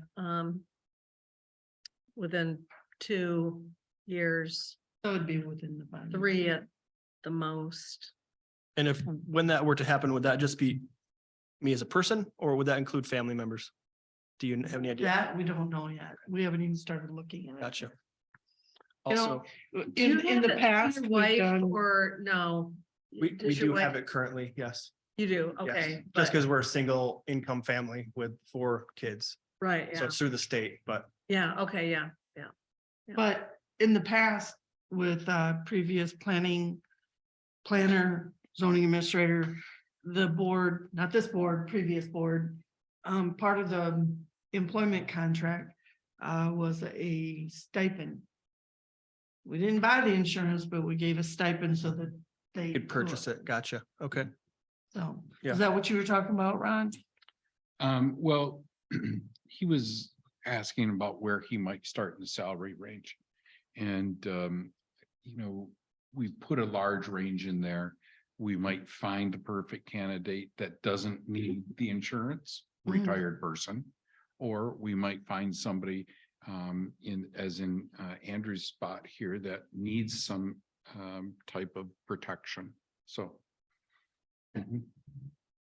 Did they call you Andrew or Yes. Andy? Andrew. I was Andy until I was about 20 years old, and then I changed it. And, right, My son is I Daniel. still get called Andy by my high school friends, but all my people that I met later on, they call me Andrew. My oldest son is Daniel, and right from a little kid on, he would correct the teachers. My name is Daniel, because they always wanted to call him Danny. yeah. Mhm. One more question. Yep. In the off season, what would a normal day look like? I would hope you'd be planning ahead for the season coming up Yeah, and looking at, see, if we went with the bigger picture of incorporating all the parks underneath one umbrella, you'd have more to do all Yeah. year long because Gotcha. you'd be planning for Yeah. what needs to be done in those parks. No, I like what you said. So, And we would like to consider moving towards, let's just play with some dates as maybe park closing date is October 30th, we'll say, just round number. Then the next month is probably some park shutdown things. Thinking about what items need to have financial attention for whatever reason. And then we as a board would like to discuss that in early November, maybe December, budgets. Mhm. so we can start putting a budget together, which will help us then establish what park rates will be, which will be established somewhere in late January, early February.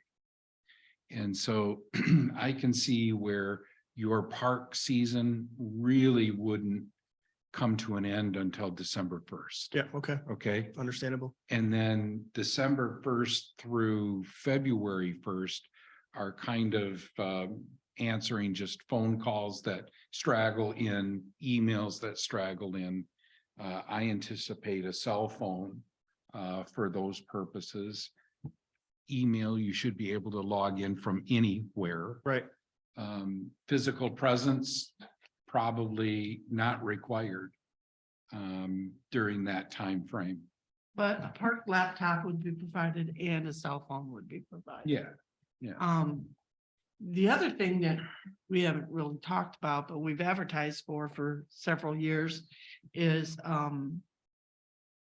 township handyman. On the off time when the park is not as busy, it could be another avenue. Yeah. For additional funds, is what I'm saying. You like to paint? I'm a great painter. Are you? Oh, yeah.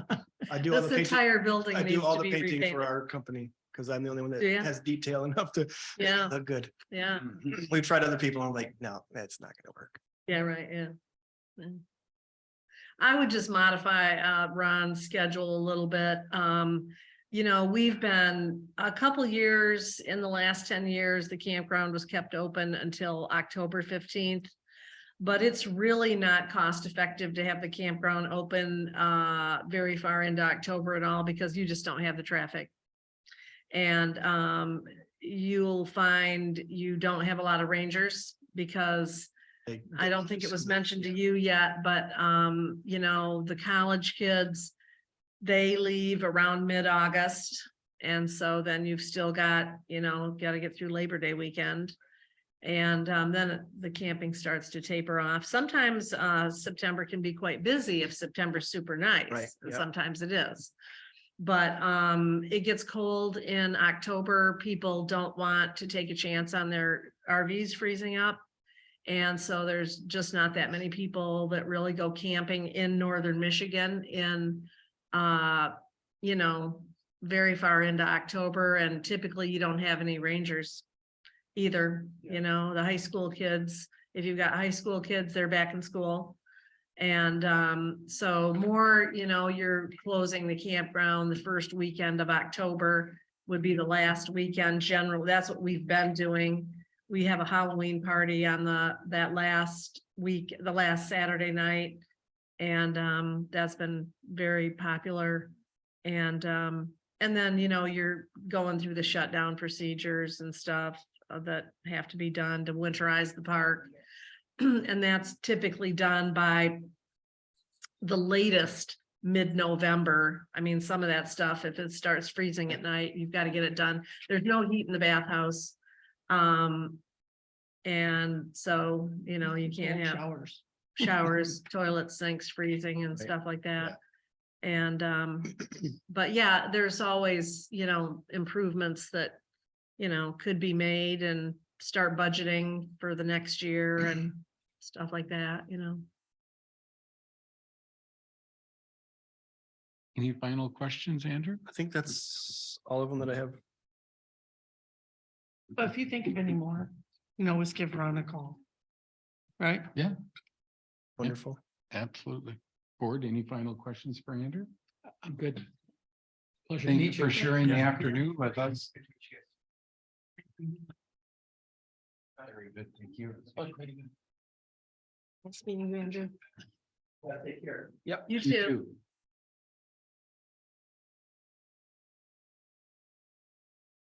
So, Cheryl, you said something during this interview that your first child was at 15 years old. Yep. How come we don't want park rangers under 18?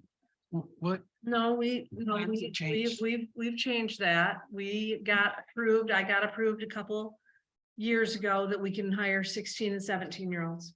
Okay, what do you mean we got approved? I brought it to the board and changed the job. We got to change in the job description Okay. to hire. So you made a note on the PO, but Yeah, the job description you sent to Don was. Well, 18. maybe I didn't send him the correct one. I do know that the job description was last modified 7/14 of 2020. And it says right on it that it was amended Yeah, I don't think 7/14 that, of I 2020. can't, I don't think I've seen that one. Yeah, I'll have to So- send it to you. So, It's probably, it wouldn't be the one that, if you got one out of the P and P manual. I probably never put the most recent one in No, the it's P and one P off the manual. thumb drive. yeah, I pulled the one off the green. thumb Okay, drive. well, I gave you the wrong one then. So. Yeah. So I mean, yes, that- we can hire 16 and 17-year-olds. There's a few things they can't do. Sure, But- like, They're not supposed to be around cleaning stuff, like chemicals. Which is weird because they'll hire them to clean hotel rooms. And I what do you know. think they use there? Well, I brought all the information to the board way back when, and, because we did want to be able to hire, 17-year-olds than 16-year-olds, but, and they're not supposed to be operating heavy equipment, and I think that even includes a lawnmower, which isn't really heavy equipment, but it's like a motorized equipment or something like that. I don't think they can do that. I could go back and find the agenda item and send it to you, Don. It had all the information in it about what they can and can't do under 18. Thank you. that might just broaden our base a little bit. The only thing you run into with like 16 and 17-year-olds is a lot of these kids play sports. Mhm. And so then they got their sports schedules. And So are we ready to discuss the 3 interviewees? Well, let's discuss Andrew first since he's Okay. just. I like him. I like the fact that he's excited about the job. No. Does he have as much experience managerial as the other two? No. But with that also comes the idea that you can train him how you want him to be, you know? Gives you a little bit more of a clean slate to work with on some things. They don't come preconceived on this is how you do everything. And I He's like, used our parks. He's been to our park. This is the first one that says they've been to our parks. Yeah. And he likes them. He's got the ownership feel already, even though he doesn't live here. And if somebody feels an ownership feel, they care more. It's just the way it is. If they use that park and they love that park, they love the experience they've had, they'll take better care of that park. If they walked our trails, they are fully knowing what could be better. And who better to give us an opinion of our trails than somebody that's actually walking them. And he's fit. He's young. He'd be with us for a while. And I think he's probably had enough of the construction industry. Although right now they're doing really well. I like the fact that he's a parky kind of guy. Mhm. A naturalist. He can get excited about these Bugs and things. tree bark and, No, oh my. but you know, Kind of completes the park experience, doesn't it? I mean, I've had several people walk the parks that I've talked to out at the campground. Not one of them said anything about adding something to make it more interesting. mhm. And I thought that was a great suggestion. Mhm. And he knew about, how long's it been since we've had the Boy Scouts out there? And he knew about the Boy Scouts being there on Memorial Weekend. no, they usually come, I don't know if they have the last couple of years, but they would usually come for free camping weekend. Yeah. And, What troop mentioning, was that? I don't know which troop it was, but they would usually get about 10 or 12 sites, and a lot of times they would clean. If, you know, with free camping weekend, if you have bad weather, you're gonna have people that don't show up. And then those sites aren't gonna get cleaned, and then rangers are gonna have to clean those sites. So, but there's some hardy people that will show up no matter what. And then a lot of times they'll clean some of the other sites too that people don't show up on. Cheryl, what is your thought about Andrew? Well, I thought I was impressed with Andrew, actually. I thought he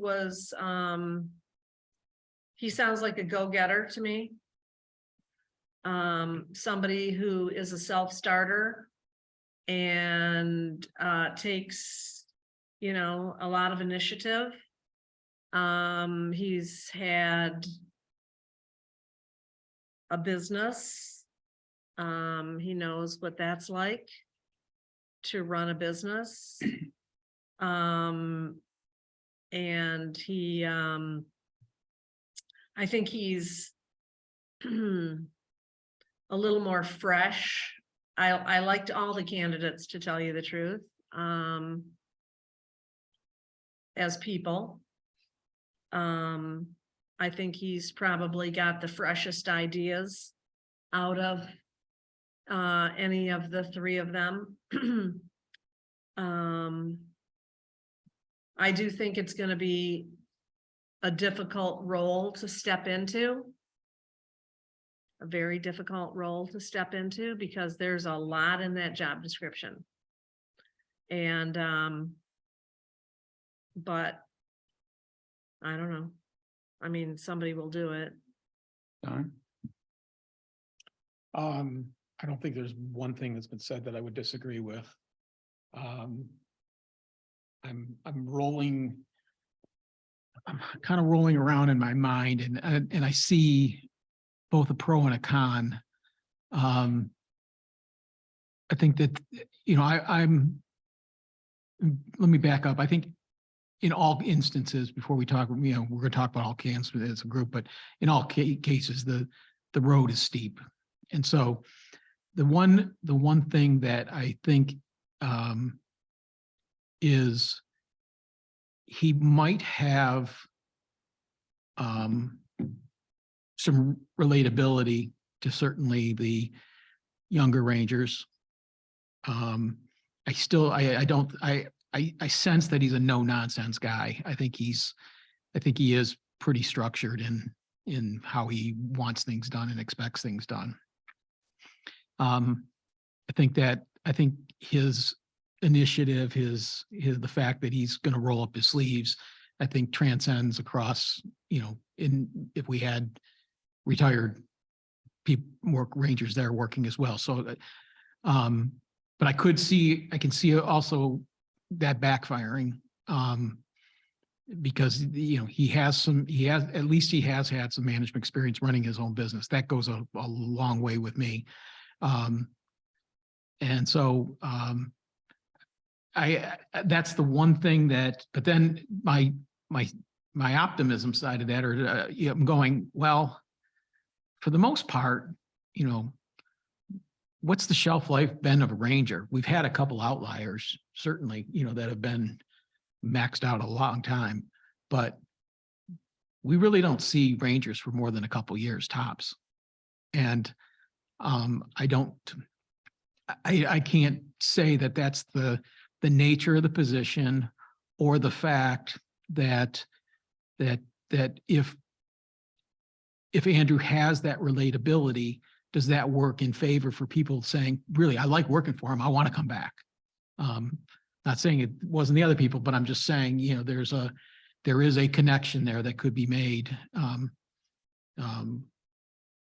But I liked him. I thought he was a little nervous to start with. I thought it was, you know, the drum was a little tight.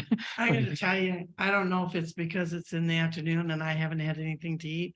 I just didn't have the enthusiasm for asking questions like I did the first two. And I felt like I was doing him a disjustice, not being on my game. Yeah, don't be, yeah, I think you did a good job, but I think that once he started to feel comfortable, I thought we saw more of his true colors came through. And and if you had asked me in the first 10 minutes, I started thinking, I don't know about this, Right. and then at the 20-minute mark or the half-hour mark, I'm thinking, I want to listen really close here.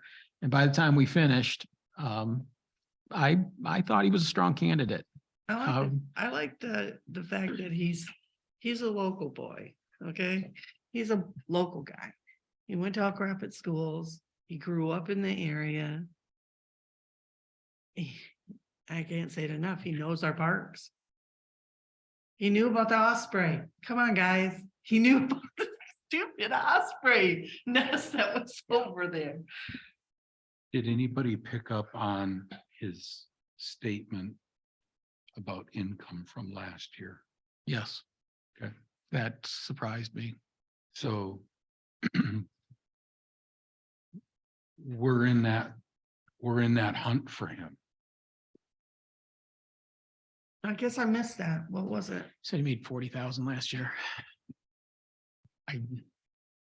I think he would have, out of the three candidates, I honestly believe he would be the one that would appreciate the job. And there's something to be said for that. Went to school for this. Yeah. And Deb, she has a lot of experience, but I see.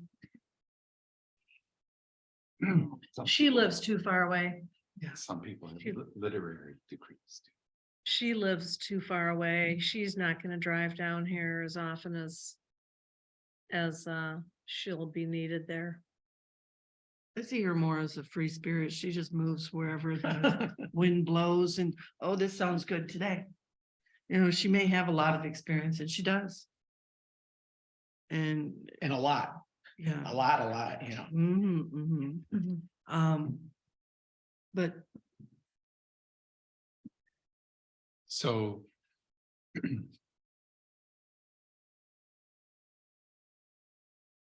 Andrew is light on management, a little bit. notably light. Well, if you're comparing them to the other two. Yeah. And so again, not changing lanes.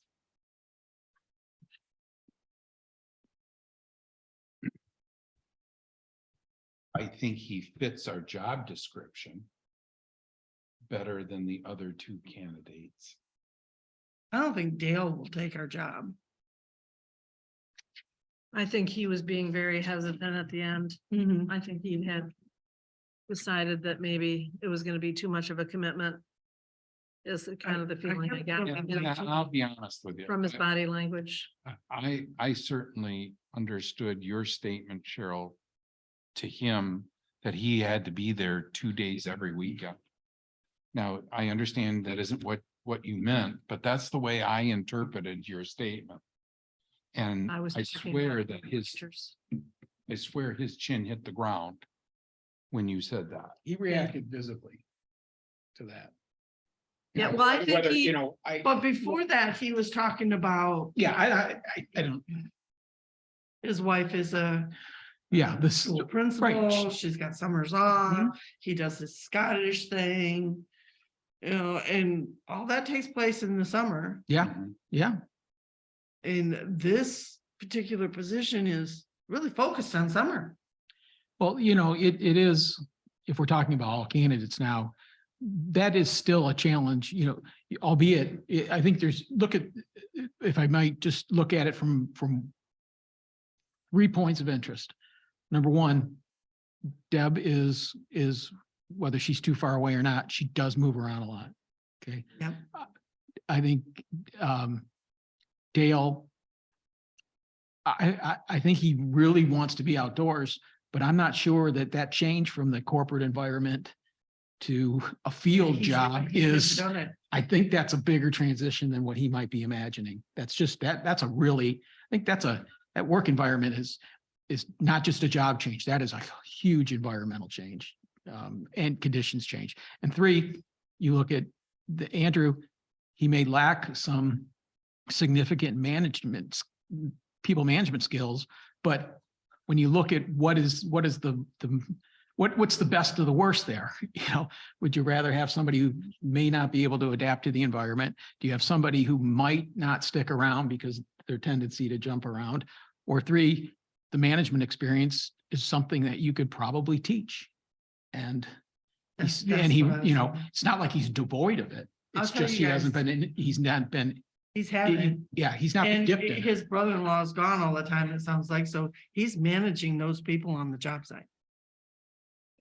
And they're not easy to deal with. A lot of them are not. And I make those statements not as an advocate for Andrew. I make those statements just as from my personal observation of how I view those three. I will tell you, my gut feeling is Andrew, hire him, give him a chance. That's my gut feeling. And mine is Dale. I know, but I don't think Dale's gonna take our job, right? I understand that. For one thing, the money's not there. He said we're light on the budget. Yep, yep. And But he must talk to Cheryl before, so he knew. And that I had Top was 40. 1 minute of conversation with Yeah, him. no. I no. mean, literally, he came in here and he wanted to talk to you. And he said he wanted to apply for the job and I gave him an application for him and he took it home. But he showed up at 45K, right? Yeah, He showed up, whereas Right. Mr. Hamilton took a second look and decided, you know, I got the impression though that it was because he thought he wasn't qualified. oh, no, how do you read anything into that email you forwarded to us? yeah. How and- do you How do you read I don't read anything into that other, who knows what reason he decided not to have the interview? I mean, Only- I have no insight into that. I respect your opinion. Well, that was, The only insight I have is when we were trying to determine what time slot he would fit in. Mhm. He's currently got multiple jobs and, he's got summertime side thing ×3 going on. He's just a busy guy, just busy. and a lot of people like to get rid of the 3 and 4 jobs and go down to 1. And maybe 2, Yeah, you know, and the other thing that I. he would like have to about- give up his charter fishing stuff, Right. and he probably really enjoys that. So, The other thing I like about Dale is that he has taken a system and has revamped it. Now, we don't know if those changes or modifications made the system better. We're led to believe it did, but we don't know that for fact. We don't know that they were all done by him either, No, we don't. exclusively. No, we don't. But I don't think you can teach that. Maybe you can. I'm sure it was a collaborative effort between a number of individuals, not just him. I didn't take it that he was the one that did all this. But with his IT Changing. background, it's definitely conceivable. Definitely. So, he did mention somebody that, and I don't recall her name, but it was an executive director there. yeah, that he the worked director closely that he with. worked under. Yeah. Yeah, without a doubt. So I also wonder if Dale will take it at the 45, understanding I don't What? think he'll stay. he may not. And He I may think not. Don's right about the culture shock that would happen. Because he's corporate. I'm thinking sticker shock is, Well, that too, Ron. I think you got 2 things going there. He'll have buyer's regret a month in and leave us hanging. no, So, having left a corporate position, you don't want to go back. I think I read in his face that he's done with that. He's done. I mean, Ron, I like the fact that he lives here. I like that. But he's towards the end of his working career. And he wants to slow down. And he heard there's a lot going on in the summertime. And I don't think he thought it was gonna, I think he thought it was gonna be more book work and overseeing. He never thought that it was gonna be, I might actually have to be doing some of this work. Well, I don't know about that.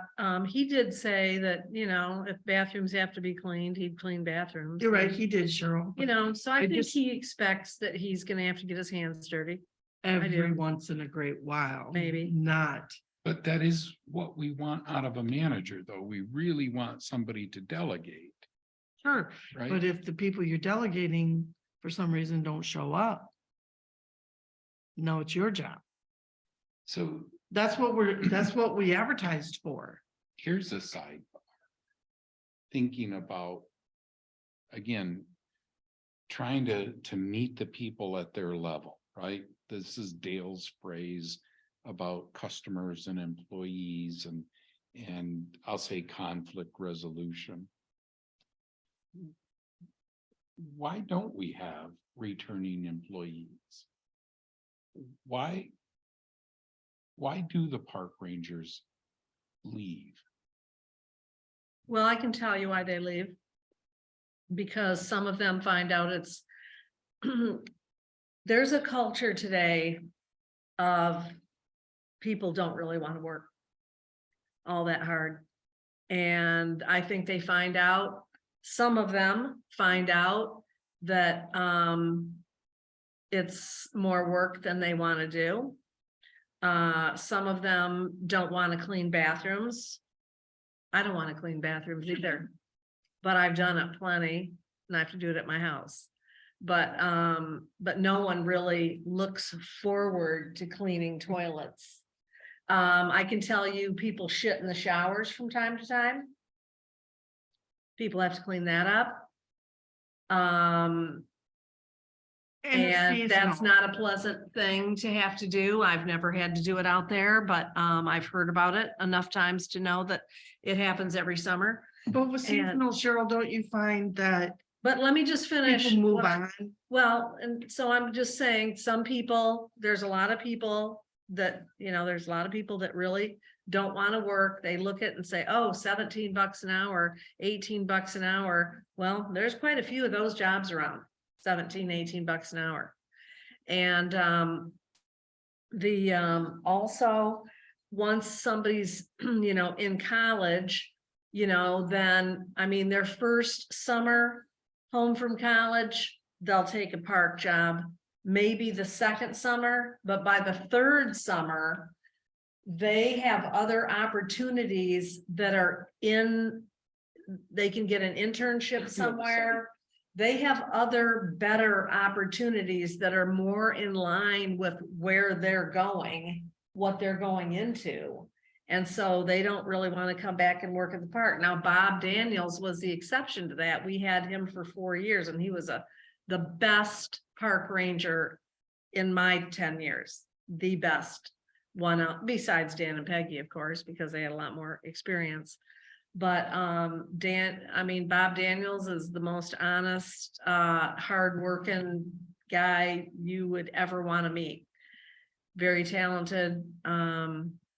But most of them are just, they switch jobs every summer. Most of them do. Well, and maybe that's the candidate we chased. Typically they've been younger and whatnot. So maybe what we want to do is look towards our Social Security folks. I know that can sometimes get difficult too. So a little off track there. You mean Rangers, Social Security? What did folks? I say? Well, I didn't know if you Yeah, I meant meant for this for position.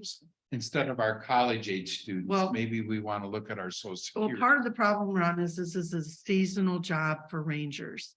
A lot of, if they're younger, they It's a may want to seasonal move into job a for full-time, everybody. year-round job. If they're older, maybe they've decided they want to go south and stay south. Well, and I Or can they tell don't want to you, work at all. They're Yeah. to that point. and So, we, you get them for a while. And then they move on. And- It's like a Dairy Queen job. and we've only had harder, seasonal, harder. we've had seasonal campers that have been rangers too, but quite honestly, they peter out after a while because, hey, they came up here to go on their boat and be on vacation. They don't want a set schedule. They don't want any set schedule. They want to make maybe a couple days a week or something Yeah, like it that. sounds good at first. Sounds good at first, but then after a while, it gets to be, too much work. They have family coming up. They can't work this week because they're actually going boating over the Platte River or something like that, it's difficult, the whole, it being a seasonal job, because most people that need to work need a year-round job. They can't afford to work someplace in the summer and then have to find a different place to work in the winter. Those are the people that need to work. Then you got, your younger people that, and quite frankly, there's some of these college kids, they don't have to work. Mommy and dad are paying for everything. They don't have to work. I mean, it's a struggle every year to find enough people. Was that young man that you had working, was he actually going to school for something like this? Who? Do you Bob s- Daniels? Yeah, Yeah, he was going to U of M and he's headed off to med school. oh, so he wasn't going to school for, He was, but now he's going to med school. because of Whitewater Township Park, he's now going to medical school. That's Well, how no, difficult not because it of that. was. No, he came in knowing he was gonna shoot for med school. He I'm also, sorry, I misunderstood. he also has first responder training. He may not have kept up his certification, but you don't lose that training. So having somebody in the park that has CPR training and, I got the idea that he would re-up that, yeah. whereas with Deb, Yeah. I'm not sure that she wanted to re-update her. For sure firefighter was gone. And she may not want to re-update the, her med card. And Andrew also, you asked the question about how he kept himself organized daily, monthly, projected in the future, and he came right out with, Day planner, checklist, notes. something To-do tells me he's a list. bit of a perfectionist on things. Which means he takes pride in things. And if you take pride in your work, you're a good employee because you're doing what you're supposed to be doing. He's got 4 daughters. He's gonna like that time off, a little bit more time off when they're in school, because when they get home, he can be there. Right now, he can't. They might So- wind up camping in the park and he's, his family's camping in the park. even Because for he a week has here and 4 there. children. That's right. I think He we should- looks at things a little bit different. The younger kids, he looks at things in Yeah. our parks a little bit different. And if Yeah. we want to improve our parks, it's not just for the older set, it's for the younger set too. We got young families that have kids. Be nice if they saw a value in taking them on hikes and trails and over to the parks and stuff. Should we reserve site 30 for a while? Should we just block it out? Thinking what you and Cheryl just said. I didn't pick up on the daughter's age. He never brought those up. No, But but he's if not they- that old. If they do camp, which obviously they do, Yeah. right? Maybe that would be a way. My concern is that he's gonna be gone after 5. That's going to be family time. And then for sure, he's a church goer. Mhm. Um, And there's nothing wrong with that either. there isn't, but Sundays are gonna be out Well, at the park. not everybody goes to church on Sunday. Some people go to church on Saturday night. I mean, there's different church services. It might be Sunday, probably is Sunday, but So I think potentially, and I don't know that we have to block it out right now. Because site 30 is probably gonna be open for. Well, maybe not during peak camp. I disagree. If you're, Yeah. if you're gonna block outside 30, there's, I think you do it now too, because you can, if you open it up later, that's fine. It's gonna get snapped up. But the question is, Cheryl, I don't think you can block out site 30 without credit card information, correct? You have to put. you can have go to- in and you can block any site. You can With- block any site. You just put the first date you wanna And the way I did it, was you just choose the first night Right. and then the last night. And then I just put all capital letters blocked for the first name and blocked for the last name. And you're basically just making a And reservation. it'll confirm it without any Mhm. credit, any. Yeah, payment you don't have to, processing. you can block, we've had to block off sites before when we were having some work done on them. I see. And we couldn't have anybody on that site for a week or so. We would just go in and we would block that so that no one could book it. We never blocked a site for the entire season, but you can. Well, actually, block it. you do have to block it in 14-day increments because that's the longest. You allow. I don't people know, to I'm stay. trying to remember. No, because the 67 night ones, you don't have to do that. So no, you could block it for the whole thing. But what are we gonna use site 30 for? Well, I mean, Possibly host camper. well, I was thinking maybe as a benefit to Andrew. So his family could come out and spend time if he's out there working. Well, yeah, is that a helpful thing? I think I would ask him about that before I would block off site 30 for the entire But it's like, summer. It's a small like Don- campground. yeah, but like Don says, you can always unblock it. I know, but you're It's a gonna. $3,000. Because the minute you Next open up, Next Monday is when people are making the bulk of the reservations You're for the gonna, summer. you're gonna lose the continuity of site 30. If you don't block out the entire season. My Yeah, point, my that's point right. being is block out. I would block out site 30 tomorrow. And if this isn't resolved in a week or so, just open 30 back up. It's still a good site. It's gonna go. And you're not really. Jeopardizing anything, but at least 30 locks it down. Are you blocking it out, locks it down until, but it'll be havoc trying to figure out where you put things after. Just block it in. I would prefer to just to block it with the board's permission. And then with Andrew. We haven't spoke a lot about Deb. Cheryl, I know that you think she's a long ways away, but she's currently driving 20 miles to Evangeline. let me pull up my notes on her. No, we talked about her a little bit. I was not impressed with the way that she answered questions. She didn't really directly answer a lot of questions. Or she took a very circuitous route Maybe to it's answer wrong. those. Maybe this questions. is wrong, but maybe this is wrong of me, but she has a fighting attitude with authority. And I'm not saying what that fire chief did was right or wrong, we're only hearing one side. But that was a red flag for me.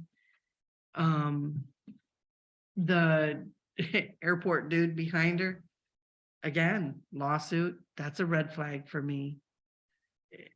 I mean, I wrote him down because I saw him as, okay, well, what is she gonna red flag us on? And I shouldn't, maybe I shouldn't feel that way, but my instincts told me to write that down.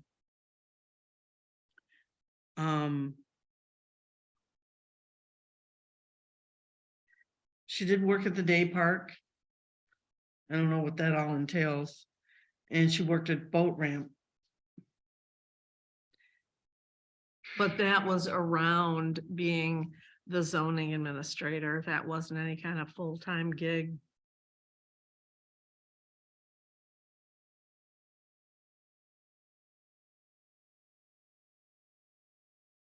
I liked her. I liked her, but she's a zoning administrator that does code enforcement. And that's the way she approaches things. So I did make that note that everything got kind of switched back to zoning type things, but those are the situations that she's aware of. And I Mhm. think Don asked the question, how would you approach this? And so she flipped it into how she dealt with it in zoning. Yeah, Dale So- did the same thing with. He the- did. It's Yeah. because it's what they know. It's what, yeah, everybody does that. I get that. Yeah, it's what they know. And so what I heard And I wrote this one word down in both Deb and Dale. And anytime the question about conflict come up, they both use the word de-escalate. That's You an know, important Andrew thing. didn't use the word, he said he would have a conversation with them Right, and, you know, and he would stay calm. but I think that's the lack of his management. Yeah, he doesn't know the key words. So the other two. have been They all trained. said the same thing. Yeah. The other two have been Yeah. trained and they know the key words to say and, you know, but he said it, Ron, but he said it, Yeah, I'm not finding fault with any of Andrew's answers, right? The other word I wrote down under Dale was revenue. He said it 3 times. And it was revolving around how to get other recreation venues to generate revenue. And I think that's spot on. So let me ask you the question, because I would ask this question, pose this just a little bit differently. Because I think that I agree with that statement. I think he would use it. I think he views that as a strategic, he thinks more strategically. I think that's, and it goes back to what we just talked about. I think that's been his training. I'm not sure that Deb possesses as much of that. I think she really, you know, she to her default, she, you know, she looks for immediate solutions. Civil municipal for infractions came up an awful lot with her as much as the other. But I'm going to go back and I'm not, and looking at Andrew and saying, okay, today, does he possess that strategic thinking? I don't know. What I do know is I heard from him is put signs up that were informative, educational, create more programs. I think he's in a tighter world, but I don't know that's a bad thing right now, because I don't know how much time any of these candidates could put forth towards any other park. They're going to have to put some time, but I think the last thing on any of these people's plates is strategic thinking for the next year. or Well, 2 they haven't years. even learned the job yet. Right, exactly. So, Good point. and I think if a way, you know, the way that you help somebody like in Andrew is let him brainstorm some ideas and then mold those to what a board would want to support and fund. Global goals. Yeah, and so, you know, yeah, I mean, the other two could probably do it as well, but that's not going to be the job in the next 2 years, a year to 2 years. It's going to be, like you said, a year just to learn it, and then a year to maybe perfect it. And then you can really start taking on. and I will be honest. If he's learning from the ground up and we're giving him the opportunity to do that, he's more than likely going to, and I've said it before, own the position, and he's going to be invested in it.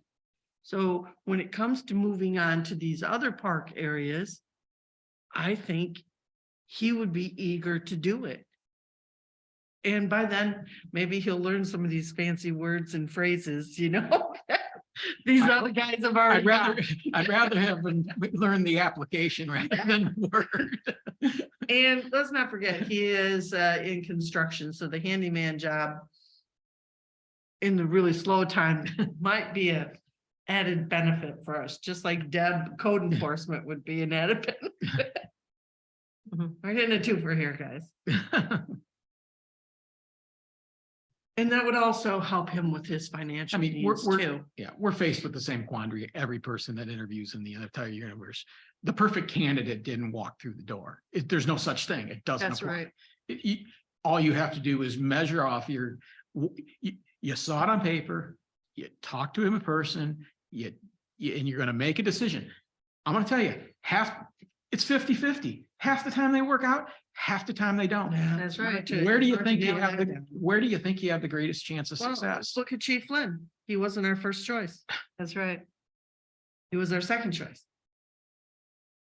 And in reality, no, we know now, should have been our first choice.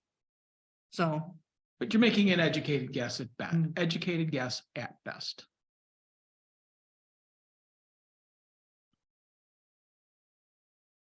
The other thing that is, and I say this not being critical, it's everybody, every one of us based on our own life experience has a certain bias towards a candidate because of whatever level of connectivity.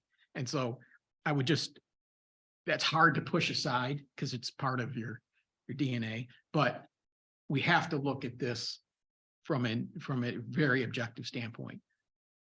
A year from now, would we look back and say, look, in each candidate that you had hired them, a year from now, who do you feel would have the highest chance of success and coming out the other end of that tunnel?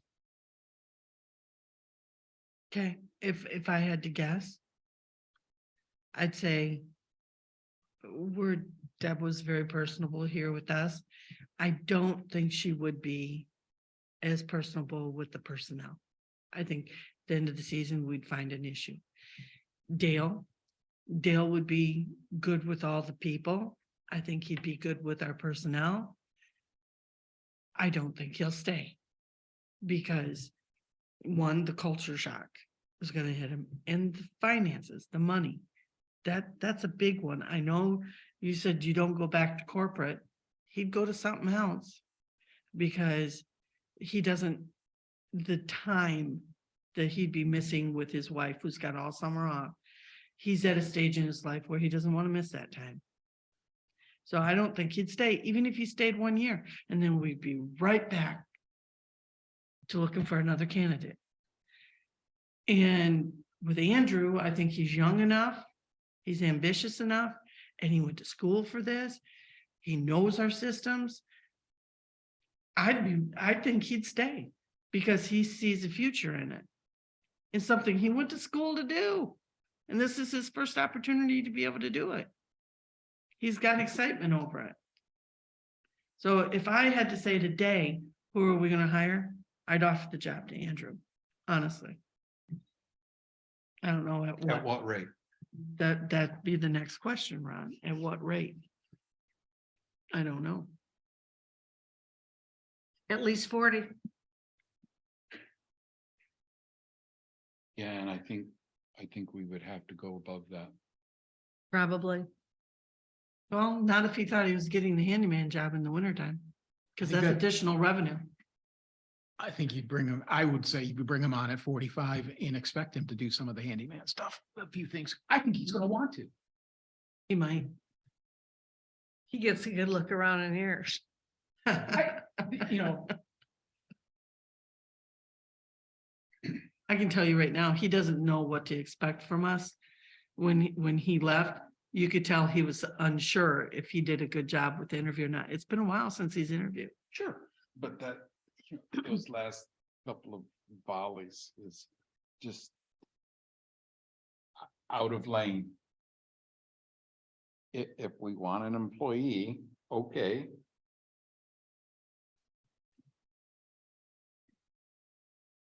We asked for a manager.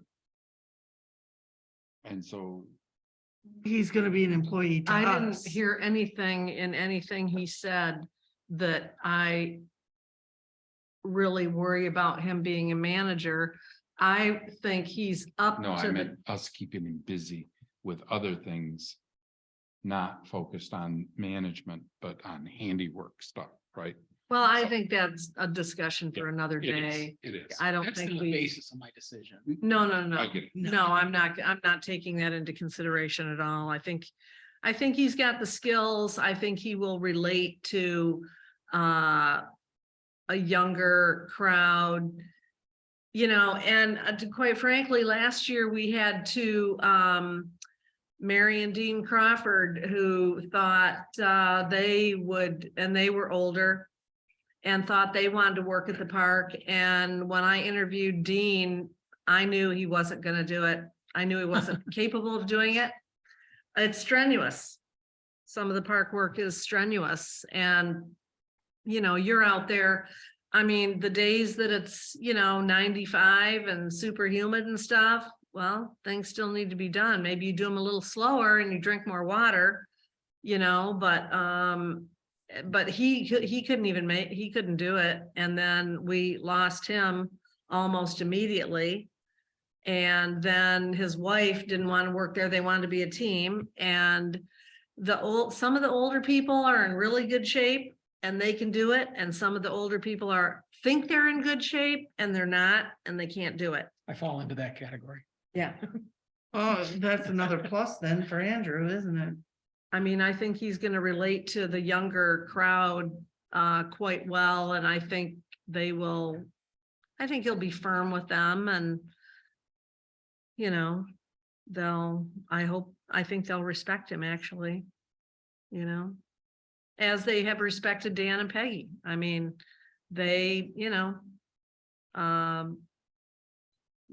that's their main contact. The person who's out there in this job is going to be out there more than I was. And that's who they're going to, that's who they're going to have their most interaction with, is who's ever at the park. So. Okay, so, I guess what I'm hearing is Andrew.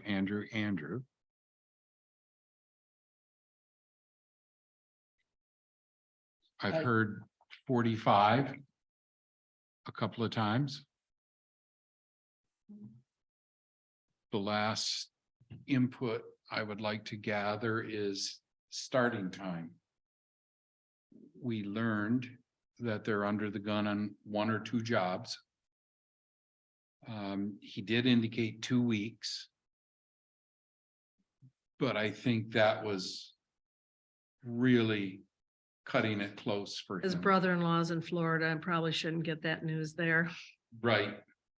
And so how could we bend starting times down? This is going to directly affect you. And, let's say we're already April 1. 2 weeks would be the middle of April. But he also said he could work with his brother-in-law. That means nights and weekends. So if he's working with his brother-in-law, after he works with you, getting caught up on what has to be done, learning. I'm assuming I shouldn't assume, but I'm assuming you're the one that's going to be doing the bulk of the training.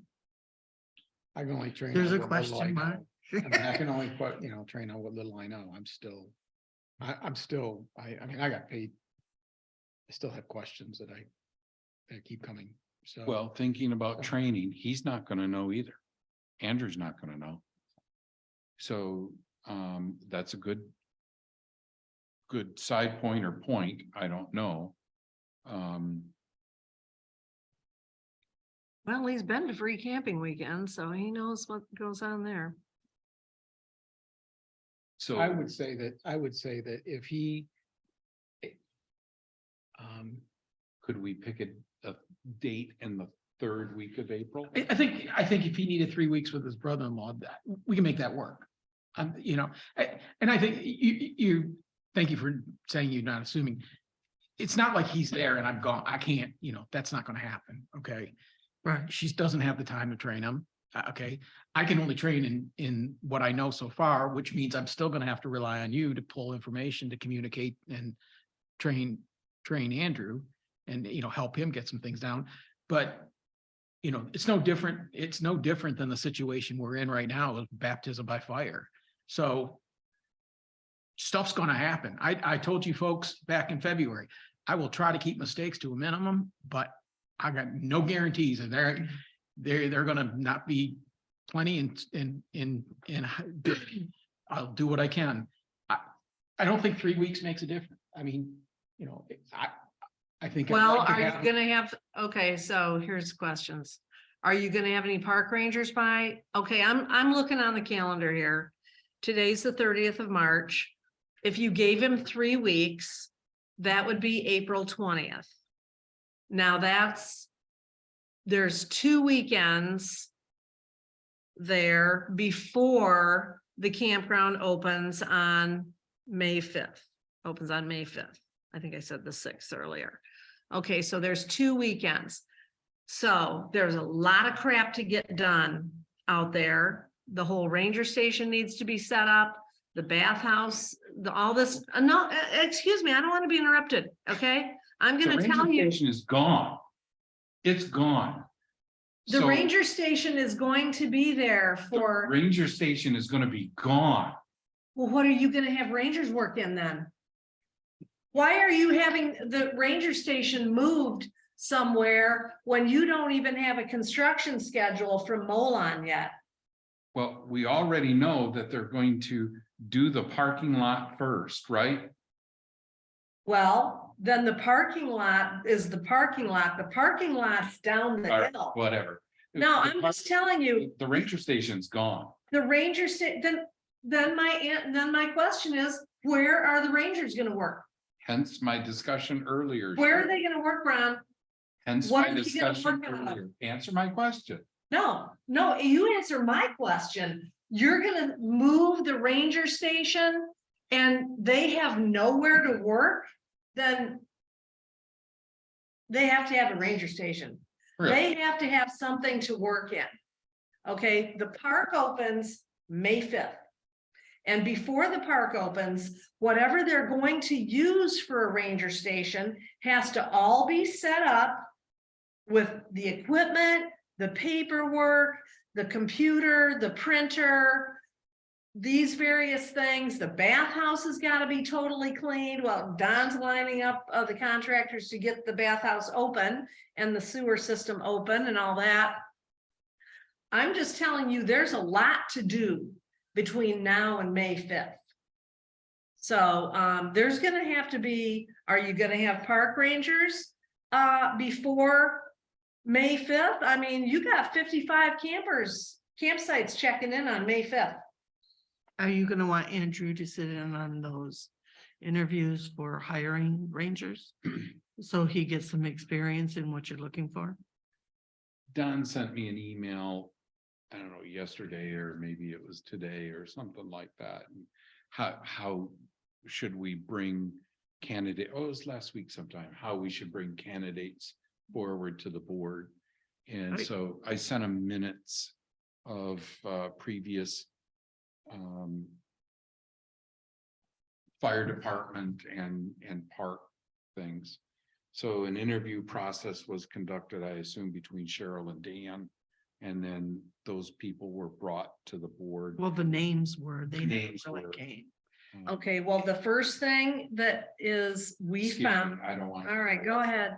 Go ahead, go ahead. I know you know it all, so go ahead. Thing. Tell us. I think it's been a long day. That ranger station better not get moved anywhere until we have a construction schedule from Molon, because that ranger station doesn't need to be moved in order for them to work on the parking lot. Absolutely not. No, that does not need to be moved for them to work on the parking lot. Rick Stout and I talked about a long time ago that they, in order to keep construction traffic off the boat launch road, they could cut through the woods right there. And they could make a little temporary road down to where that parking lot's gonna be. There's other possibilities. Moving that ranger station is going and not, are you gonna move it and not have anything for the rangers to work out of? Or are you gonna have something for the rangers to work out of? Because the rangers have to have workspace. Okay, but I want to talk about. That said ranger station to be moved. When did I approve that? It's been on the plan ever since I started. But you know, Okay, but there's been this no is date. what I just said. That's right. There's been no date ever set. You're gonna, I mean, where will the rangers check campers in? Where will they sell ice, sell wood? I mean, you know, where are they gonna do all that stuff if you don't have a ranger station for them to work in? All right. I mean, talk so- about pulling the rug out on your personnel. Talk about pulling the rug out on your personnel. I'm just telling you. No, I did not. You're talking So about I am moving the ranger leaving. station. That hasn't even been brought to the board. Guys, are we gonna make a decision today? We don't have a contract with Molon yet. Cheryl, What? can we make a decision today? I'm waiting Please for do. somebody to I'll make put a motion out that we offer the job, the position to Andrew Butler at a rate of 45,000 to start. What's the start date? I'm afraid to ask that question because it might degrade into another conversation I don't want to have. I would. Date to I'll be second determined. your motion for discussion purposes. And so what I would say is I would ask you to consider maybe just amending your motion to offer it to Andrew at the 45,000 with a targeted start date between 1 to 2 weeks. April 17th, but no later than April 24th. Because the week of the 3rd is Monday, 3rd, the 10th, that would be the 2 weeks for his brother-in-law. So we would ask him to make arrangements with his brother-in-law to start with us on either Monday, the 17th, April 17th, but no later than Monday, April 24th. And whatever he can work out. I can amend my motion for that. Cheryl, did you get all that or That puts the ball back in his court because we. do I need to repeat it? And I would I got it. consider Thank you. before May 1, So, 45,000 start date before May 1st. I'll be on board with that. That's fine. I mean, it, And give him a verbal expectation that if he could start tomorrow, that'd be preferred. Right. The truth of the matter is we're recruiting for Rangers right now. We're gonna have to hire, we're gonna have to interview and hire anyhow, whether Andrew doesn't start to July 1st, we're still gonna do that. Right. So Andrew, to your point, it would be nice.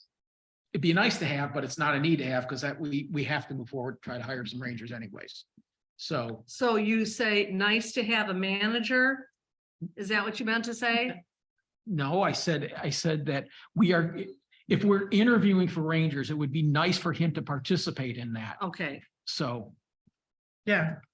Ideally. it would be ideally, good. it would be nice, but his schedule doesn't line up with our current set of needs. That's okay. None of theirs did. None of this, but it Oh. doesn't make a difference. We were probing ahead anyhow, trying to make that happen. So between, for him to square away his family matter with his brother-in-law. And he needs to come on comfortably. And I Yeah. think that's important. If It he is. feels like he's, there's a rift there, then he's gonna, to your point, you gotta be He comfortable. could say right? no. Just because of And that. let's face it, guys, he said family's important to him. Yes, he did. And brother-in-law is part family. Yep. He does, why put him in a position to have to leave his brother-in-law hanging? When obviously, if he was all willing to just drop and I can start tomorrow, you'd start to wonder, Yeah. he left him in a lurch. Is he gonna leave me in a lurch? I respect the fact that he has to give him time. Oh, yeah. It's some integrity. Yes. That was the word I was looking for, and I'm too lunch starved, my brain's not working. So I guess if you could maybe amend your motion to put that date range in there of starting By the end of by no later than May 1st. no later than May 1st. Okay. So the motion would be motion to offer the position to Andrew Butler at the rate of 45,000 per year. per year. With the start date no later than May 1st. May 1st. Could you add, however, if he is available sooner and wants to start, we are willing to take him. We're willing to take Okay. him on. I mean, maybe he clears it up in 2 weeks and he says he Yeah, wants May to start. 1st or sooner. May 1st, Before. just say May 1st or sooner. Or Sooner. sooner. Yes, that So sounds great. just add or sooner to Yeah. the end of that. I get a little wordy. Okay, so what is your motion again? Because that was a lot of back and forth. Motion to offer the position of park manager, Parks and Rec Manager. park and rec manager to Andrew Butler at a rate of 45,000 per year. Start date May 1st or sooner. A second. Made and seconded, further discussion. Yeah, I have some discussion. So, I fully support Andrew, but I'm gonna be voting no on this motion. It's a symbolic vote. I'm voting no because, I'm horrified that Dan Bellinger did not even get an interview for this position. I think that is extremely disrespectful. You have thrown away. He withdrew. Stop. Yeah, after he found out that I was the only one who wanted to interview him. That's why he withdrew. You called. I was the Why would only, I repeat? huh? I didn't repeat anyone on my list that you had called out. I don't I'm the understand. only one of the 4 people at the meeting who expressed who they wanted to interview. I am the only one that chose Dan Bellinger. Dan was top on my list. That- Why wouldn't we give him a job? Why wouldn't we? You didn't want to interview him. You did not mention his Who- name. It doesn't, Cheryl. If Stop. that's, We no, all- you stop. No, we all were I didn't asked. go through my entire list and say my entire list. So you think there is a misunderstanding there? So At the minute, you already, Thinking that nobody wanted to interview him. no, Dan, why would you clearly- not give him the What- job? then why is he not here being interviewed? I don't know. He withdrew, Cheryl. He withdrew only after Don and you and Heidi did not state his name as someone to be interviewed. That is when he withdrew. He withdrew after the meeting at which I the guess that's between you and him. No, that's not between you and him, me and him. It's in the record, pal. So I'm just telling you, I find it highly offensive and horrifying that 3 members of this board, Della wasn't even here. This was on 3/14. It's right in the minutes. No, it was, I'm sorry. I was horrified that day that you didn't have on the agenda to review the park ranger applications that were due March 1st. And so then I said, when are we gonna do, excuse me? And then I said, when are we gonna do that? And that's when we set 3/22, I believe it was, for that. So 3 of the, you chose not to, excuse me, I just want to get this done. We're still on the record here. 3 of you, not Della, chose to not interview Dan Bellinger. He felt there was no support on the board for him to be the park manager, and he withdrew at that point. So I'm going to vote no on this. Let's see, Ron left the board table at, what time is it, Della? 5:38 p.m. Okay, very good. I'm just making a note of that. And so I'm just telling all of you that I think it was highly offensive of, not you, Della, you weren't here, of Ron, Don, and Heidi to not even offer the opportunity for Dan Bellinger to be interviewed. You threw away his 16 years of experience at the park. You threw that away. That's highly offensive. I'll be voting no on Andrew. I will support him once he's hired, but I am voting no because of just what I stated.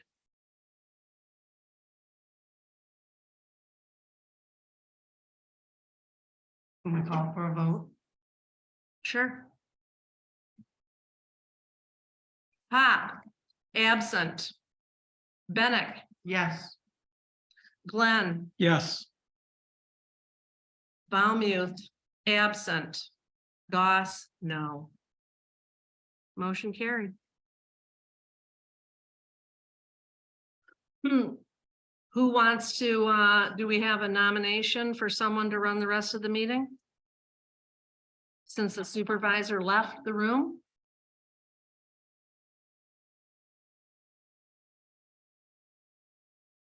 I'm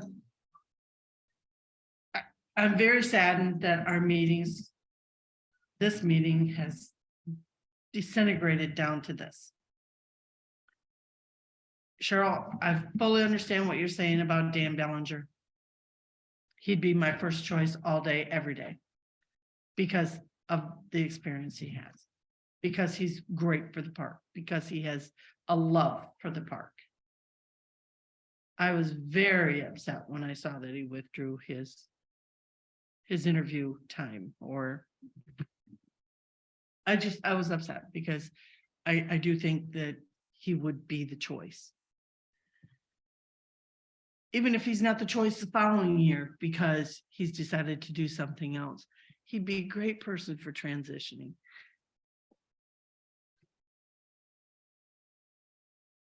But this thing between you and Ron, it makes it really difficult for the rest of us. I am not having a thing between me and Ron, Della. I didn't say At the that. meeting, you just said this thing This between. this breakdown that happened here today between you and Ron is not productive. Well, because he Rest of- lied. He lied. He said Dan withdrew. Dan didn't withdraw until he was only supported by me to be interviewed. I'll call you a liar anytime I want, pal. I'm gonna prove you out to be a liar. Good. Yeah, yeah. Bye-bye. Bye-bye. You've left the meeting now. Thank you. Yeah, go ahead. And so, it's all documented. When the meeting was held. It's right in the minutes, who everybody chose to interview. Of the 4 people that were here, Della, I am the only one who wanted to interview Dan Bellinger. When Dan found that out, he felt there was no reason for him to continue, that there was certainly no support to even interview Dan for the position, except for me. And so a couple days later, he withdrew his application. That is exactly what happened. We didn't interview Dan today because no one but me wanted to interview him, Della. I wanted to interview him. You weren't here.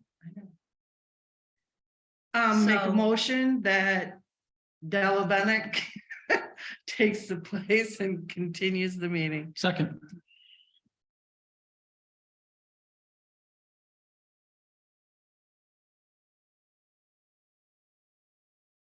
Hold on, I have to say, motion by Bennett that she will moderate the meeting. Yep.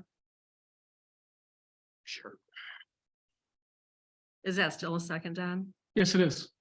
Thank you. Do I hear? Goss, look, we better do a roll call. We gotta do a roll call on it. Goss, yes. Bennett, Yes. Glenn, Yes. yes. Pop and Baumuth are absent. No. Now. Thank you, Della. Do I have a motion to adjourn the meeting? I make a motion to adjourn the meeting. I'll second. Motion by Glenn Any to further discussion? adjourn. I'm sorry. Second by Bennett. Any further discussion? None? I would, I just have one point. I'm going to note that there is no public in the. Oh, that's Building. right. We didn't ask for public comment. I'm sorry. I don't have No, anything. in There's front no of one me. here, so I'm just gonna note there's no public in the building. Thank you. Can we have a roll call vote now on adjourning? Yes, please. Pop and Baumuth are absent. Bennett, Yes. Glenn, Yes.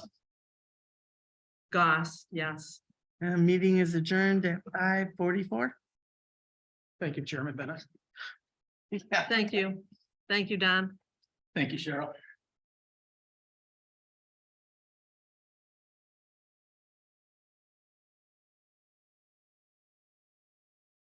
Somebody gonna relate? I mean, I assume Ron wants to offer the job to